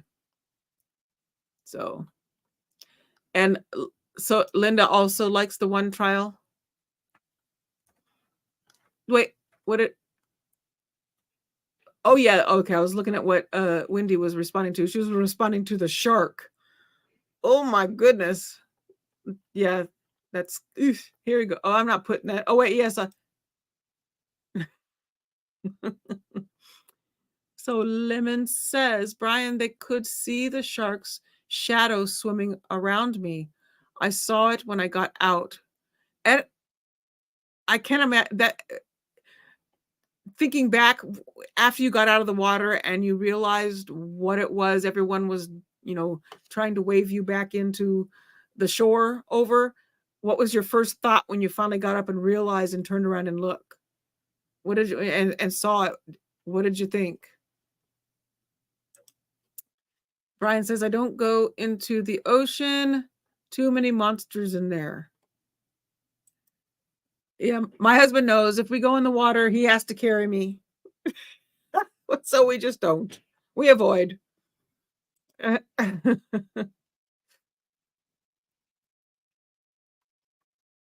Wait, oh, here you go. You could see the oh, I did that already. Yeah. I see my memory. I forgot I just did that. Oh, so we're about 15 minutes away from them coming back. Just trying to keep us all in the loop of time.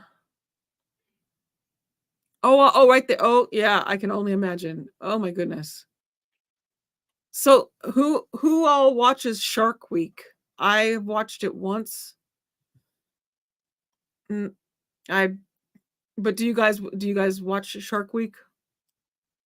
Not me. I'm normally all wrapped up in my reality TV stuff. So that's what, yeah, I don't do Shark Week. So I actually, well, you know what? Okay, so I got 15 minutes. I'm actually going to put something on. I'll put whatever you guys can choose, pick something real quick. So, cause I got to actually put some food in my tummy. I have not eaten. I just realized I've not eaten, and that's not good. So I need to go do that really quick, and I'm going to put something on so I can actually do that, because I don't want to do it during testimony. I want to do it during a small rerun. So I could put the forensic biologist on, or that was Katie Dace from yesterday. We only got about 15 minutes we need to fill. It's long enough for me to eat something.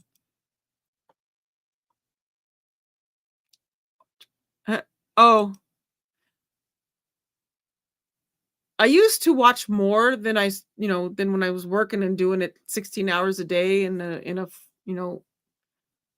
former thing. I then stopped watching them because I was doing it all day. So, yeah, I like true crime shows, but I got burnout because I was doing it all day. So, yeah. So Brian says he loves Shark Week. Lemon Curd says, nope. Well, you're traumatized. Probably not. That's understandable. Candy says, I watch crime shows. Big surprise there. And animal shows. I mostly spend my time between YouTube, which is most my husband and I sit and we watch our stuff together. We'll show each other our stuff on our YouTube, whatever, shorts and that kind of stuff. But I'm normally in YouTube all night with all of our other friends and stuff and other chats and doing all the other stuff, or I'm watching the shows that I do lives with on John Yates' channel. So I watch right now. We're getting ready to start doing more coverage of 90 Day Fiancé Happily Ever After, because Angela Deem is going to be on this weekend. She's now, it's her, once she's back on, we'll be covering it. John is actually friends with Angela Deem, so we'll be covering it then. And of course, we cover the Bravos, the Housewives stuff. And right now, New Jersey is in place, and we're covering that. It's been a while since we've covered stuff together, so I've got to get myself back into the mind thought of covering reality TV. So Brian says we do the same. Yeah, my husband and I do. I'm more of the one who does it more than he does. I drive him crazy. Yeah, I always think he needs to see everything I'm watching.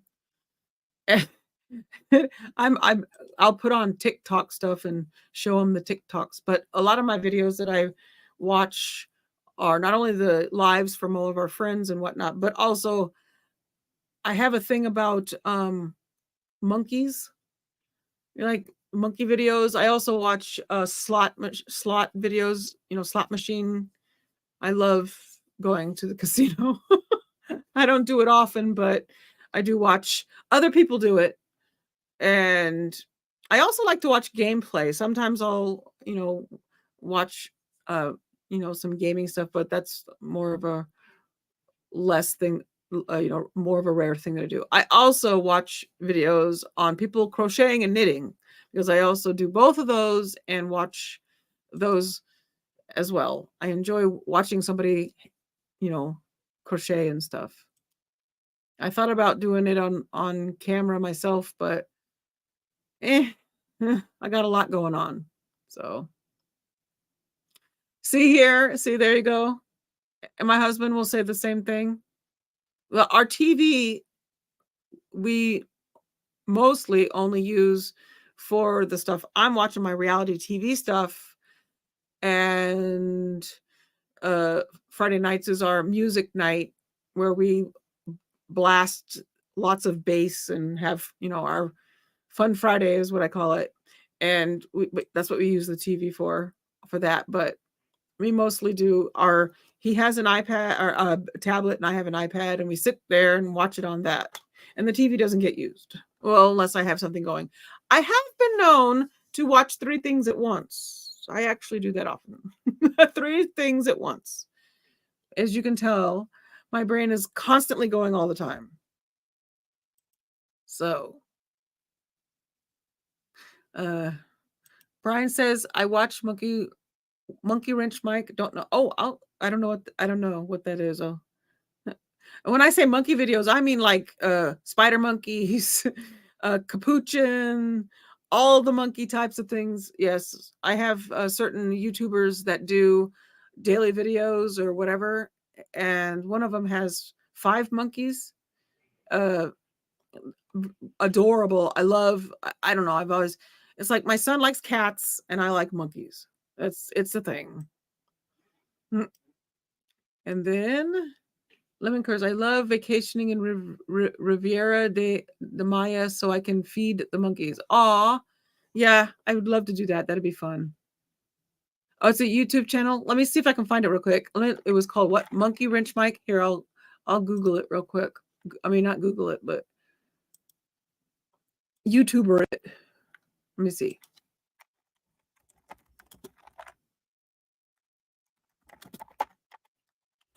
Let's see. Okay. Is it I'll put it in the chat and you can tell me if it's this one. Oh.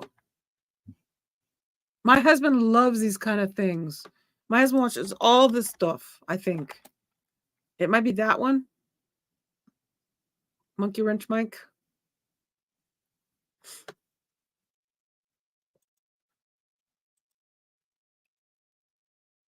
So let's see. He says he does, after 25 years as a new anchor, I'm switching gears and becoming the next YouTube sensation. Okay, that's an overstatement, he says, but I'm focusing on my YouTube channel showing viewers the funner, I like the way he quotes that, funner side of automobiles. Oh, okay. I'm going to buy, fix, and improve, probably destroy a few cars. Oh, that's cool. Okay. Awesome. He started, when was this channel started? See, now I'm down a rabbit hole. 2019. Oh, cool. So if that's him, that's, aw, he's got a cute little kid. Very cool. There, he got a shout out. Pretty cool. Yes,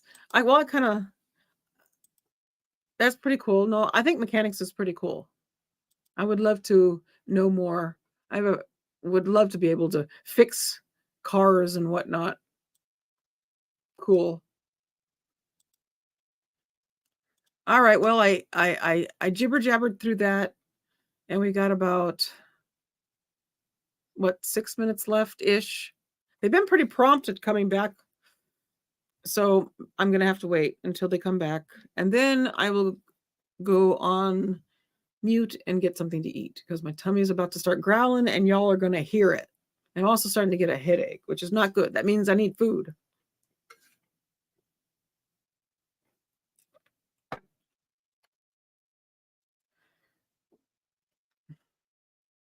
Oh, it's cute. So that's why it made me giggle, Brian, an actual monkey wrench. Oh!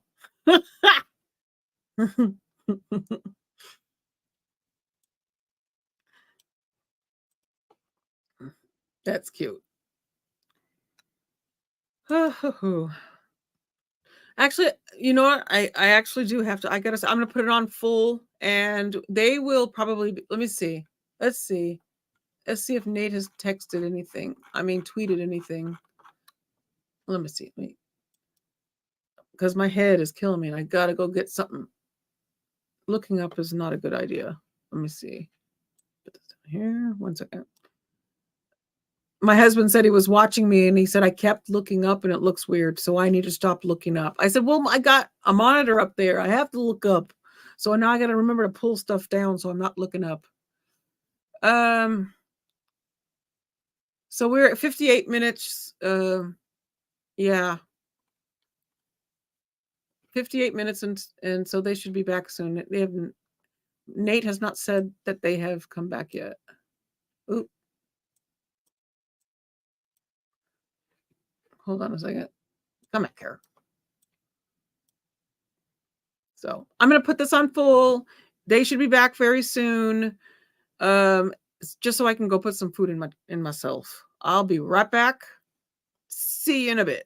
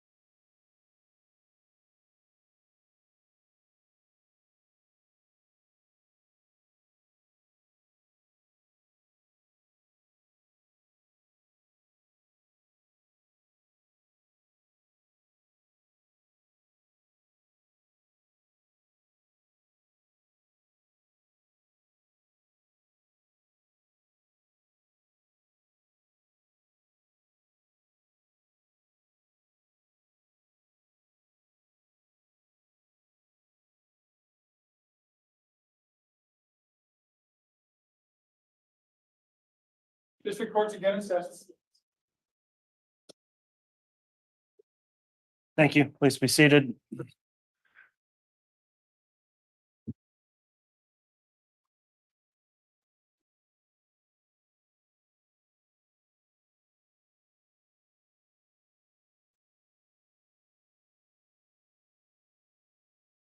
All right, let's have our jurors brought in, please. Yes, Your Honor.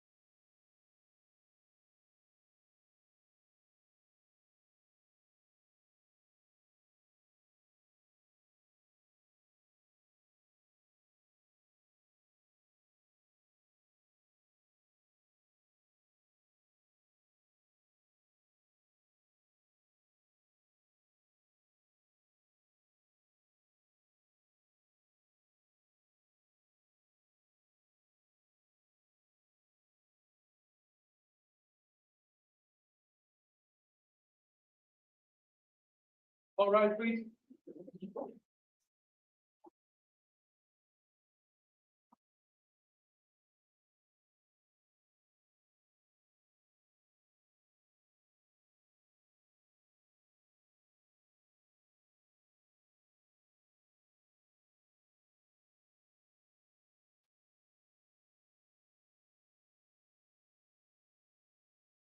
Please off by the counter for Your Honor. Thank you. Please be seated.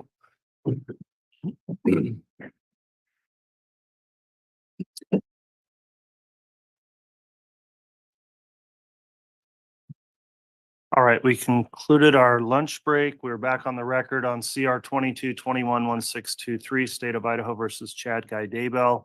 When we left, the state had just finished direct examination of Samantha Gwilliam. Defense now going to have cross. So if the witness would please take the chair here, we'll go ahead and commence with the cross examination.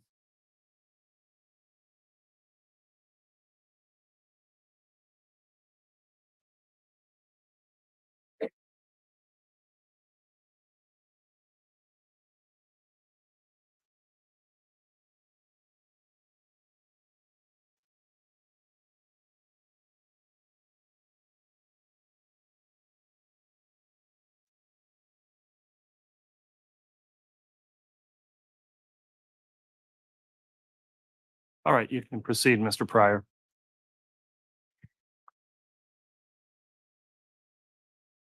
And I will remind the witness, Ms. Gwilliam, you're still under oath for your testimony. Thank you, Judge. You're welcome. Good afternoon.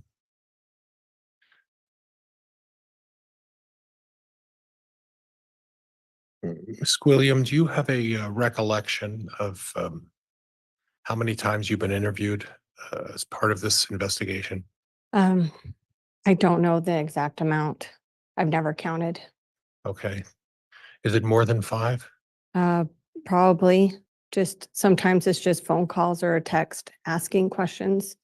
And So what I don't know if that counts. Sorry, I just didn't know if that counts.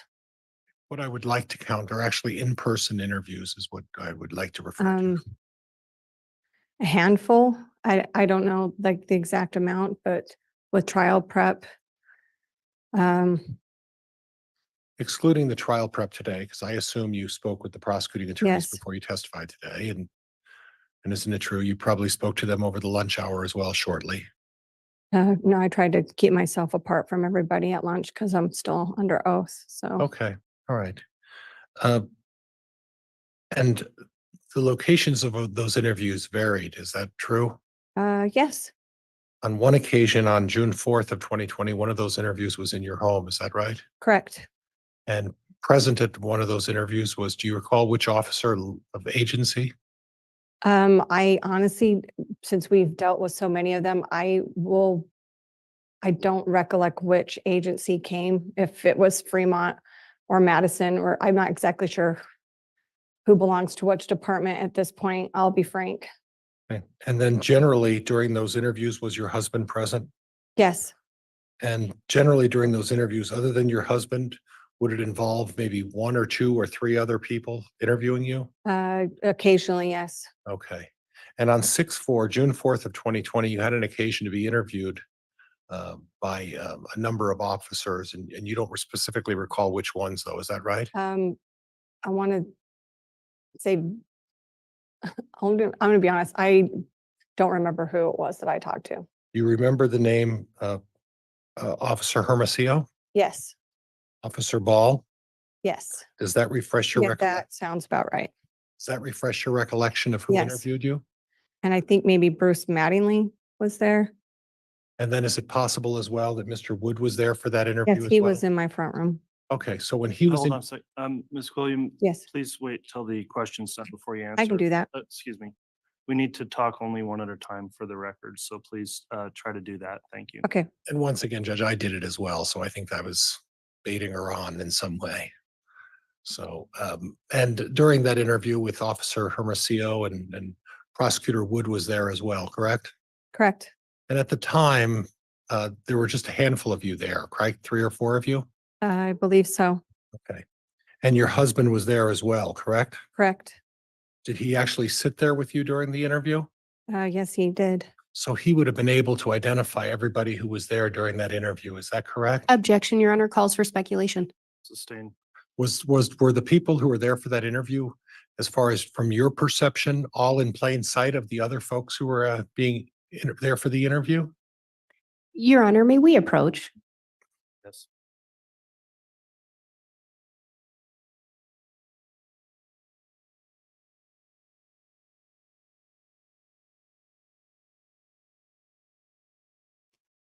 Sorry, I had to swallow my food first. No approaching right now. Like I said, he needs to go gently. Be gentle. I feel like he asks. Oh, let me put my camera on. Hold on. I feel like he asks. Oh wait, helps to hold on one second. There. Okay, we're good. Let me make sure that I'm not fuzzy. Okay. Oh, I feel like he asks things a certain way to get it out there in front of the jury knowing that he's going to get an objection to it. And then he gets the objection and he immediately has the way that it will not get an objection ready to go. That's just, I guess that's a defense mechanism, but I'm noticing that, and it might be because I'm really hyper focused on what his motives are and what he is saying and how he is saying it, because I find him a little bit aggravating. And here they come back.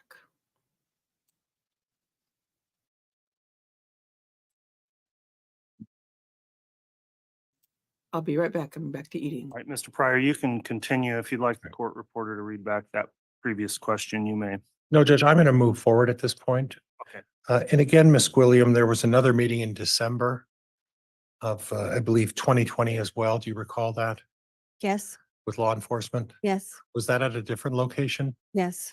And again, do you recall who was present for that meeting? I stood outside of the room, and I was not present inside of what took place. Okay. Now you spoke briefly about the animals that were in the pet cemetery. The ones that I knew of, yes. Okay, and then you're anticipating my question. You don't know all of the animals that were put in the pet cemetery, correct? No, I do not. Okay. And you testified earlier that it was Tammy who had one of these pet cemeteries at her home in Springville, Yes, and that was her habit to do that when animals would pass. it's our family's habit. Oh, it's your family's habit. Yeah, we do. Our whole time growing up, we would have a cemetery for our Okay. pets.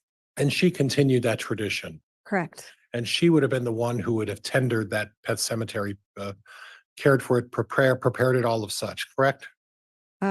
On some occasions, I do remember one occasion in Springville where Chad helped us bury some pets too. Okay.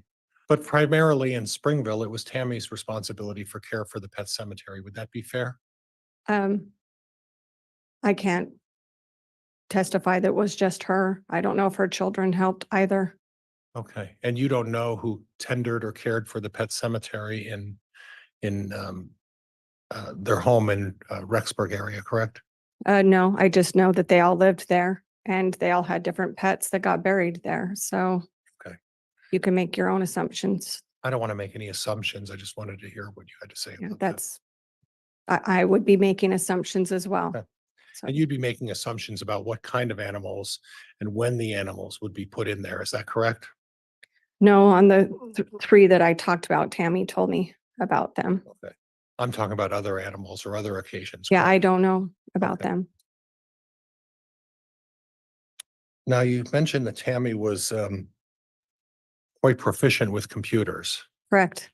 Were you aware that she would have been the primary manager of the publishing company? Yeah, for the most part, from what I knew, she was She did most of the, the book work.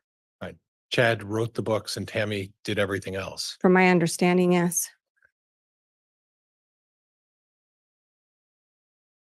The name Steve Schultz came up. Correct. And that's someone that is that a family friend or is that someone you just know? As a family friend. Okay. Now, you mentioned that Tammy would go to the doctor if there was a medical issue that she needed to address. Would that be Correct. fair? Yeah. And that was something that she would do without hesitation? For the most part, yes. Okay. Now, you know her children, correct? Yes, I do. And can you give me their names? Yeah, we have Garth, Emma, Seth, Leah, and Mark. Okay. And Tammy did a wonderful job raising 5 wonderful children. She was a wonderful mother. And she did it. And if I could just finish my question. Sorry. That's okay. And did a wonderful job of raising these children. Is that correct? Yes, she was a wonderful mother. And these children are all deeply involved in their faith within the LDS Church, of really as a result of a lot of Tammy's instruction. Would you agree with that? Objection, Your Honor, calls for speculation as well as relevance. Sustained. Judge, it's sustained on speculation or relevance? Relevance. Okay. Are you aware if the children are still practicing members of the LDS faith? I believe they are, but I have not had contact with some of them.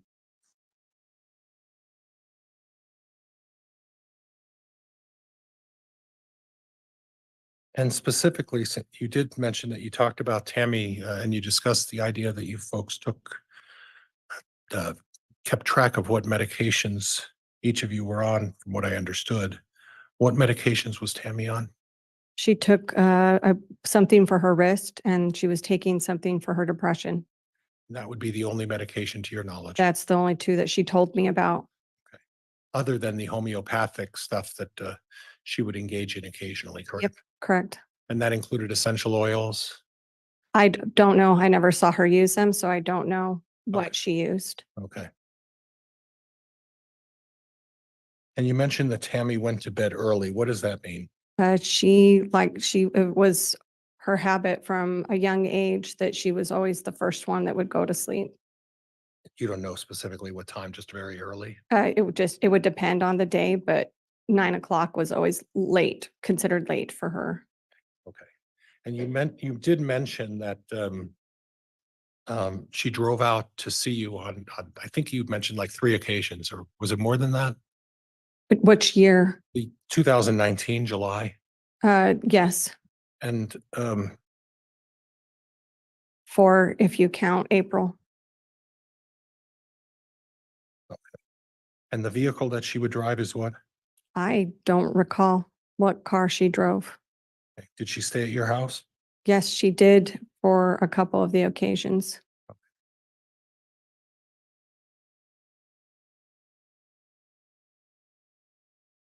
Okay, and Judge, could I have something, the use of the Elmo? And I would like the bailiff to bring me 23A. 23F, it looks like. Okay, we'll have those exhibits brought over, 23A and F. court's permission to publish those on Elmo? Yeah, they're admitted and they may be published. Thank you, Your Honor.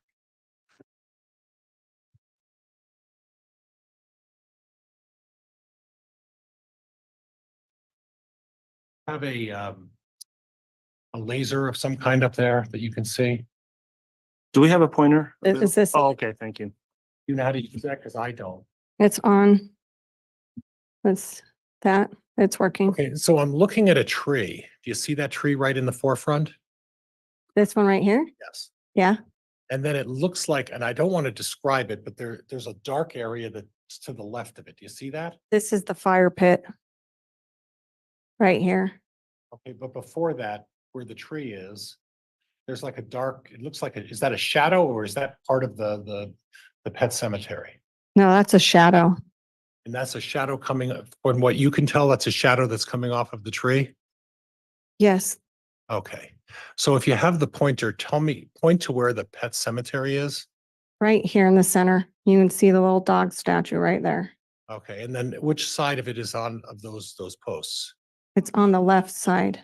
So put the point, the red mark where that would be. I just had it on there. That's Okay. it right there. Okay, thank you. And then in regards to the house, where would the house be, on which side? The house is off to the left. So there's the red barn and then the home would have been over here. Okay.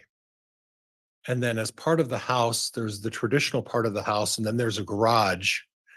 And there is a structure attached to the garage. Yeah, they called it the cozy cone. And that wasn't really the original part of the house, correct? The previous owner had added it onto the house and there's stairs that go up to a room where they had musical instruments and Mark would sleep there. Occasionally. Yeah, And that's to access, what did you call it? The cozy what? they called it the cozy cone. And was that because of the nature? It of was the- because of the pitched roof. Okay. Okay, and I'm going to try to slow down so we don't interrupt each other. Yeah, sorry. That's okay. And that cozy cone, you asked, and you've been inside the house, is that right? Yes, I have. And that cozy cone is accessed by going out into the garage and then to the back. Objection, Your Honor. Counsel's testifying. I'd move to strike. Sustain. The You know how you would question- access Hold on, Ms. Pryor. Sustain, that question is stricken. Jurors to disregard. Thank you. And do you know how you would access the cozy cone from the garage? There's a hallway and a staircase that goes up. It's just through a doorway from the house. So it was like a hallway. Okay, and that's what your recollection is? Yes. Okay. Okay. And your recollection is it's a hallway that goes through the house, not through the garage? It's part of the garage is, there's a door from the kitchen and you would just take a step down through the garage and it was a hallway. It was connected. Okay. And this hallway that you're speaking of is in the garage? No, the hallway's not part of the garage. It was part of the annex for this attached structure. Okay. And is this attached structure attached to the back of the garage? Yes, and to the home. They're all connected Okay. to all one right. another. And Judge 23, All right, 23F's being published now. now again, if you could take the red pointer and show me exactly again where the pet cemetery is, Well, you can see the dog statue right here. right? And they'd put the fence post. Tammy had originally been trying to grow raspberries here. And they weren't taking the way she had wanted to. And since the soil was tilled, it was easier to bury pets. Okay. And that was, you anticipated my question, and that was originally a, Raspberry patch. I'll try, Judge. I'll try. Okay. And at that point, then, since the raspberries weren't taking, now that's that area that we're talking about. And Judge, if we could switch back to the other exhibit, if I may. 23A. That's correct.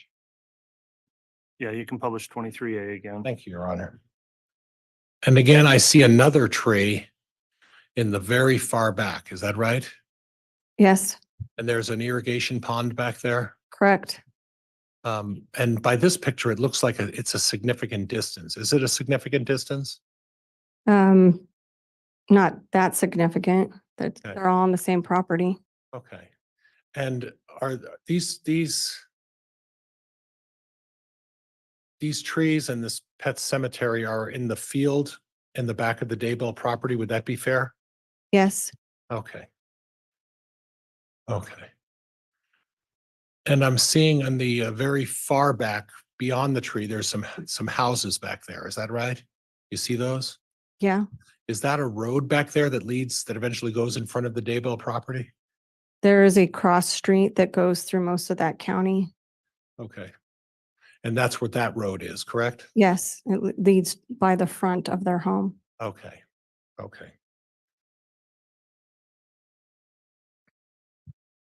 And Judge, if I could just have a moment, please. Yes.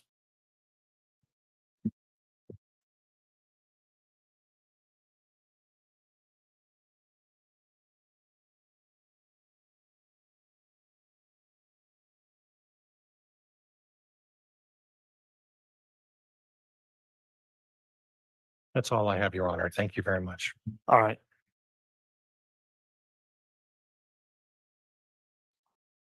Ms. Blake, does the state wish to redirect?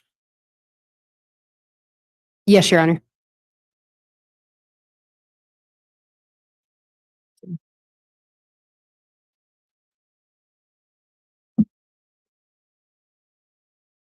You were asked some questions about Chad and Tammy's kids, and I think you responded you really haven't been in contact with them. Correct. Why is that?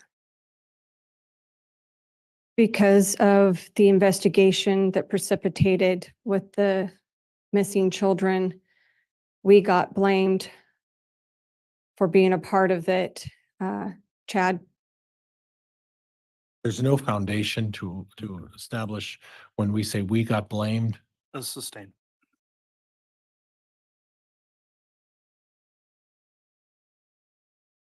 Prior to Tammy's passing, did you have contact with Chad and Tammy's kids? yes, I did. Is it fair to say at least some of them were close with your family? Yes, we raised our children together and we did a lot together.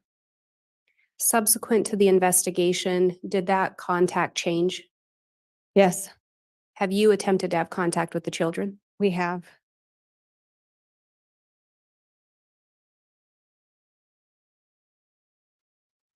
You were asked about the pet cemetery and whether or not you knew every pet buried in it. Do you recall that question? Yes, I do. And you indicated you knew of some pets that were buried around there? Yes. At some point, did you learn of something or someone else that was buried in Chad's backyard? Yes. And what was that? 2 children. I have no further questions. All right. Thank you, Ms. Blake. That'll conclude the testimony then of Ms. Gwilliam. Feel free to take a moment if you need before you go ahead and step down. She's not subject to the exclusionary order, so I don't know if she's under subpoena or either side wishes to address whether or not a subpoena is in effect. She is not under subpoena from the state, Your Honor. If she had been, we would release her at this point, but she is not subject to the exclusionary rule. And Judge, she's not under subpoena from the defense, so there won't be any recall. All right. Thank you.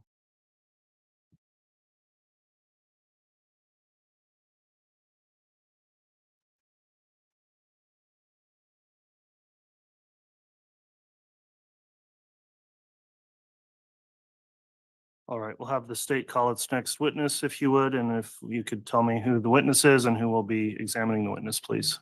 Your Honor, the state is going to call Nicole Heideman. I will be examining the witness. I would ask if we could approach just briefly before this next witness. Yes, you may.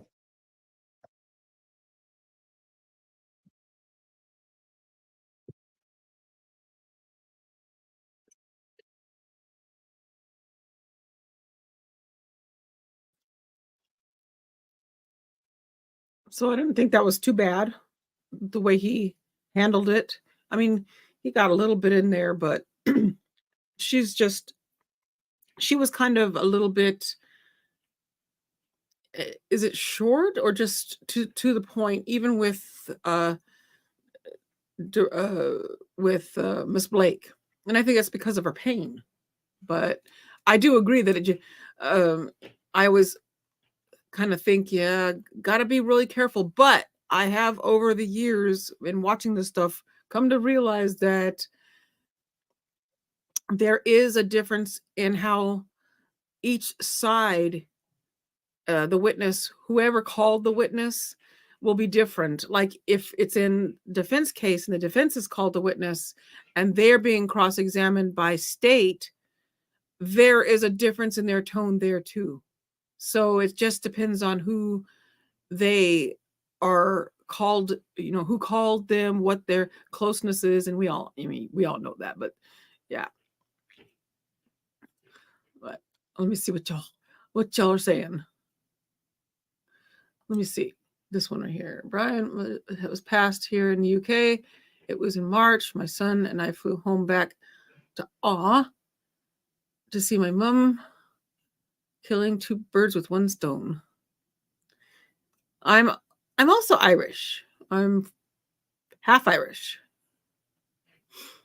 And on the other half is some other stuff. I did that 23andMe thing and found out what my heritage is. I'm adopted, so I only know one half of my family history. So the other I had to find it by using 23andMe.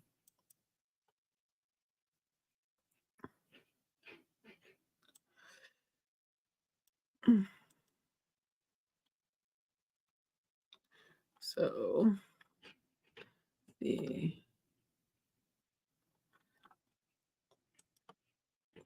I did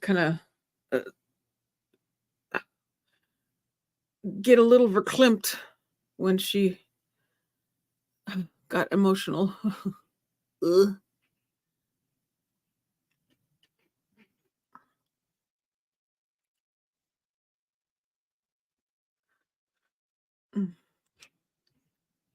Oh, about yeah. I used to be on the kind that would be like,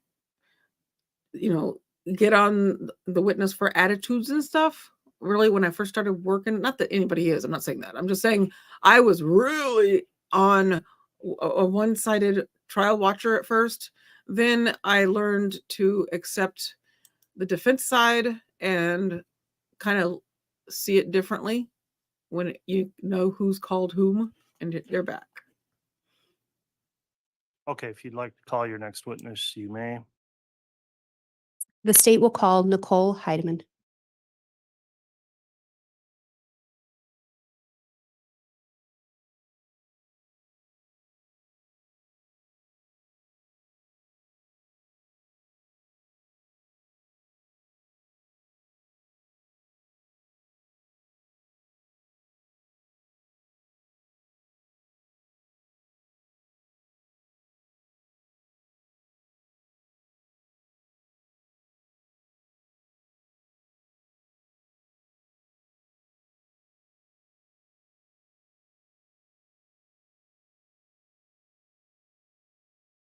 All right, tactical specialist, correct? Heideman, it's been a while since you were here testifying, but you were previously here. Given the length of time, I am going to have the clerk please administer an oath again to you. Thank you. Do you solemnly swear or affirm the testimony you're about to give will be the truth, the whole truth, and nothing but the truth, so help you God? Okay, thank you. You can be seated.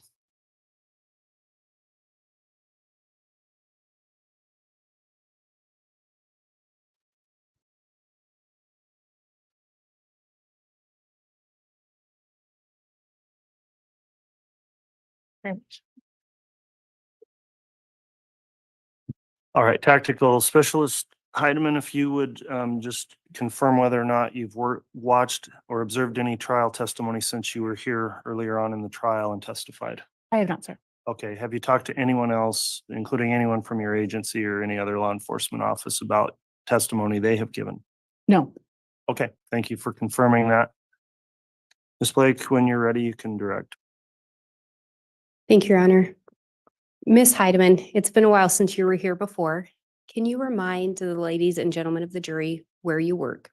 I work for the Federal Bureau of Investigation. And how long have you been employed with them? Almost 16 years. What is your current title or position? Tactical specialist. And at some point, did you become involved in the investigation regarding missing children? I did. As part of your role, were you asked to look specifically for evidence of wedding planning? I was. And who was that wedding planning in relation to? Chad Daybell and Lori Vallow. In looking for that, did you review phone data? I did. Did you review data recovered from search warrants Yes. and the responsive documents to those? Yes. Did you discuss the case with other investigators, detectives, or officers? Yes. Did you also read reports of interviews? I did. And in preparation for your testimony today, did you create an exhibit? Yes. And Your Honor, I have what's been marked as State's Exhibit 185. I will indicate it is actually a jump drive. However, I do have copies of the PowerPoint printed out as well, one for defense counsel, a courtesy copy for Your Honor, and one for the court. I have a jump drive for the court and defense counsel. Very well.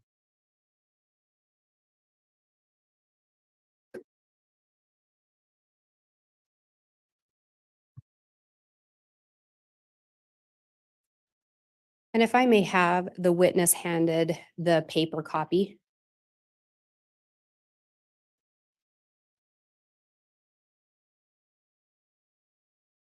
And if you, oh, Yes. she be handed one. Sorry. And Ms. Heideman, would you look through those pages?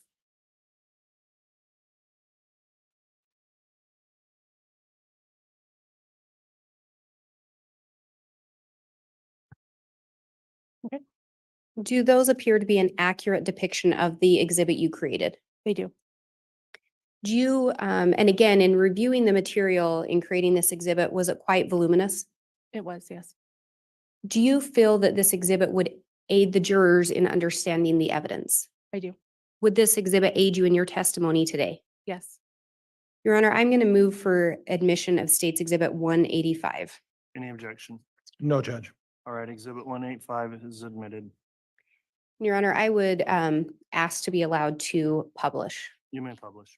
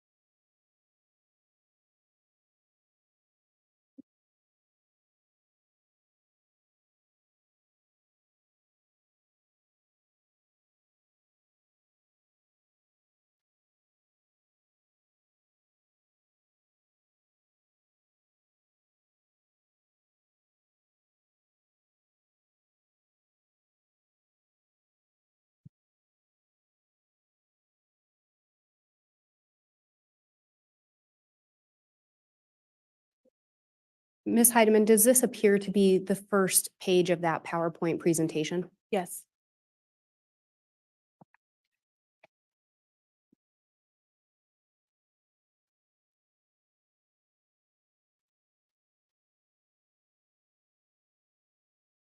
Can you tell us what we're seeing on this slide?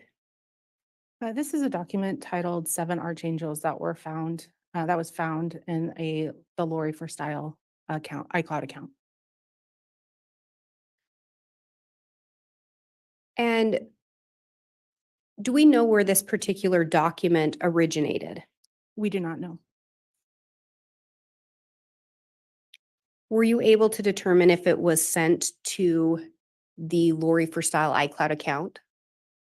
It was saved as a PDF in the media section on the account, but I don't know I can't say how it got there or when. Was there something about this particular document that stood out to you in relation to your investigation? During the course of the investigation, the names Raphael and James appeared in relation to Chad as an alias for Chad. That was the first thing that stood out.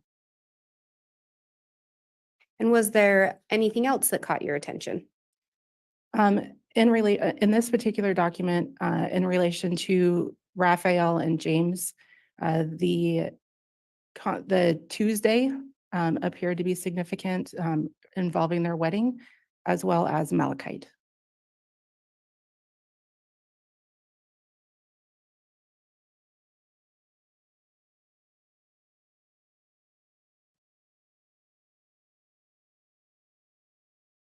And is this that same content just enlarged? It is, yes.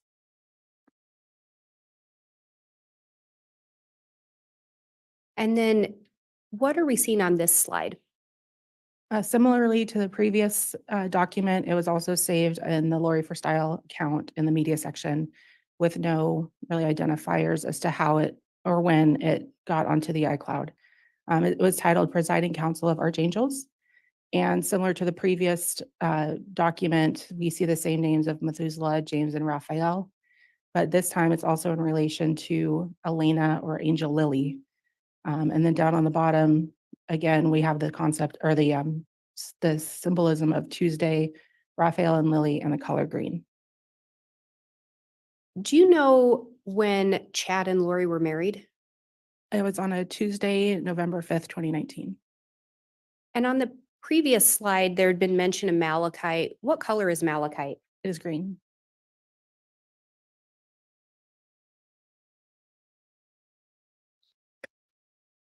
Did those names, James and Elena, appear in the iCloud account as well?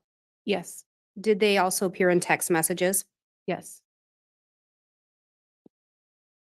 Did you learn through the investigation of Chad being referred to as Raphael yes, and Lori being referred to as Lily? yes. And last time you were here, we talked about some Google searches you reviewed. Mhm. Do you recall talking about searches for malachite? I do. Do you recall what accounts searched or who the accounts were associated with that searched for malachite? Yes, Chad Daybell and Lori Vallow. And do you recall approximately when some of those searches occurred? If I recall correctly, Chad's earliest search of malachite was in March of 2018. And then Chad and Lori both appeared to be searching for malachite in May of 2019. And during May of 2019, was Charles Vallow still alive? Yes, he was. And was Tammy Daybell still alive? Yes, she was.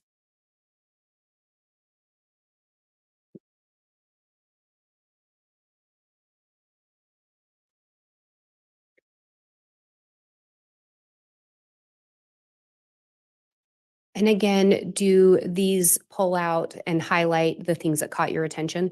Yes.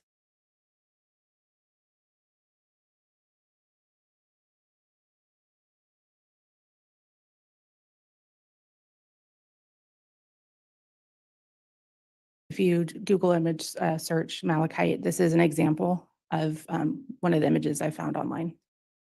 So this was not found within the accounts. It was not, no. And we talked about those searches. Is that what we're seeing here? These are, yes, the later searches in 2019, correct.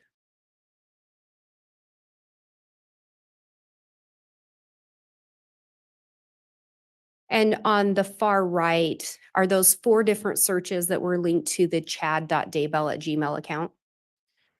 It appears to be 2 searches and then visiting 2 websites. And then closer to the image of the malachite, is that a search associated with Lolly, Time Forever? Yes.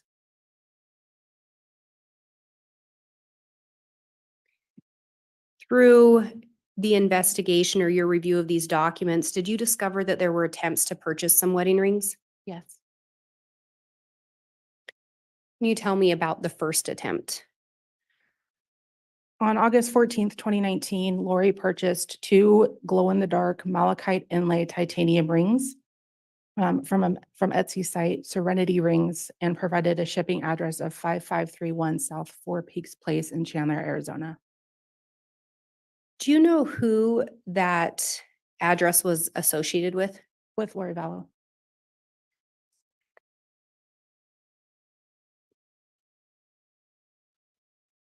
And do you recall when Charles Vallow was killed? July 11th, 2019. And again, on August 14th of 2019, was Tammy Daybell still alive? She was.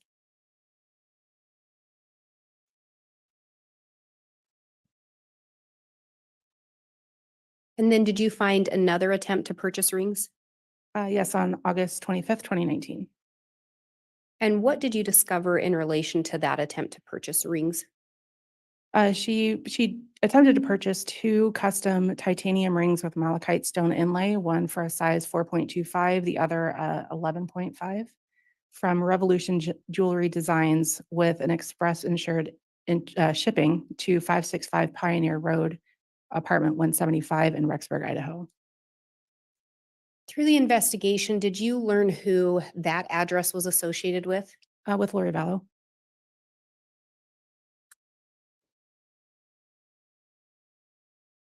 Did you learn whether or not there was ever a successful purchase of malachite wedding rings? Yes. And what did you learn in relation to that? On October 2nd, Lori purchased 2 wedding rings. One gems on click, choose your gemstone color, square natural silver, sterling silver prong ring for women, and a Southwestern style malachite gemstone inlay wedding band, sterling silver unisex ring.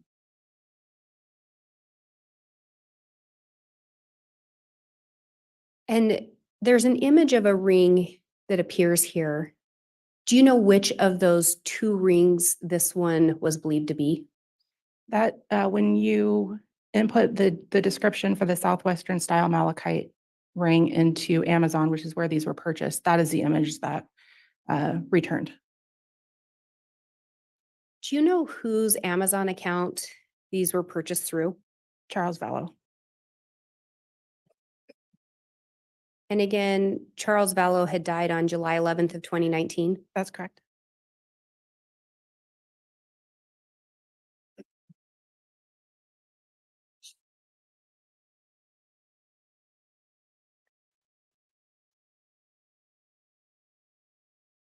And what are we seeing on this screen?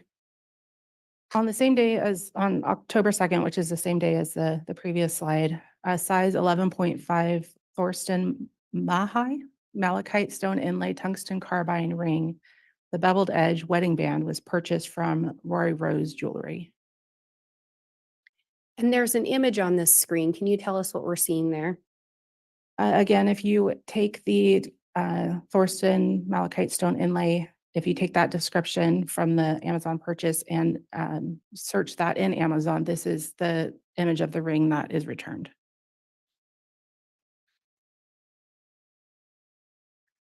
Did you find something else in relation to this particular ring? That ring was returned and repurchased as a size 11. And did you determine approximately when that was done?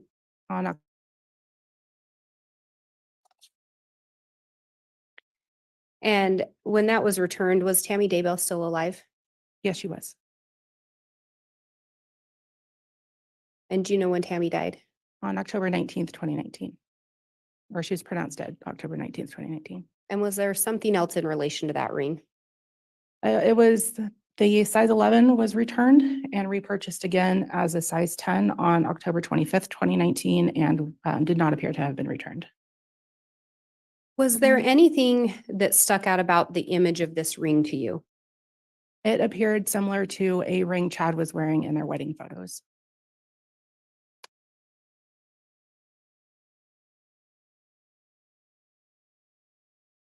And what is the image on the left of the screen from my angle? That is a photo that was taken during their wedding, and that was part of their wedding photo package.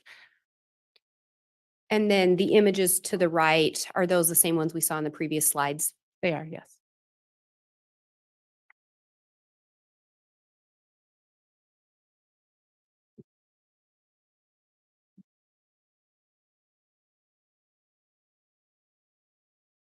In relation to the investigation, did you also review some messages sent between devices associated with Lori and Chad?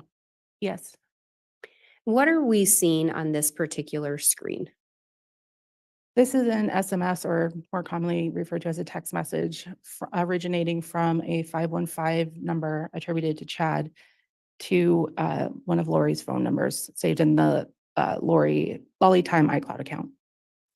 And could you tell what date this was sent? July 13th, 2019. And could you please read the message into the record? Concerning the 2 weeks, BYU Idaho's graduation is July 23rd. Adam is getting his bachelor's and Leah and Joe are getting their associates. They are all walking in the same commencement ceremony. I feel she will be gone by then, but I will still have that hoopla to deal with because a lot of my and Adam's family are coming and will stay for July 24th. So I believe that's why the Lord hinted I might not get to be with you until that is over. Please ask about that. Do you know who Adam is in relation to Chad? Adam is Chad's son-in-law. And do you know who Leah is? Chad's daughter. And what about Joe? Again, Chad's son-in-law, yes. Were there certain things about this message that stood out to you? Yeah, it seems to provide a date of when she will be gone by then and that they will be together. And that, you know, family's in town and that he may not be able to get to be with her, Lori, until that is over. And when it talks about her being gone, was Tammy, or she will be gone, was Tammy still alive at this time? She was.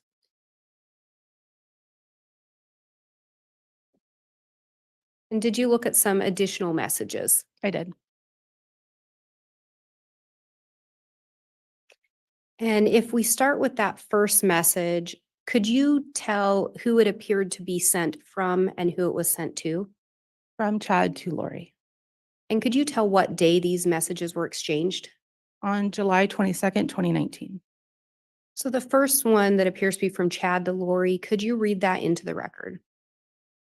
Love you. Going with Garth in an hour to the other side of heaven too. Missing you desperately, but so excited to be with you. And then that next message there, can you tell who it appears to be sent from and who it appears to go to? From Lori to Chad. And can you read that into the record? Do you want the emojis? Yes, please. You will love it. Heart emoji. And then the next message there, can you tell who it appears to be sent from and who it's sent to? From Chad to Lori, not as much as I love you. And then the one after that? From Lori to Chad, I love you. You will enjoy the scenery. It looks like Kauai a lot. And the one and the next one? From Lori to Chad, hopefully we'll be there. Hopefully we will be there someday soon together. And the following message? From Chad to Lori, that is the plan. And then the final message on there? Again, from Chad to Lori and my greatest desire.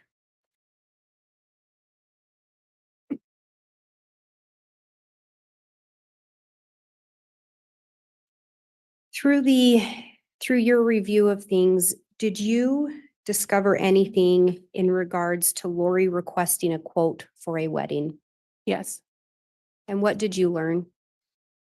Lori emailed a request or filled out a request form on October 30th, 2019, requesting a wedding on a Kauai beach for November 5th, 2019. And in those messages you just read, do you recall a specific reference to Kauai? Yes. And from your review of that, was there a specified date as to when they wanted to hold the wedding? On November 5th, 2019. And do you know if Chad and Lori were actually married that day? They were.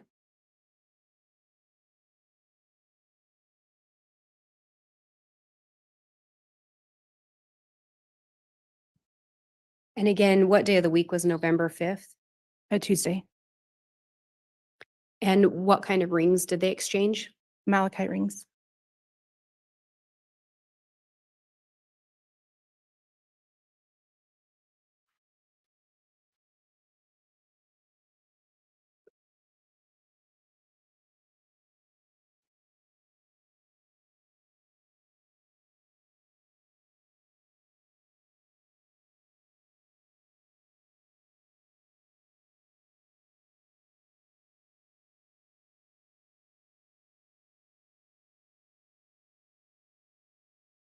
And Ms. Heideman, as part of the investigation, were you also asked to look at some temple attendance records?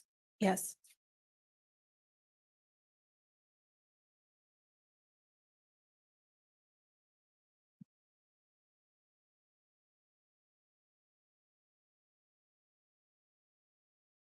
And do you know who those records were for? Chad Daybell and Lori Vallow. Your Honor, I have what's been marked as States Exhibit 230. I have a copy for counsel, the court, and a courtesy copy for Your Honor. All right.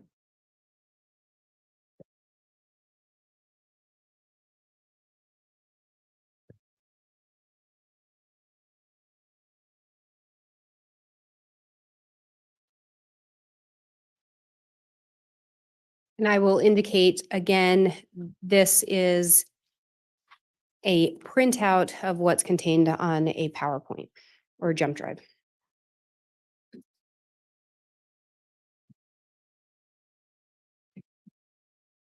Or excuse me, not that one. In looking at those records, the 230, do you recognize those? I do. Are those in fact some documents that you reviewed? Yes, they are. In relation to the attendance records, was there a specific time frame you were asked to look at?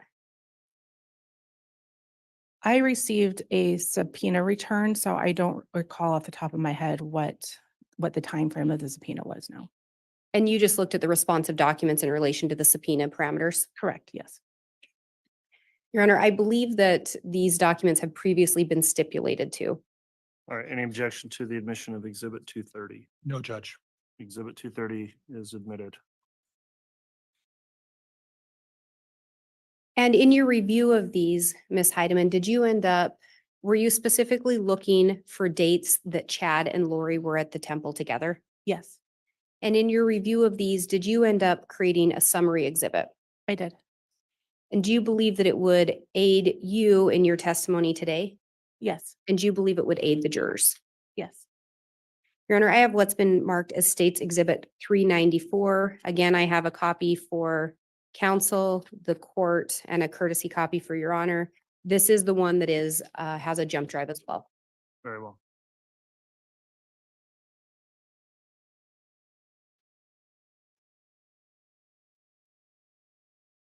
And if I may have the witness shown a copy. Yes.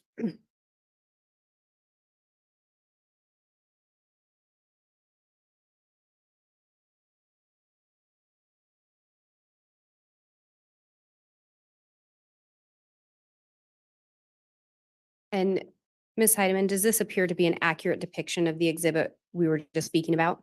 It does. Your Honor, I would move for admission of States Exhibit 394. Any objection? For demonstrative purposes, Judge? Yes, I think is that correct? It's a summary exhibit. As a summary exhibit, is that Rule 1006? Yes. Okay. It can be admitted as a summary exhibit under 1006. Thank you. And Your Honor, I would ask permission to publish from the jump drive. Yes, you may.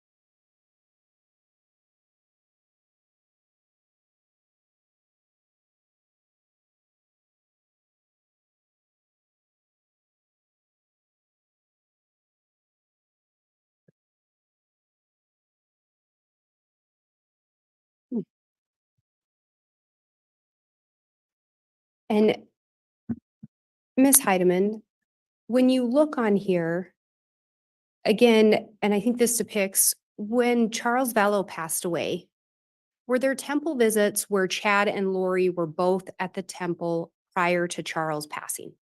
Yes, And how many visits did they have at the temple prior to his passing? 3. In relation to that first visit, was there anything that stood out about that one to you? Yes, in a story, so that temple visit corroborates some information, some evidence in a story where Chad and Lori or James and Elena are sealed in mid-November 2018 in the temple. And when we talk about the story, what story are you referencing? It's a story that law enforcement has termed the James and Elena story, just for ease of reference. It's a story of James and Elena and how they meet and the initial relationship. And so there was indication that James and Elena were at a temple around that same time. Correct, yes. And then in relation to that April 27th visit, can you see which temple they were at depicted there? Yeah, the Houston, Texas temple. Was there something about that particular one that caught your attention in relation to the investigation? Yes, and there was an email sent from a KK Walker email account that was created by Lori requesting Chad visit or come to Houston to speak at a children's camp in Houston on April 27th, 2019. And when you're looking at these temple visits, do you know how the visits are logged?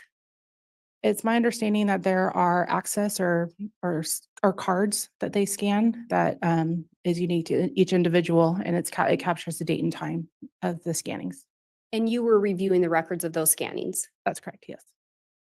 And with these first three, were the scans of Lori and Chad's cards relatively close together? Yes. And when I say relatively close, could you give an approximation? Within seconds to a minute or two. And are you aware when Lori moved or about when Lori relocated to Rexburg? Approximately September 1st, 2019. And are you aware when Tammy Daybell died? October 19th, 2019.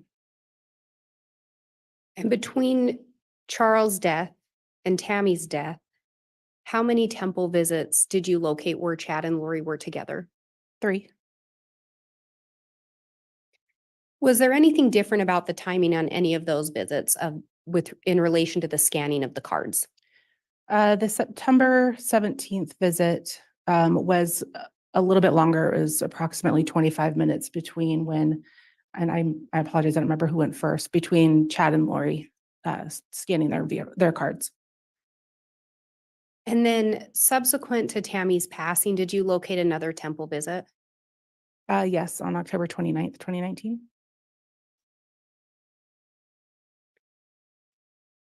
And in looking at these, why were you looking at them? What were you trying to look into? We were looking at, again, to sort of corroborate other evidence in the case, as far as, like, as mentioned before, the James and Elena story.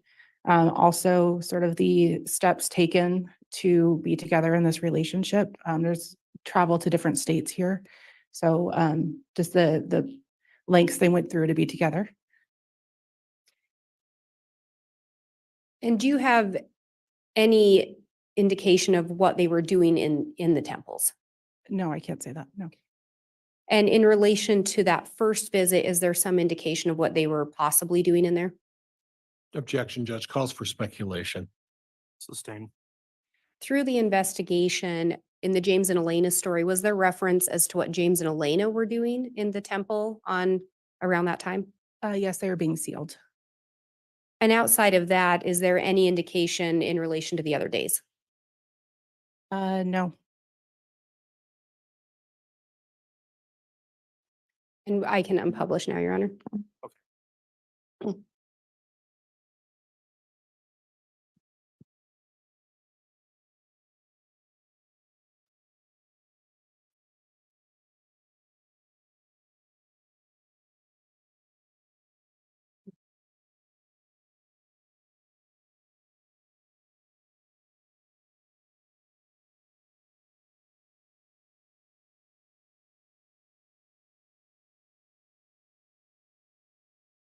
And Ms. Heideman, we've referenced the James and Elena story.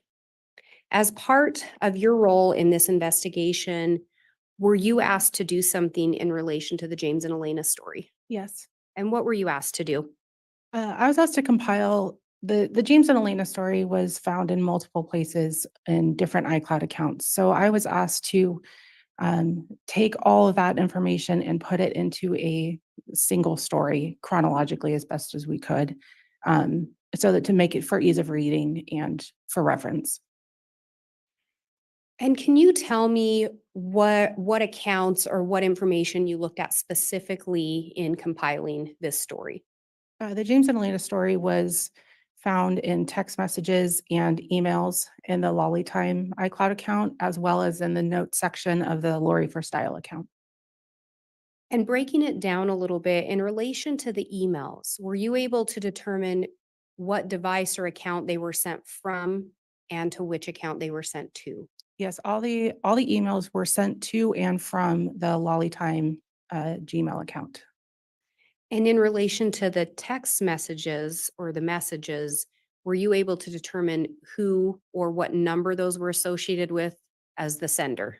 Yes, from the 515 number attributed to Chad. And who were those being sent to? They were to the Reali-Tea. They were saved in there. There's multiple phone numbers, but they were all attributed to Lori. And when we talk about attribution, do you recall when you were here previously testifying about attribution? Cell phone attribution, yes. And was that 515 associated with Bubby, one of the numbers you talked about that day? I did. And then turning to the notes, where were the notes located? They were saved in the Lori for Style account. In relation to the notes, was there any way to determine a date, time, any other identifiers with those? There did not appear to be any date or timestamps on those documents. And again, through the investigation, who did you learn or did you learn who James was an alias for? Chad. And what about Elena? For Lori. Did you learn of other aliases associated with Chad? Raphael. Did you learn of other aliases associated with Lori? Yes, Lily. And when we talk about Bubby, was Bubby a reference to Chad from what you could tell? Bubby was a term that I think was a term of affection that Lori used. I believe she actually referred to Alex and Colby, her son, as Bub or Bubby. So it was a term of endearment, but it's saved as Bubby is saved as the contact for the 515 number, which has been attributed to Chad. Is it fair to say in compiling this James and Elena that you went through? Yes. And have you in fact compiled that story as best you could into one format? As best I could, yes.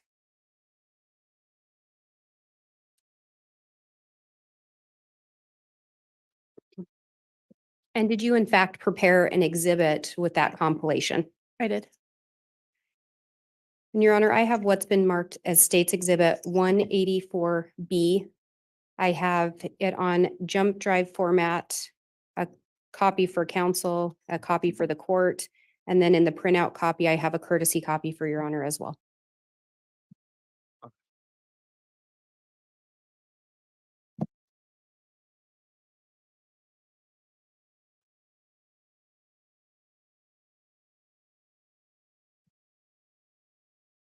And I would ask the witness be shown a copy. Very well.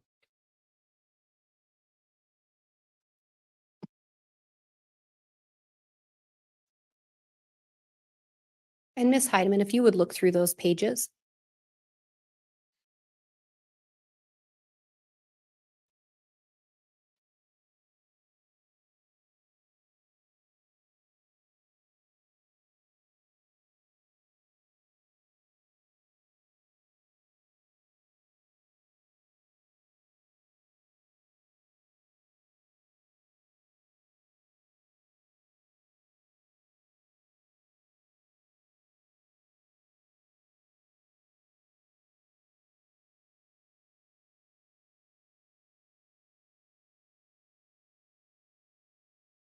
Okay. Do those appear to be an accurate depiction of the James and Elena story as you compiled it For the exhibit, yes. for the exhibit? Yes. And Your Honor, I would move for the admission of States Exhibit 184B. I would also indicate the reference sources, the content of those have already been stipulated to by the parties. Any objection? With the understanding, Judge, that the entire transcript of this thing be admitted as part of that stipulation. Yes, is that what's in the exhibit, Ms. Blake? Yes, Your Honor. And council has a copy. It's the story as compiled. I believe it does not contain some of the notes and additional messages associated with it if council's referring to those, but it's the body of the story. That's what I understand as well, Judge. Thank you. Okay, thank you. So exhibit 184B is then admitted. And Ms. Heideman, as you went through this, were you looking for specific things outside of just compiling the story? Yes, we were looking to see if we could confirm that events in the story happened in real life. And in looking through that again, did you look at a significant amount of information? I did. And did you compile an exhibit outlining some of those things that you found? I did. And is it a summary of some of what you located? Yes. Your Honor, I have what's been marked as States Exhibit 184G.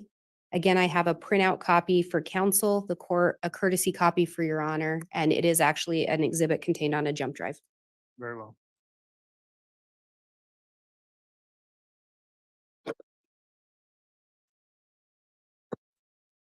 Yeah, thank you.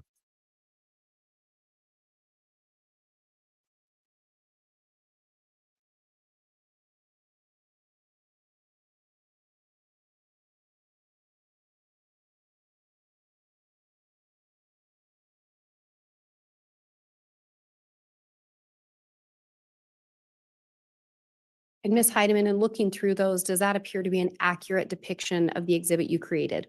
It does. And do you believe it would aid you in your testimony today? Yes. Do you believe it would aid the jurors in understanding your testimony? Yes. The state would move for admission of States Exhibit 184G. Any objection? No objection, Judge. All right, exhibit 184G is admitted. And Your Honor, may I please be handed the jump drive of 184G? Yes.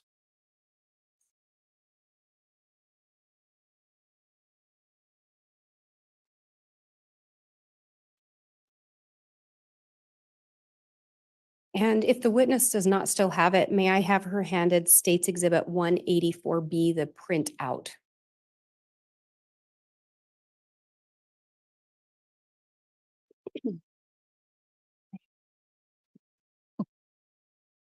And Your Honor, I would ask to publish States Exhibit 184G. You may publish.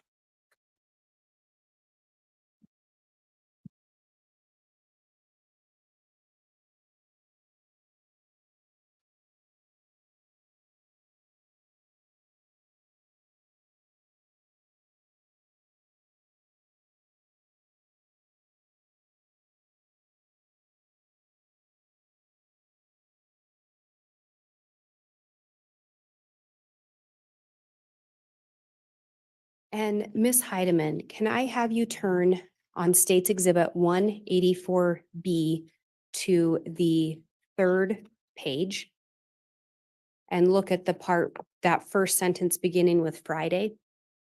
Okay. Would you please read into the record from Friday to the word forever? May I ask a question real quick? Yes. I am aware, I don't know if it's this one exactly, but there might be some typos or grammatical errors. Do you want me to read it as it is, or maybe how it should be? Little things like if, of, like just typo stuff. Thank you for clarifying that. Let me ask you, when this was created, did you essentially copy and paste as it was located within the iCloud account? Yes. So does that include grammatical errors? Yes. There Does were it include typos. some typos? Yes. As you read through, would you please indicate, would you please read the correct word? And then we will go back and indicate what the other word written or typo may have been. The correct word as on. If you would read the correct word as you believe it to be. Oh, I'm sorry. Yes. Yes. And you said to start from If Friday? you'll start on Friday and read to the word forever. Friday morning, October 26th, driving south on the freeway, a voice said, "You will meet an extraordinary woman today who will change your life forever." This was shocking since such a thing seemed very unlikely at this conference. It is actually a very detailed story that began long ago on another world, and I will cover that part as I go along and the characters figure things out. But on the morning of October 26th, James arrived in St. George, still a bit baffled by the message he had received. He unloaded his books and set up his table, then joined the organizers for dinner in the main room. He saw his friend MG, who had been so helpful to him when he spoke in Mesa that July. MG introduced James to her friend Elena. And I'm going to stop you there for a moment. As you look through that, and if we look at the exhibit on the screen, was there something about that first part that caught your attention in relation to what may have been going on in Chad and Lori's lives? On October 26th, 2018, Chad Daybell was listed as a speaker at a Preparing a People conference in St. George, Utah, between October 26th and 27th. Additionally, we have Melanie Gibb, or MG, we believe in this instance, confirmed that she was the one that introduced Chad and Lori as their mutual friend at this conference. And then on October 30th, 2018, Melanie Gibb texted that below the photo to a group text, including Lori Vallow, that was captured in an iCloud account. And when you went through this, was there also mention of Elena helping Chad sell his books? Correct. Later in the story, I believe there's indication, or in the story, it says that Elena helped Chad sell his books. Yes. So in that first part of the story, did it appear to match up with events going on in Chad and Lori's lives? It did. And then if you will pick up reading, if you'll pick up on the fourth row or fourth line from the bottom at the very end there, he was, and read until, and read those next two sentences. He was happily surprised when she mentioned a key part of his novel, The Renewed Earth. No one had ever recognized the significance of that scene before. And then if you'd read the next two sentences, I apologize. He had heard that voice before and seen that smile before. He felt they had even talked like this before. But who could be certain when? And looking back now to Exhibit G that's up on the screen, in that image that we're seeing there, do you know who, and when I say the image, the photo of the people, do you know who those individuals are? I don't recall the woman to the far left. The second woman from the far left is Lori Vallow, then Melanie Gibb, Chad Daybell, and Zulema Pastenes.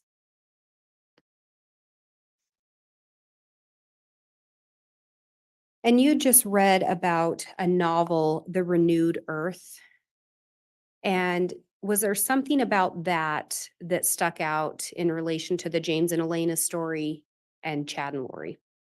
In the James and Elena story, he claimed to have written a novel titled The Renewed Earth, and Chad Daybell also wrote a novel entitled The Renewed Earth.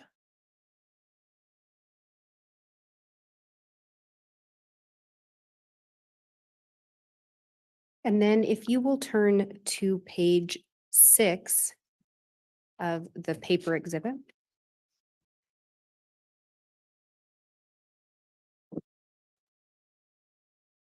And if you will start reading that first sentence and read the first two sentences into the record.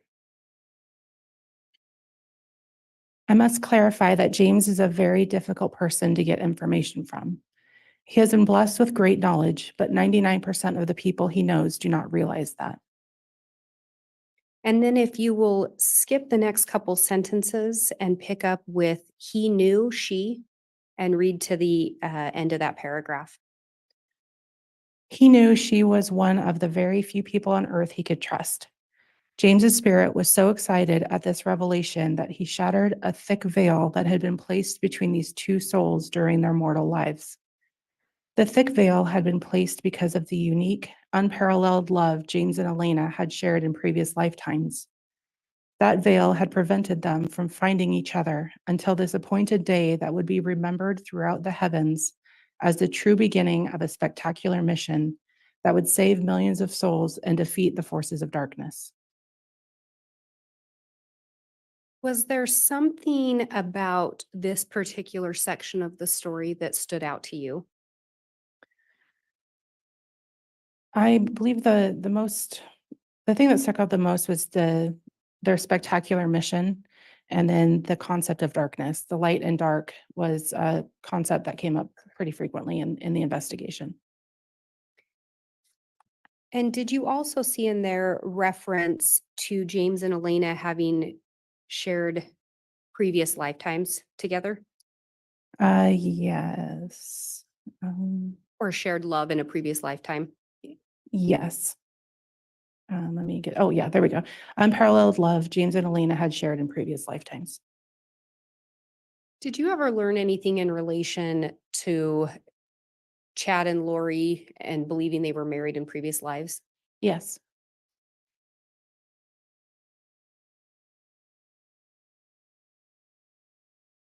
And then if you'll turn to the next page, page 7, and looking at the top there, could you read from James' physical attraction and read in the first 2 sentences? James's physical attraction to Elena was almost overwhelming, but he was equally drawn to the spiritual energy that was radiating from her. As they talked, it was confirmed to him that they had indeed been married before and were eternal companions. As you're looking, as you read through that, do you see who it was confirmed to?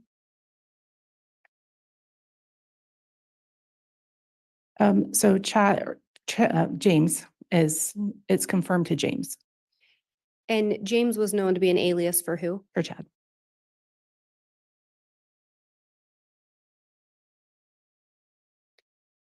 And if we turn to that next page, page 8, and it's about halfway down, a little more than halfway down, there's a sentence that starts out with, he made an awkward attempt. Okay. Just till the end of the, oh, I'm sorry. If you would read those 2 sentences, that and the following sentence. He made an awkward attempt that was way too brief because their friends were bringing more boxes. In that short embrace, though, he knew he had found the woman he had searched for his entire life. Do you know approximately what period of time this would have been referencing? This would have been referencing the October 26th, their first meeting. And during this time, was Tammy Daybell alive? Yes. Was Charles Vallow alive? Yes.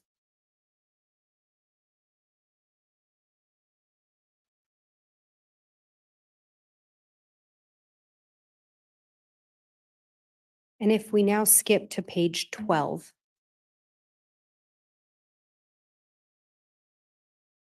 And 4 lines down on page 12, starting with when he arrived home.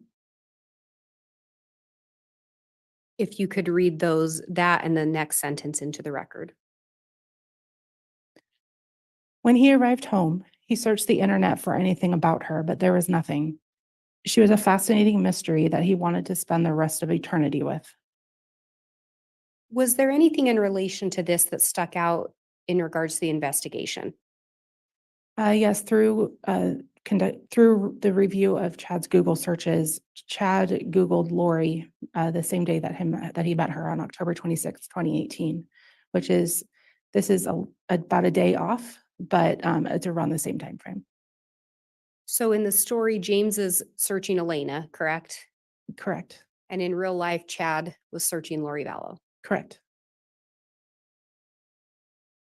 And if we go to the next page, 13,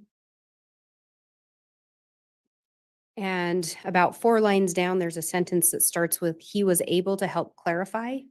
Would you read from there to the end of that paragraph? He was able to help clarify many of the promptings and impressions she had felt in recent years. She knew she had lived on Earth before, and James was able to clarify when. They had been married before on this Earth and other times on a previous Earth. Their love truly spanned the universe and eons of time. They knew the Lord had brought them together again for a crucial mission that only they could accomplish as a united couple. During the next week, they spoke every day for at least an hour, but often longer. They hungered to know everything about each other. This was a new experience for James, to open up and share the true feelings of his heart. But he knew he could trust her completely. The bond between them was intense, and only the vast distance between them kept their passion for each other from roaring into a blazing inferno. She quickly became his best friend, or better said, two best friends had reunited, and their prior love was now ignited in a wonderful heavenly way.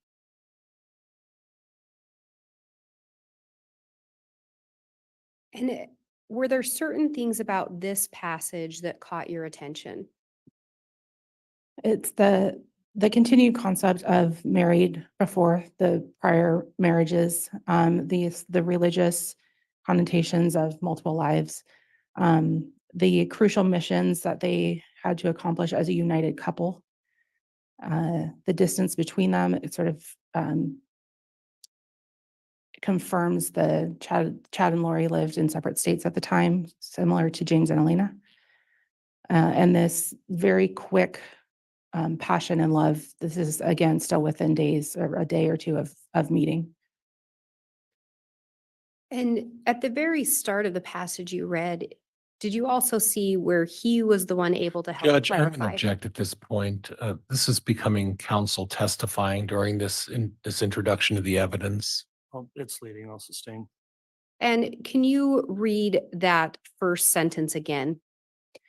He was able to help clarify many of the promptings and impressions she had felt in recent years. And again, James is an alias for who? For Chad, And Elena is an alias for who? for Lori. And Judge, that's been asked and answered and previously been established, and yet it's continuing. Well, the objection is overruled. It's not timely. Go ahead, Ms. Blake. Thank you. And if we then move to the next page, page 14, starting about 4 lines up with he knew. If you would read from he knew to the end of that. He knew they had been married before, and they had been close friends with the Savior when he lived in Jerusalem. James had served in an important position in the Lord's church, and Elena had been his beloved spouse and best friend. That relationship was now meant to continue in this lifetime.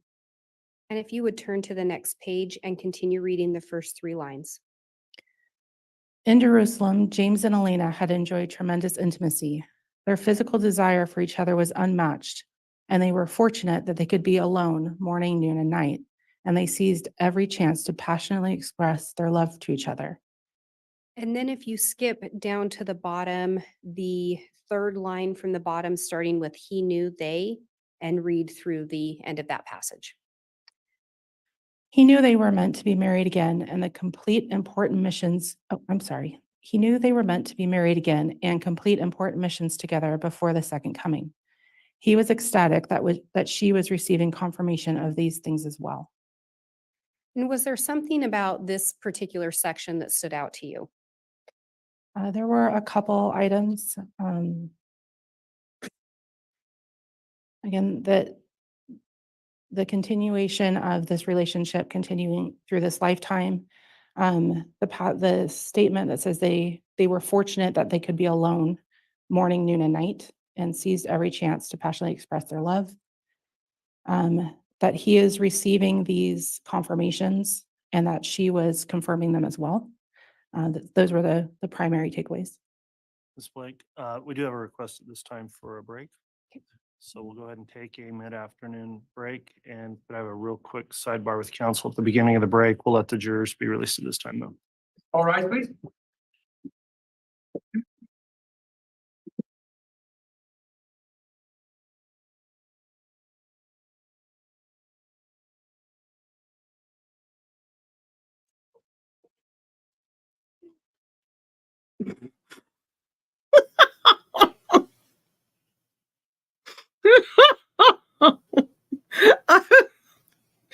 Oh my Lord.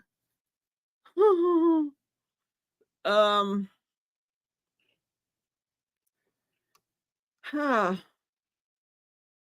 A very good moderator said to me behind the scenes, now I know why they brought in a tactical specialist for the wedding stuff. Oh, it's not funny, but it is. Oh, I don't even know what to say. Uh, I kind of want to. What I want to do is read it with the intent he meant it with. Yeah, oh, let's see. Oh, I can read it. Oh my goodness. Hold on a second. It's linked on East Idaho News on the update page for this. Oh wow. Yeah. It's actually kind of oh, maybe I don't. What is this? A general occurrence hard copy? Oh, okay. There's a lot of stuff in here. Oh. Yeah, maybe okay. Yeah, the whole thing is there. All right. Well, if y'all ever want to read it, it's right there. Ew. I'm good. So the story was found in multiple places in different iCloud accounts. So if you want to read it, it's right there. James and Raphael. That's an interesting combo of names for past lives. Were aliases for Chad. Yeah. Elena and Lily were aliases for Lori. By the way, I looked up Lolly. I shouldn't have looked that up. Never mind. I'm not. Okay. Yeah. I'm like, oh, never mind. Close that out. Don't look that up. Well, it's not, I saw Urban Dictionary, so I clicked on that and I regretted it. So now I know and from the Urban Dictionary, but I'm not saying it out loud. Oh, so she had aliases, Elena and Lily. Lori referred to Chad as Bubby. Well, crap. I am going to have to refrain from using that now. Blake moves to admit the exhibit of the story. Heideman was looking to confirm that events in the story happened in real life. So, did they? So this was, let me see if I can get some more. I didn't update. That's not updated. I got to go out and come back in.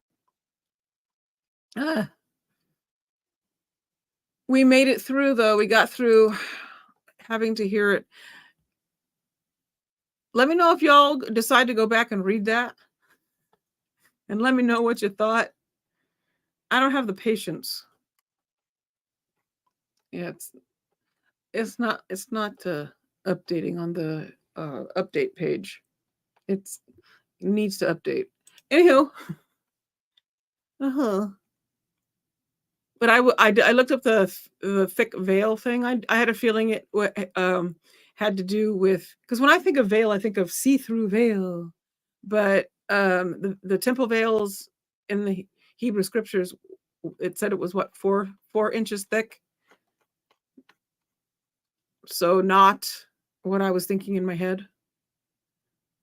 I think from the thing I saw about the temple, as far as, hold on, I gotta do something real quick. Hold on. Stop, camera. It's driving me crazy. I have to put some lip stuff on.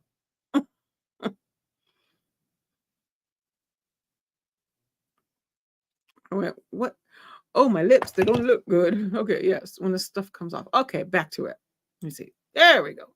All right, so the I've seen the video on that one thing I told you, No Name Noah. So I have seen what I think it's the Salt Lake Temple is the one he went to.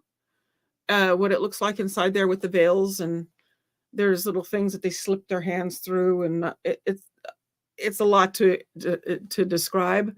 But if you ever wanted to know what it's like to be in the temple ceremony place that most people don't really get to see unless they have reason to be in the temple part with the ceremonies and stuff. But it's quite a spectacle to see, and it's interesting. Lemon curd. Let's see. Wait, let me go back up here. So, yeah, huh? Yeah. I in my head, I was picturing something else. Obviously, but when I Googled it and then saw urban, it wasn't what I thought it was. It's something else. So I don't know what it is. I don't know what she's referring to. I don't know what it means. If anybody knows, let me know. But just if it's bad, don't let me know.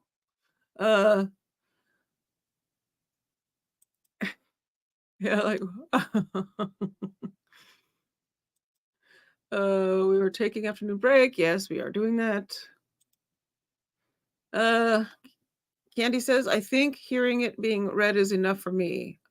I read true crime books, of course, not into fantasy. Yeah, I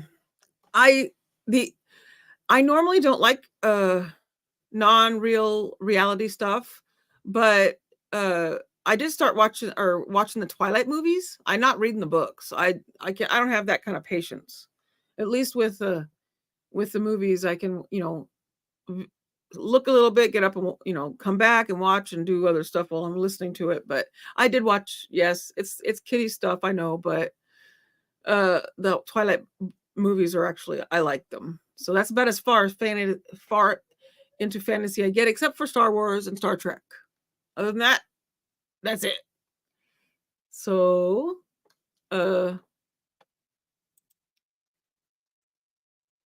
through all the madness and the sadness, we still managed to get a laugh. I have to. I can't. I'm a naturally giggly person. I've been this way my entire life. I cannot stop it. It just is a thing. It's my reaction to stuff. Yeah. How will Mr. Pryor get through this one? If he starts reading segments of it, I'm gonna be please don't read it. We should do a live weekend reading. I say members only. That would be a fun members only thing. We're gonna read it. Yeah.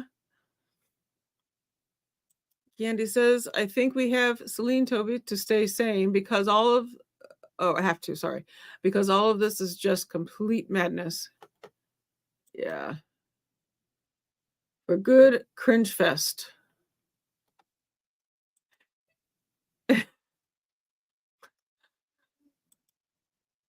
Yeah, sometimes I try to keep a straight face, but I don't always win the battle of doing so. Wendy says, I'd love to see you all tomorrow night for a Lego live stream. I'm going to be on at 9 p.m. Eastern. I'll be in the chat. I'll be there, Wendy, in the chat. I just have to remember. It's at, 9 Eastern.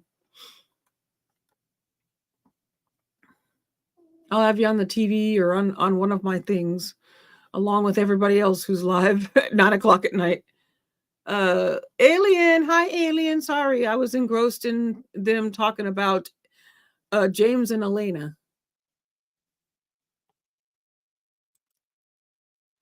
Give us the link if you can, Wendy. Oh yeah. Let me grab MLS's. Let me go to. I'll grab it real quick.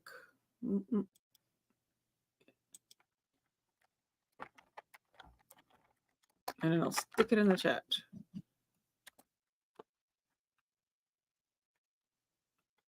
Except I know I have it. I'm subscribed to it. It's easier to find it that way.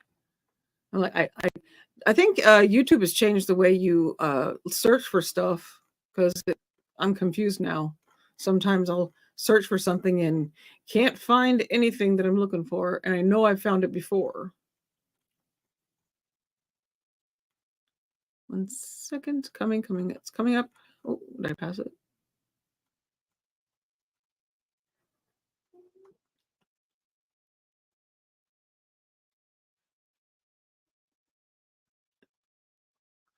I know I'm subscribed. Where is it? I can't find it. What's the name of the channel, Wendy? I forgot that it's MLS something or other, but I'm not finding it under what I typed in. And I thought I know I'm subscribed to it.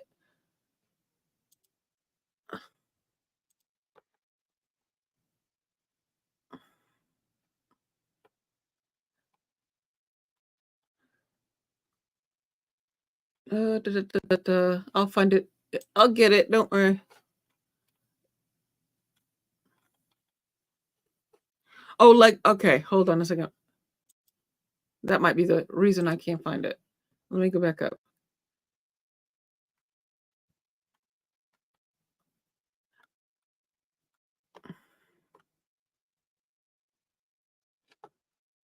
Mm.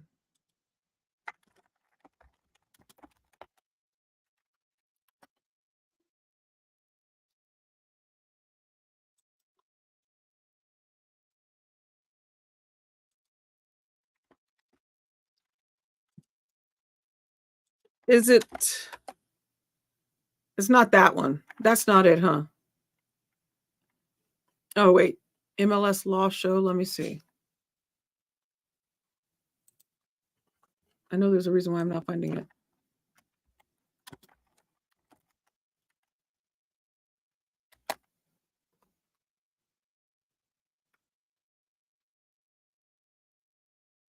Wait, is that it?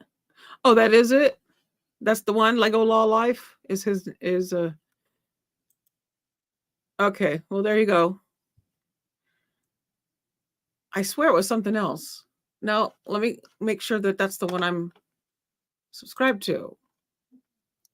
No, well, if it's not him, I'm subscribed now. Yeah, it is. Okay, I'm subscribed. I thought it was something. I thought it was MLS something. Oh, MLS.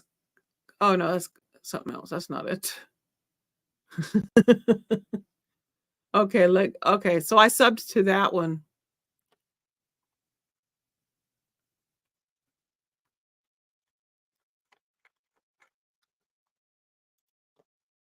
Okay, that's it. Yeah. So you'll be there tomorrow night at 9. He does a live show. Is it every 2 weeks?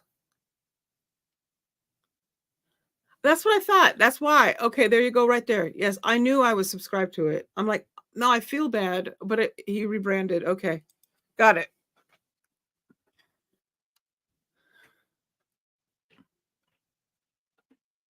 Oh, Dana, I used to read I used to read all the Harlequin novels. Long time ago.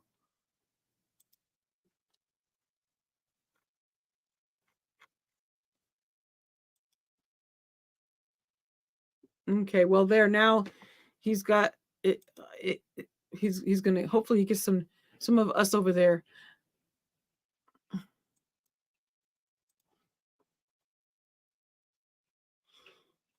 Okay, so let me go back up here. I saw something.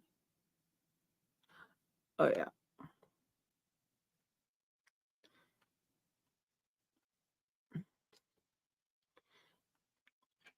Yep.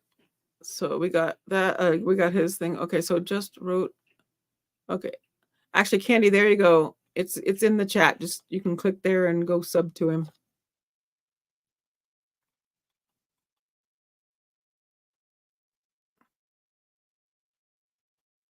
Let's see. Brandy Churchwell will be doing my job tomorrow night and I'll be building. Oh, okay. Cool.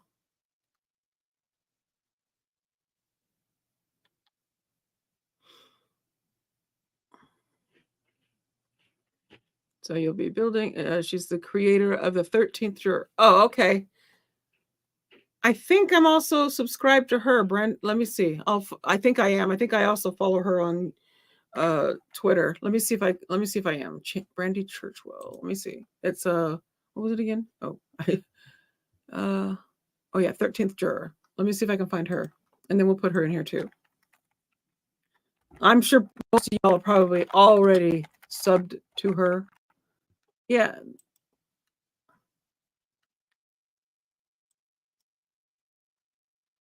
Actually, I'm subscribed to her now. I think I follow her on Twitter, which is why, yeah, you guys are all already probably following her. I'll put her thing in case you're not.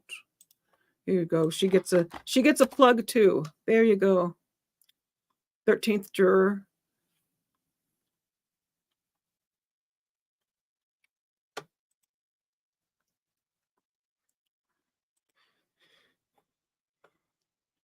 She usually has a pretty big chat. I didn't have time to look at hers because I was also in a really big chat and it was a lot. So I'll go over and see if I can give her another try at a large channel. I don't know what she usually has size wise in her chats, but she gets pretty good views. Yeah, very nice. Okay, well, she's subbed and I'll check her out too.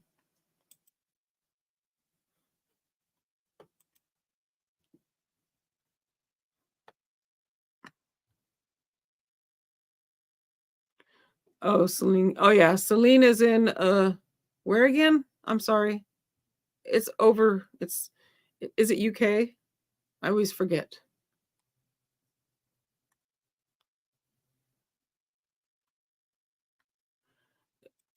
Oh, 13th Juror is? Yeah. I see her pop up and stuff, and I think I subscribed to her, or I mean, followed her on Twitter.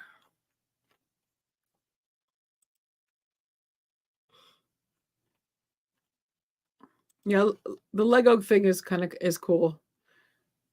I get excited when I see well, not excited in that way, but I'm a Lego person, even though I haven't been doing them in a while because I just haven't had time. But as you can tell behind me, there are boxes. One is right there. No, this finger right there.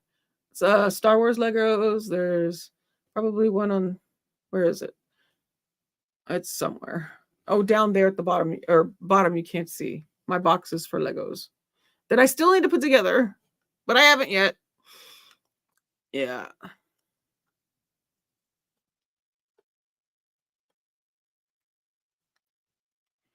Wendy, let's see. So Wendy says, we have had her on before and it was her idea to just so I can build.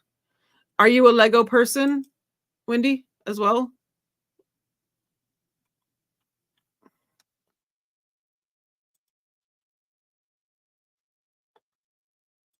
Yeah, I can probably do it now that I have more time. I need to buckle down, and I told you guys before, I've said it before, that I have a Millennium Falcon that I still haven't put together. I started it and then I stopped because I got busy with work, and then I forgot where I left off, and now I have a gigantic box of Lego pieces. Hopefully I think I have the instructions with it. So if I go back and look, my son said he would sit down with me and see if he could get us going back with it again to try to finish it. I'm a person with ADHD that if you start a project and you don't finish it, you might not finish it. Or you might have a lot of half-done projects. I hate that. It's not a fun thing. It's a horrible thing. It shouldn't be a thing, but it is a thing. So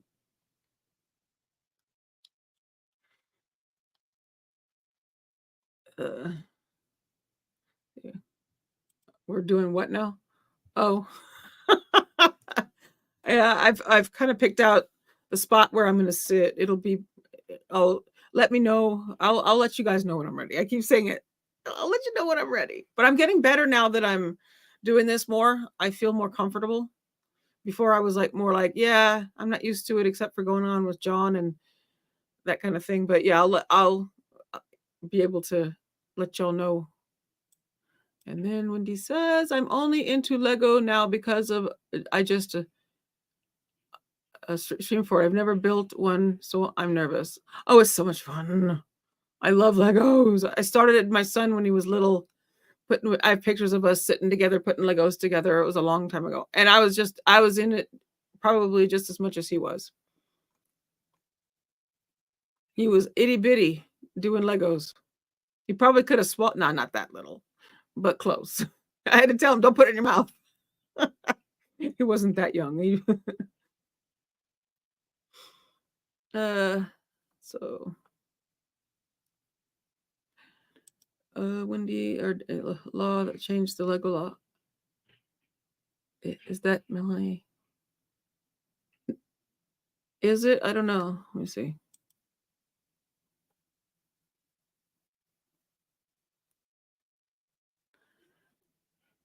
Valhalla awaits. Is that Viking stuff? We're big into Viking music over here in our little neck of the woods. We blast it. Viking music is some of the best stuff ever. Candy says, I used to cross stitch before my eyes got too bad and the design are hard to see until I get me one of those craft magnifying glasses to put on my table. I did that a long time ago. You can see that there's stuff right here, these little containers that you can kind of sort of see a little bit. That's my crochet. I had to stop for a little bit with the crochet. My fingers, I had issues with my joints and I started taking some joint medicine and it's better. And so now I can crochet. I have a ergonomic hook that I use, but I love to crochet. I also like to sit and watch people crochet.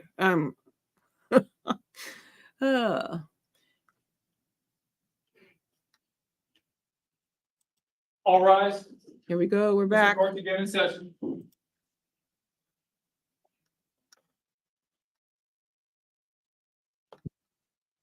Thank you. We can just remain standing. If we have the jurors brought in, please. We don't have to rise. They're All right, already. please. I want to try and catch Chinese because Angela is going to be on.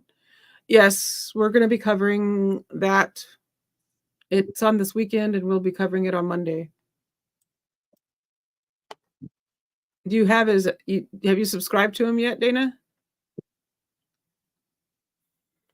Jury's all present, accounted for, Your Honor. If not, I'll get his. Thank you. Please be seated. Don't worry about typos. I'm the queen of them. All right. Thank you, Ms. Blake. You may continue with your direct examination whenever you're ready. Thank you, Your Honor. And if I may again publish States Exhibit 184G. You may.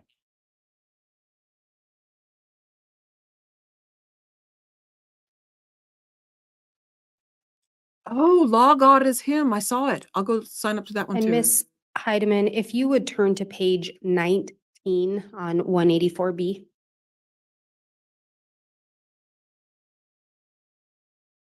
And if you go about 5 lines down, starting with they were both, if you would read those next 2 sentences.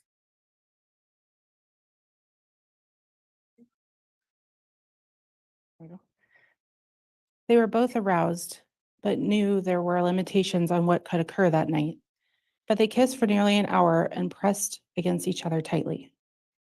And then if you skip down about 3 lines up from the bottom, starting with they knew, if you would read to the bottom into the record. They knew they would see each other again in the morning, but the separation seemed too long. But they knew that the long wait to find their eternal match had come to an end, and James was overjoyed beyond description. James and Elena had agreed to visit the temple the following morning.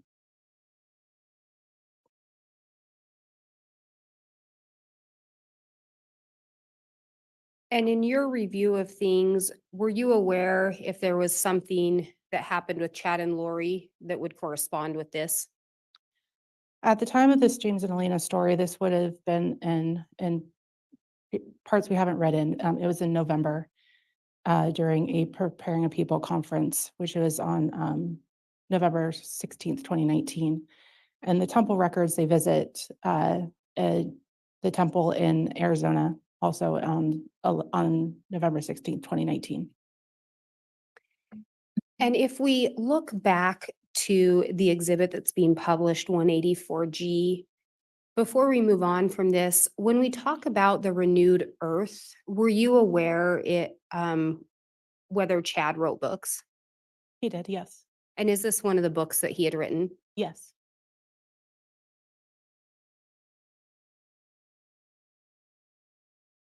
And then if we turn back to Exhibit B, if you will go to page 20, and about 3 lines down, it starts with "he knew." And if you would read the next 3 sentences into the record. He knew he was in the presence of an exalted goddess who had returned to Earth to perform a special mission. This mission included being with him, and they would progress together as translated beings. The full plan wasn't yet completely clear to him, but the immense power radiating from her confirmed his belief that she was among the greatest women in the universe. Was there something about that particular passage that stood out to you? We have again the special mission. It included to be with him, and they progressed together.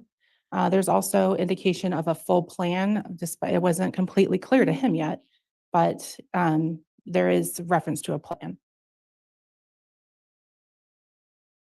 And then if we move to the next page, 21, and starting with the second sentence, beginning with "they had," would you read down to just before the last 2 sentences? So ending in the sentence "unified their souls." Got it. They had only known each other for 3 weeks, but 2 lonely, misunderstood souls had finally found their best friend that they could trust and confide in. They arrived at the temple, and they both felt they should do sealings together. They were soon seated in a sealing room facing each other. Elena looked so stunning as she smiled at him. She seemed calm while he felt quite nervous. Their opportunity soon came to kneel across the altar from each other, and as the sealer pronounced those sacred words, James and Elena knew they were now sealed as husband and wife for eternity. As the earthly sealing was taking place, a similar scene involving their spirits was happening on a higher plane, where they kissed and unified their souls. So in looking at that particular passage, were there some things that stood out to you? So if you put this passage in context with the temple records, then they were doing a husband and wife sealing ceremony in the temple in October 2018. And you said October. I'm sorry, November 2018. I'm sorry. So they met in October of 2018? Correct. And this would have been in November 2018.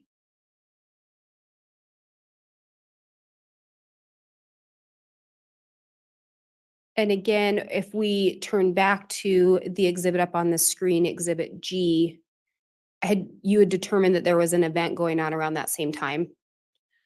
Correct. There was a Preparing a People conference in Mesa, Arizona, from November 16th to 17th, 2018, in which Guy Daybell was listed as a speaker. And then you just referenced the temple records, and are those shown up there under number 2? They are, yes.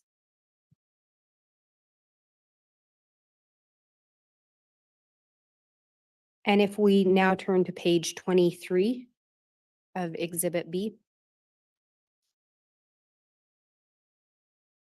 And about 6 lines down, so a little over halfway, starting with they helped clean. Would you read the rest of that from there and the rest of the passage into the record?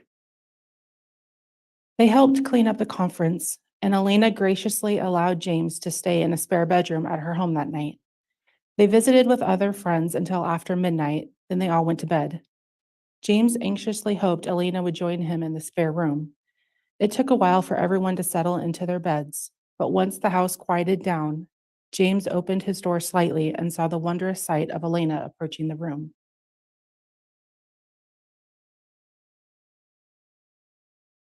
And what about that stood out to you, if anything? Statements from Lori's friends indicated that she allowed conference goers, some of the conference goers, to stay at her house the last night of the conference.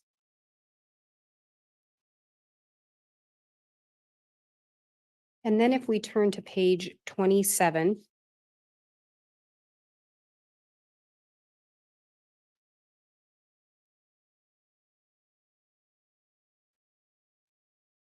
And before going on, looking back to the exhibit on the screen, Exhibit G, under 3, is that what we had just talked about? Yes, that was what was read, yes. And was there something else in the James and Elena story regarding that November conference that caught your attention? So at the conference, Chad and Lori's friends stayed at Lori's house. And then he sold some of his books similarly that he did in the October 2018 event. So it seems to be a similar style where he's a speaker and then sells his books at these events.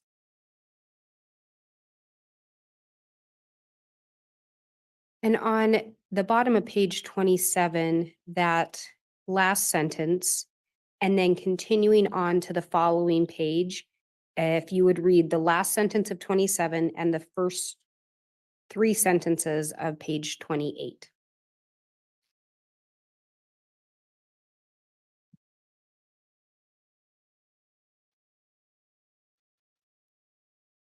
He loved her with all of his heart and soul, and he felt a part of his spirit may stay permanently attached to her, never to again be separated. Elena was part of a successful podcasting team, and she invited James to record an episode and share his life story. He came into town the night before, and they met at a favorite rendezvous. The magnetic energy pulsated once again through their bodies.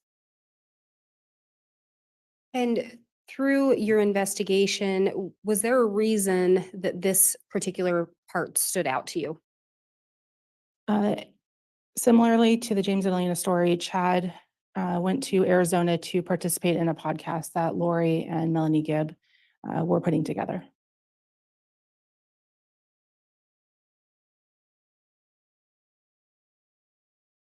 And then if we turn to page 30.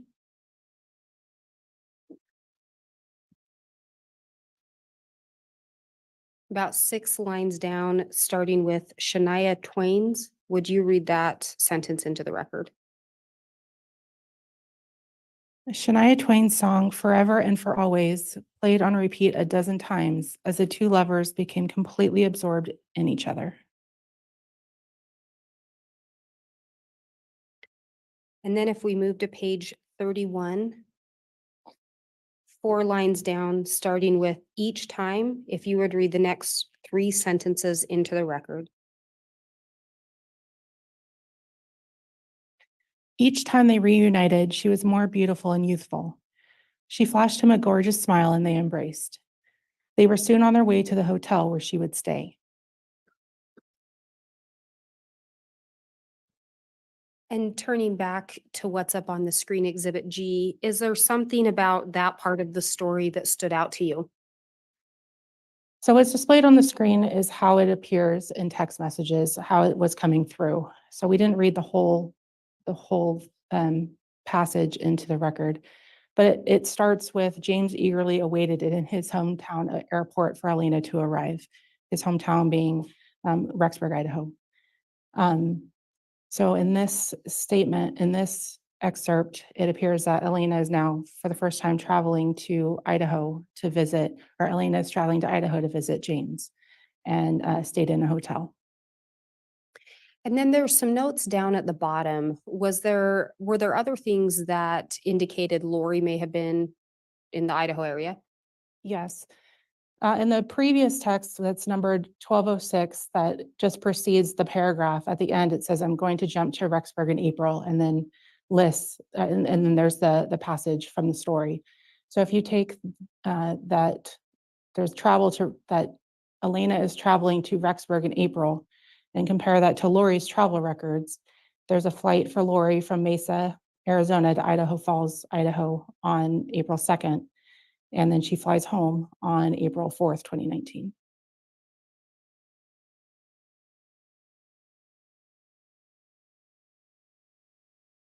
And during this time, was Charles still alive? He was. Was Tammy still alive? Yes.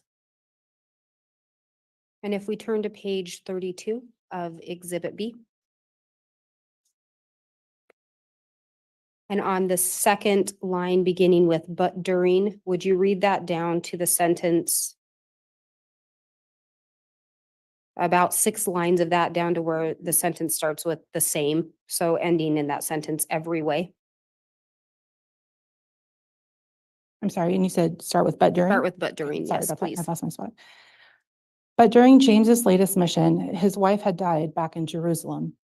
He was unsure what was next for him. Suddenly, Jesus appeared to him as he walked along and told James that he would become the bishop of Jerusalem and that he should marry his niece, Elena. James's attitude quickly brightened. There was something very special about Elena, and he knew they would be very compatible in every way. And then if you go on to the next page 33, would you start with "the Savior" down to the sentence ending in "instantly awakened" and read that into the record? The Savior then told them there was no reason to wait, especially with James's new calling as bishop. Jesus invited them to kneel across from each other.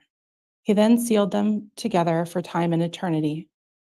Both James and Elena were shocked at how quickly everything had taken place, but as the sealing was performed, it was as if their eternal bond was revealed. True love immediately blossomed, and their physical desire for each other was instantly awakened. What, if anything, about those passages stood out to you? We have the sealing again.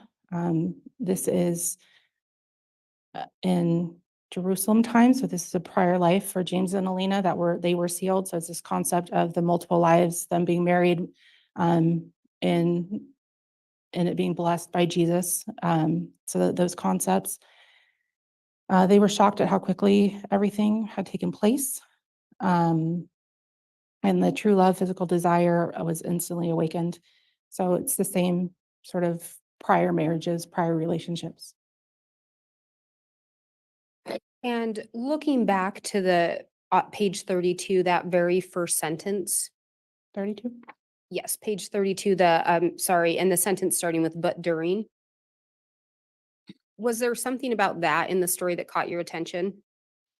So just to read the sentence again, but during James's latest mission, his wife had died back in Jerusalem, and he was unsure what was next for him. This is the only time that a wife is mentioned during the story, and James's wife had died at this in the story as well. And then if we turn back to page 33, at the very bottom, second line from the bottom, starting with "then James," would you read from that through the end of that passage? Then James placed his lips on hers, and sparks flew between them. He pulled her close to him and whispered, "I love you, Elena. I always have, and I always will." And Your Honor, may we please approach? Yes.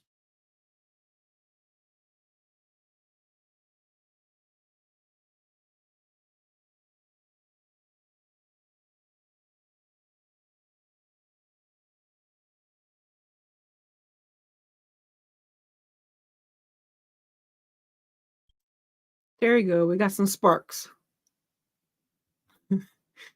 Poor Nate having to type this stuff out. Did he type it all out? I don't think so. I think he typed some of it out and was like, yeah, they said some other stuff too. Oh. He's, Celine. Oh. Oh my goodness.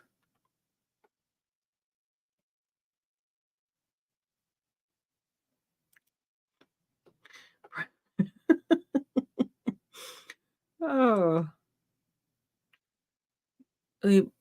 Oh. I mean, it's not horrible. It's just who it's coming from. And the reason is why this is my reaction. I don't mind good love stories and a good Harlequin romance. Fine. I have no issue with that at all. In fact, I enjoy it, but here they come.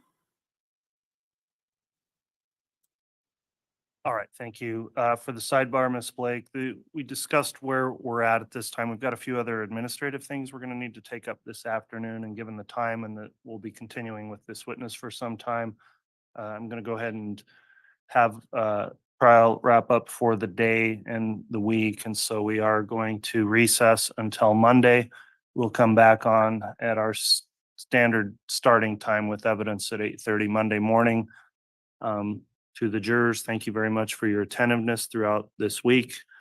Thank you for following the court's admonition. We do have this weekend break. Please continue to follow that instruction to not discuss the case amongst yourselves or with anyone else over the weekend. Please don't do anything to research the case in any way, learn anything new about the case that hasn't been presented here in court for you. And with that admonishment in mind, we'll go ahead and conclude and allow the jurors to be released for the weekend. All right. Okay, I'm going to wait and see if they are going to have stuff that we can sit and listen. He didn't say that anything was outside of the public. So we'll see. If they shut it off, I'll know that we're done. But yeah, I want to see if they're going to let it do some stuff before the end of the day, which they very well could, housekeeping matters again. So let me, All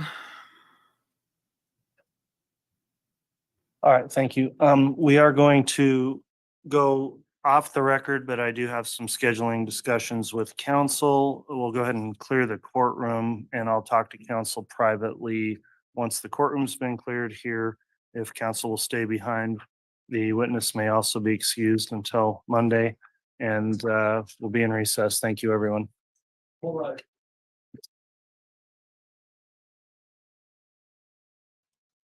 Okay, well, we don't get to see it. Darn it. I always like to be able to see the stuff, but it's on a sidebar, so we wouldn't be able to see it anyway. So, all right. Well, we'll put that up on the screen so we know what just happened. Thank you, Linda, for everything. Thank you for doing the hard work. You, as John would say, you're doing the Lord's work. That's what he says about what I'm doing over here. No, I'm just doing something, the only thing I know how to do. So that was a lot. Would you, here's a question. If this stuff wasn't related to this trial and this person, would that be something that, if you like that kind of stuff, reading that stuff, would you read that kind of stuff? Or is it just ick? No, never, never, never. I mean, it's, I don't know, the religious angle of it, I don't know if I could read it for that reason alone, but it didn't sound like it was too horrible if you think about it just in writing itself.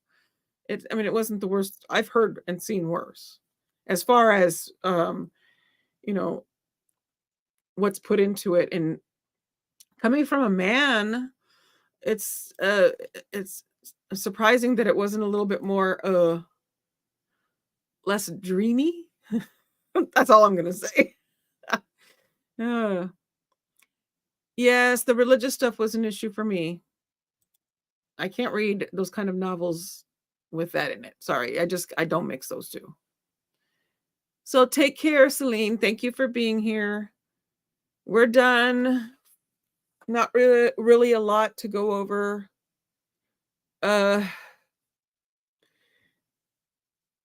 It's been a long week. We've had a lot of hard stuff this week. The testimony about the kids and the autopsies was grueling and emotional, and hearing family and friends and people working with them, and a lot of testimony was rough. And we're closing out week. What is this week? Are we at week 5 now? Something like that. You can tell I'm drained and not in a good way. So, yeah, thank you guys. Thank you for being here. Thank you for your support. Again, thank you to Linda for her awesomeness. And let's see, first though, religion belongs in religious texts. In my opinion, it's weird in novels. I mean, unless you like reading novels that have that as a background, but novels in this style for what he was reading or what he was creating, it was kind of ooky. And I think I could recognize things that were his life that he was taking from things that were happening. So they had been to how many temples before Charles was passed on? I mean, that to me was like, oh, I didn't know that. So I know they met in 2018, but I didn't realize that they'd been seeking and going to different temples and stuff like that. And since you don't get to know really what's in the temples, all you have is what their word is or what happened in the temples between the two of them. But I assume they just went from temple to temple. That's what it sounded like. I do want to kind of finish up on some of the stuff you guys said before we end, because I get wrapped up in the whole temple thing. Candy says it has been a week for sure. Glad the weekend is glad for the weekend to catch up on some house stuff, clear the brain. Happy Mother's Day. Yes, happy Mother's Day to all you wonderful ladies and gentlemen who are also mamas, because that's a thing. I always say that. I always do the same thing on Father's Day. I will say Happy Father's Day and Happy Father's Day to the mothers who are also fathers, because you got your single parents who do both. So I always try to include those, those in there. I've got lots of friends who are in that and have raised children on their own, and they have done a wonderful job doing both. So let me see. One more thing. Amanda is in a. Yes, right here. Yes. That's. He's not. He doesn't have any loyalty except to himself. Is that a good way to put that? Beanie says, "Crazy stuff. What a talent Chad has not." So see you all on Monday. Take care, Beanie. Have a nice weekend, everyone. Thanks, Addi and mods. Thank you for being here, Beanie, and supporting our little thingy over here. Celine says, thank you so much to Linda. Hope you both have a lovely Mother's Day. I think I hear it's supposed to be warm here, and I'm going to work on trying to be outside as much as possible tomorrow. And Sunday, if it's good on Sunday too. Yes. Ugh. So finishing up the last bit. You guys are awesome. I thought you were ending and we were all going to dance to the closing of music. It makes me wiggle. I'm getting there. I just, want to kind of, say a little. I'm trying to learn how to be a little bit more, not just shut it off at the end. Try to be a little more chatty at the end. I'm working on things. I'm trying. So, but now I really will. I will cut it off and let us go. And it's early still for us. We get to have a fun weekend. Enjoy it. Happy Mother's Day. And kiss your kids and kiss your hubbies and wives and whoever and whatevers. And I will see you bright and early Monday with one trial now, one trial. So take care. Bye.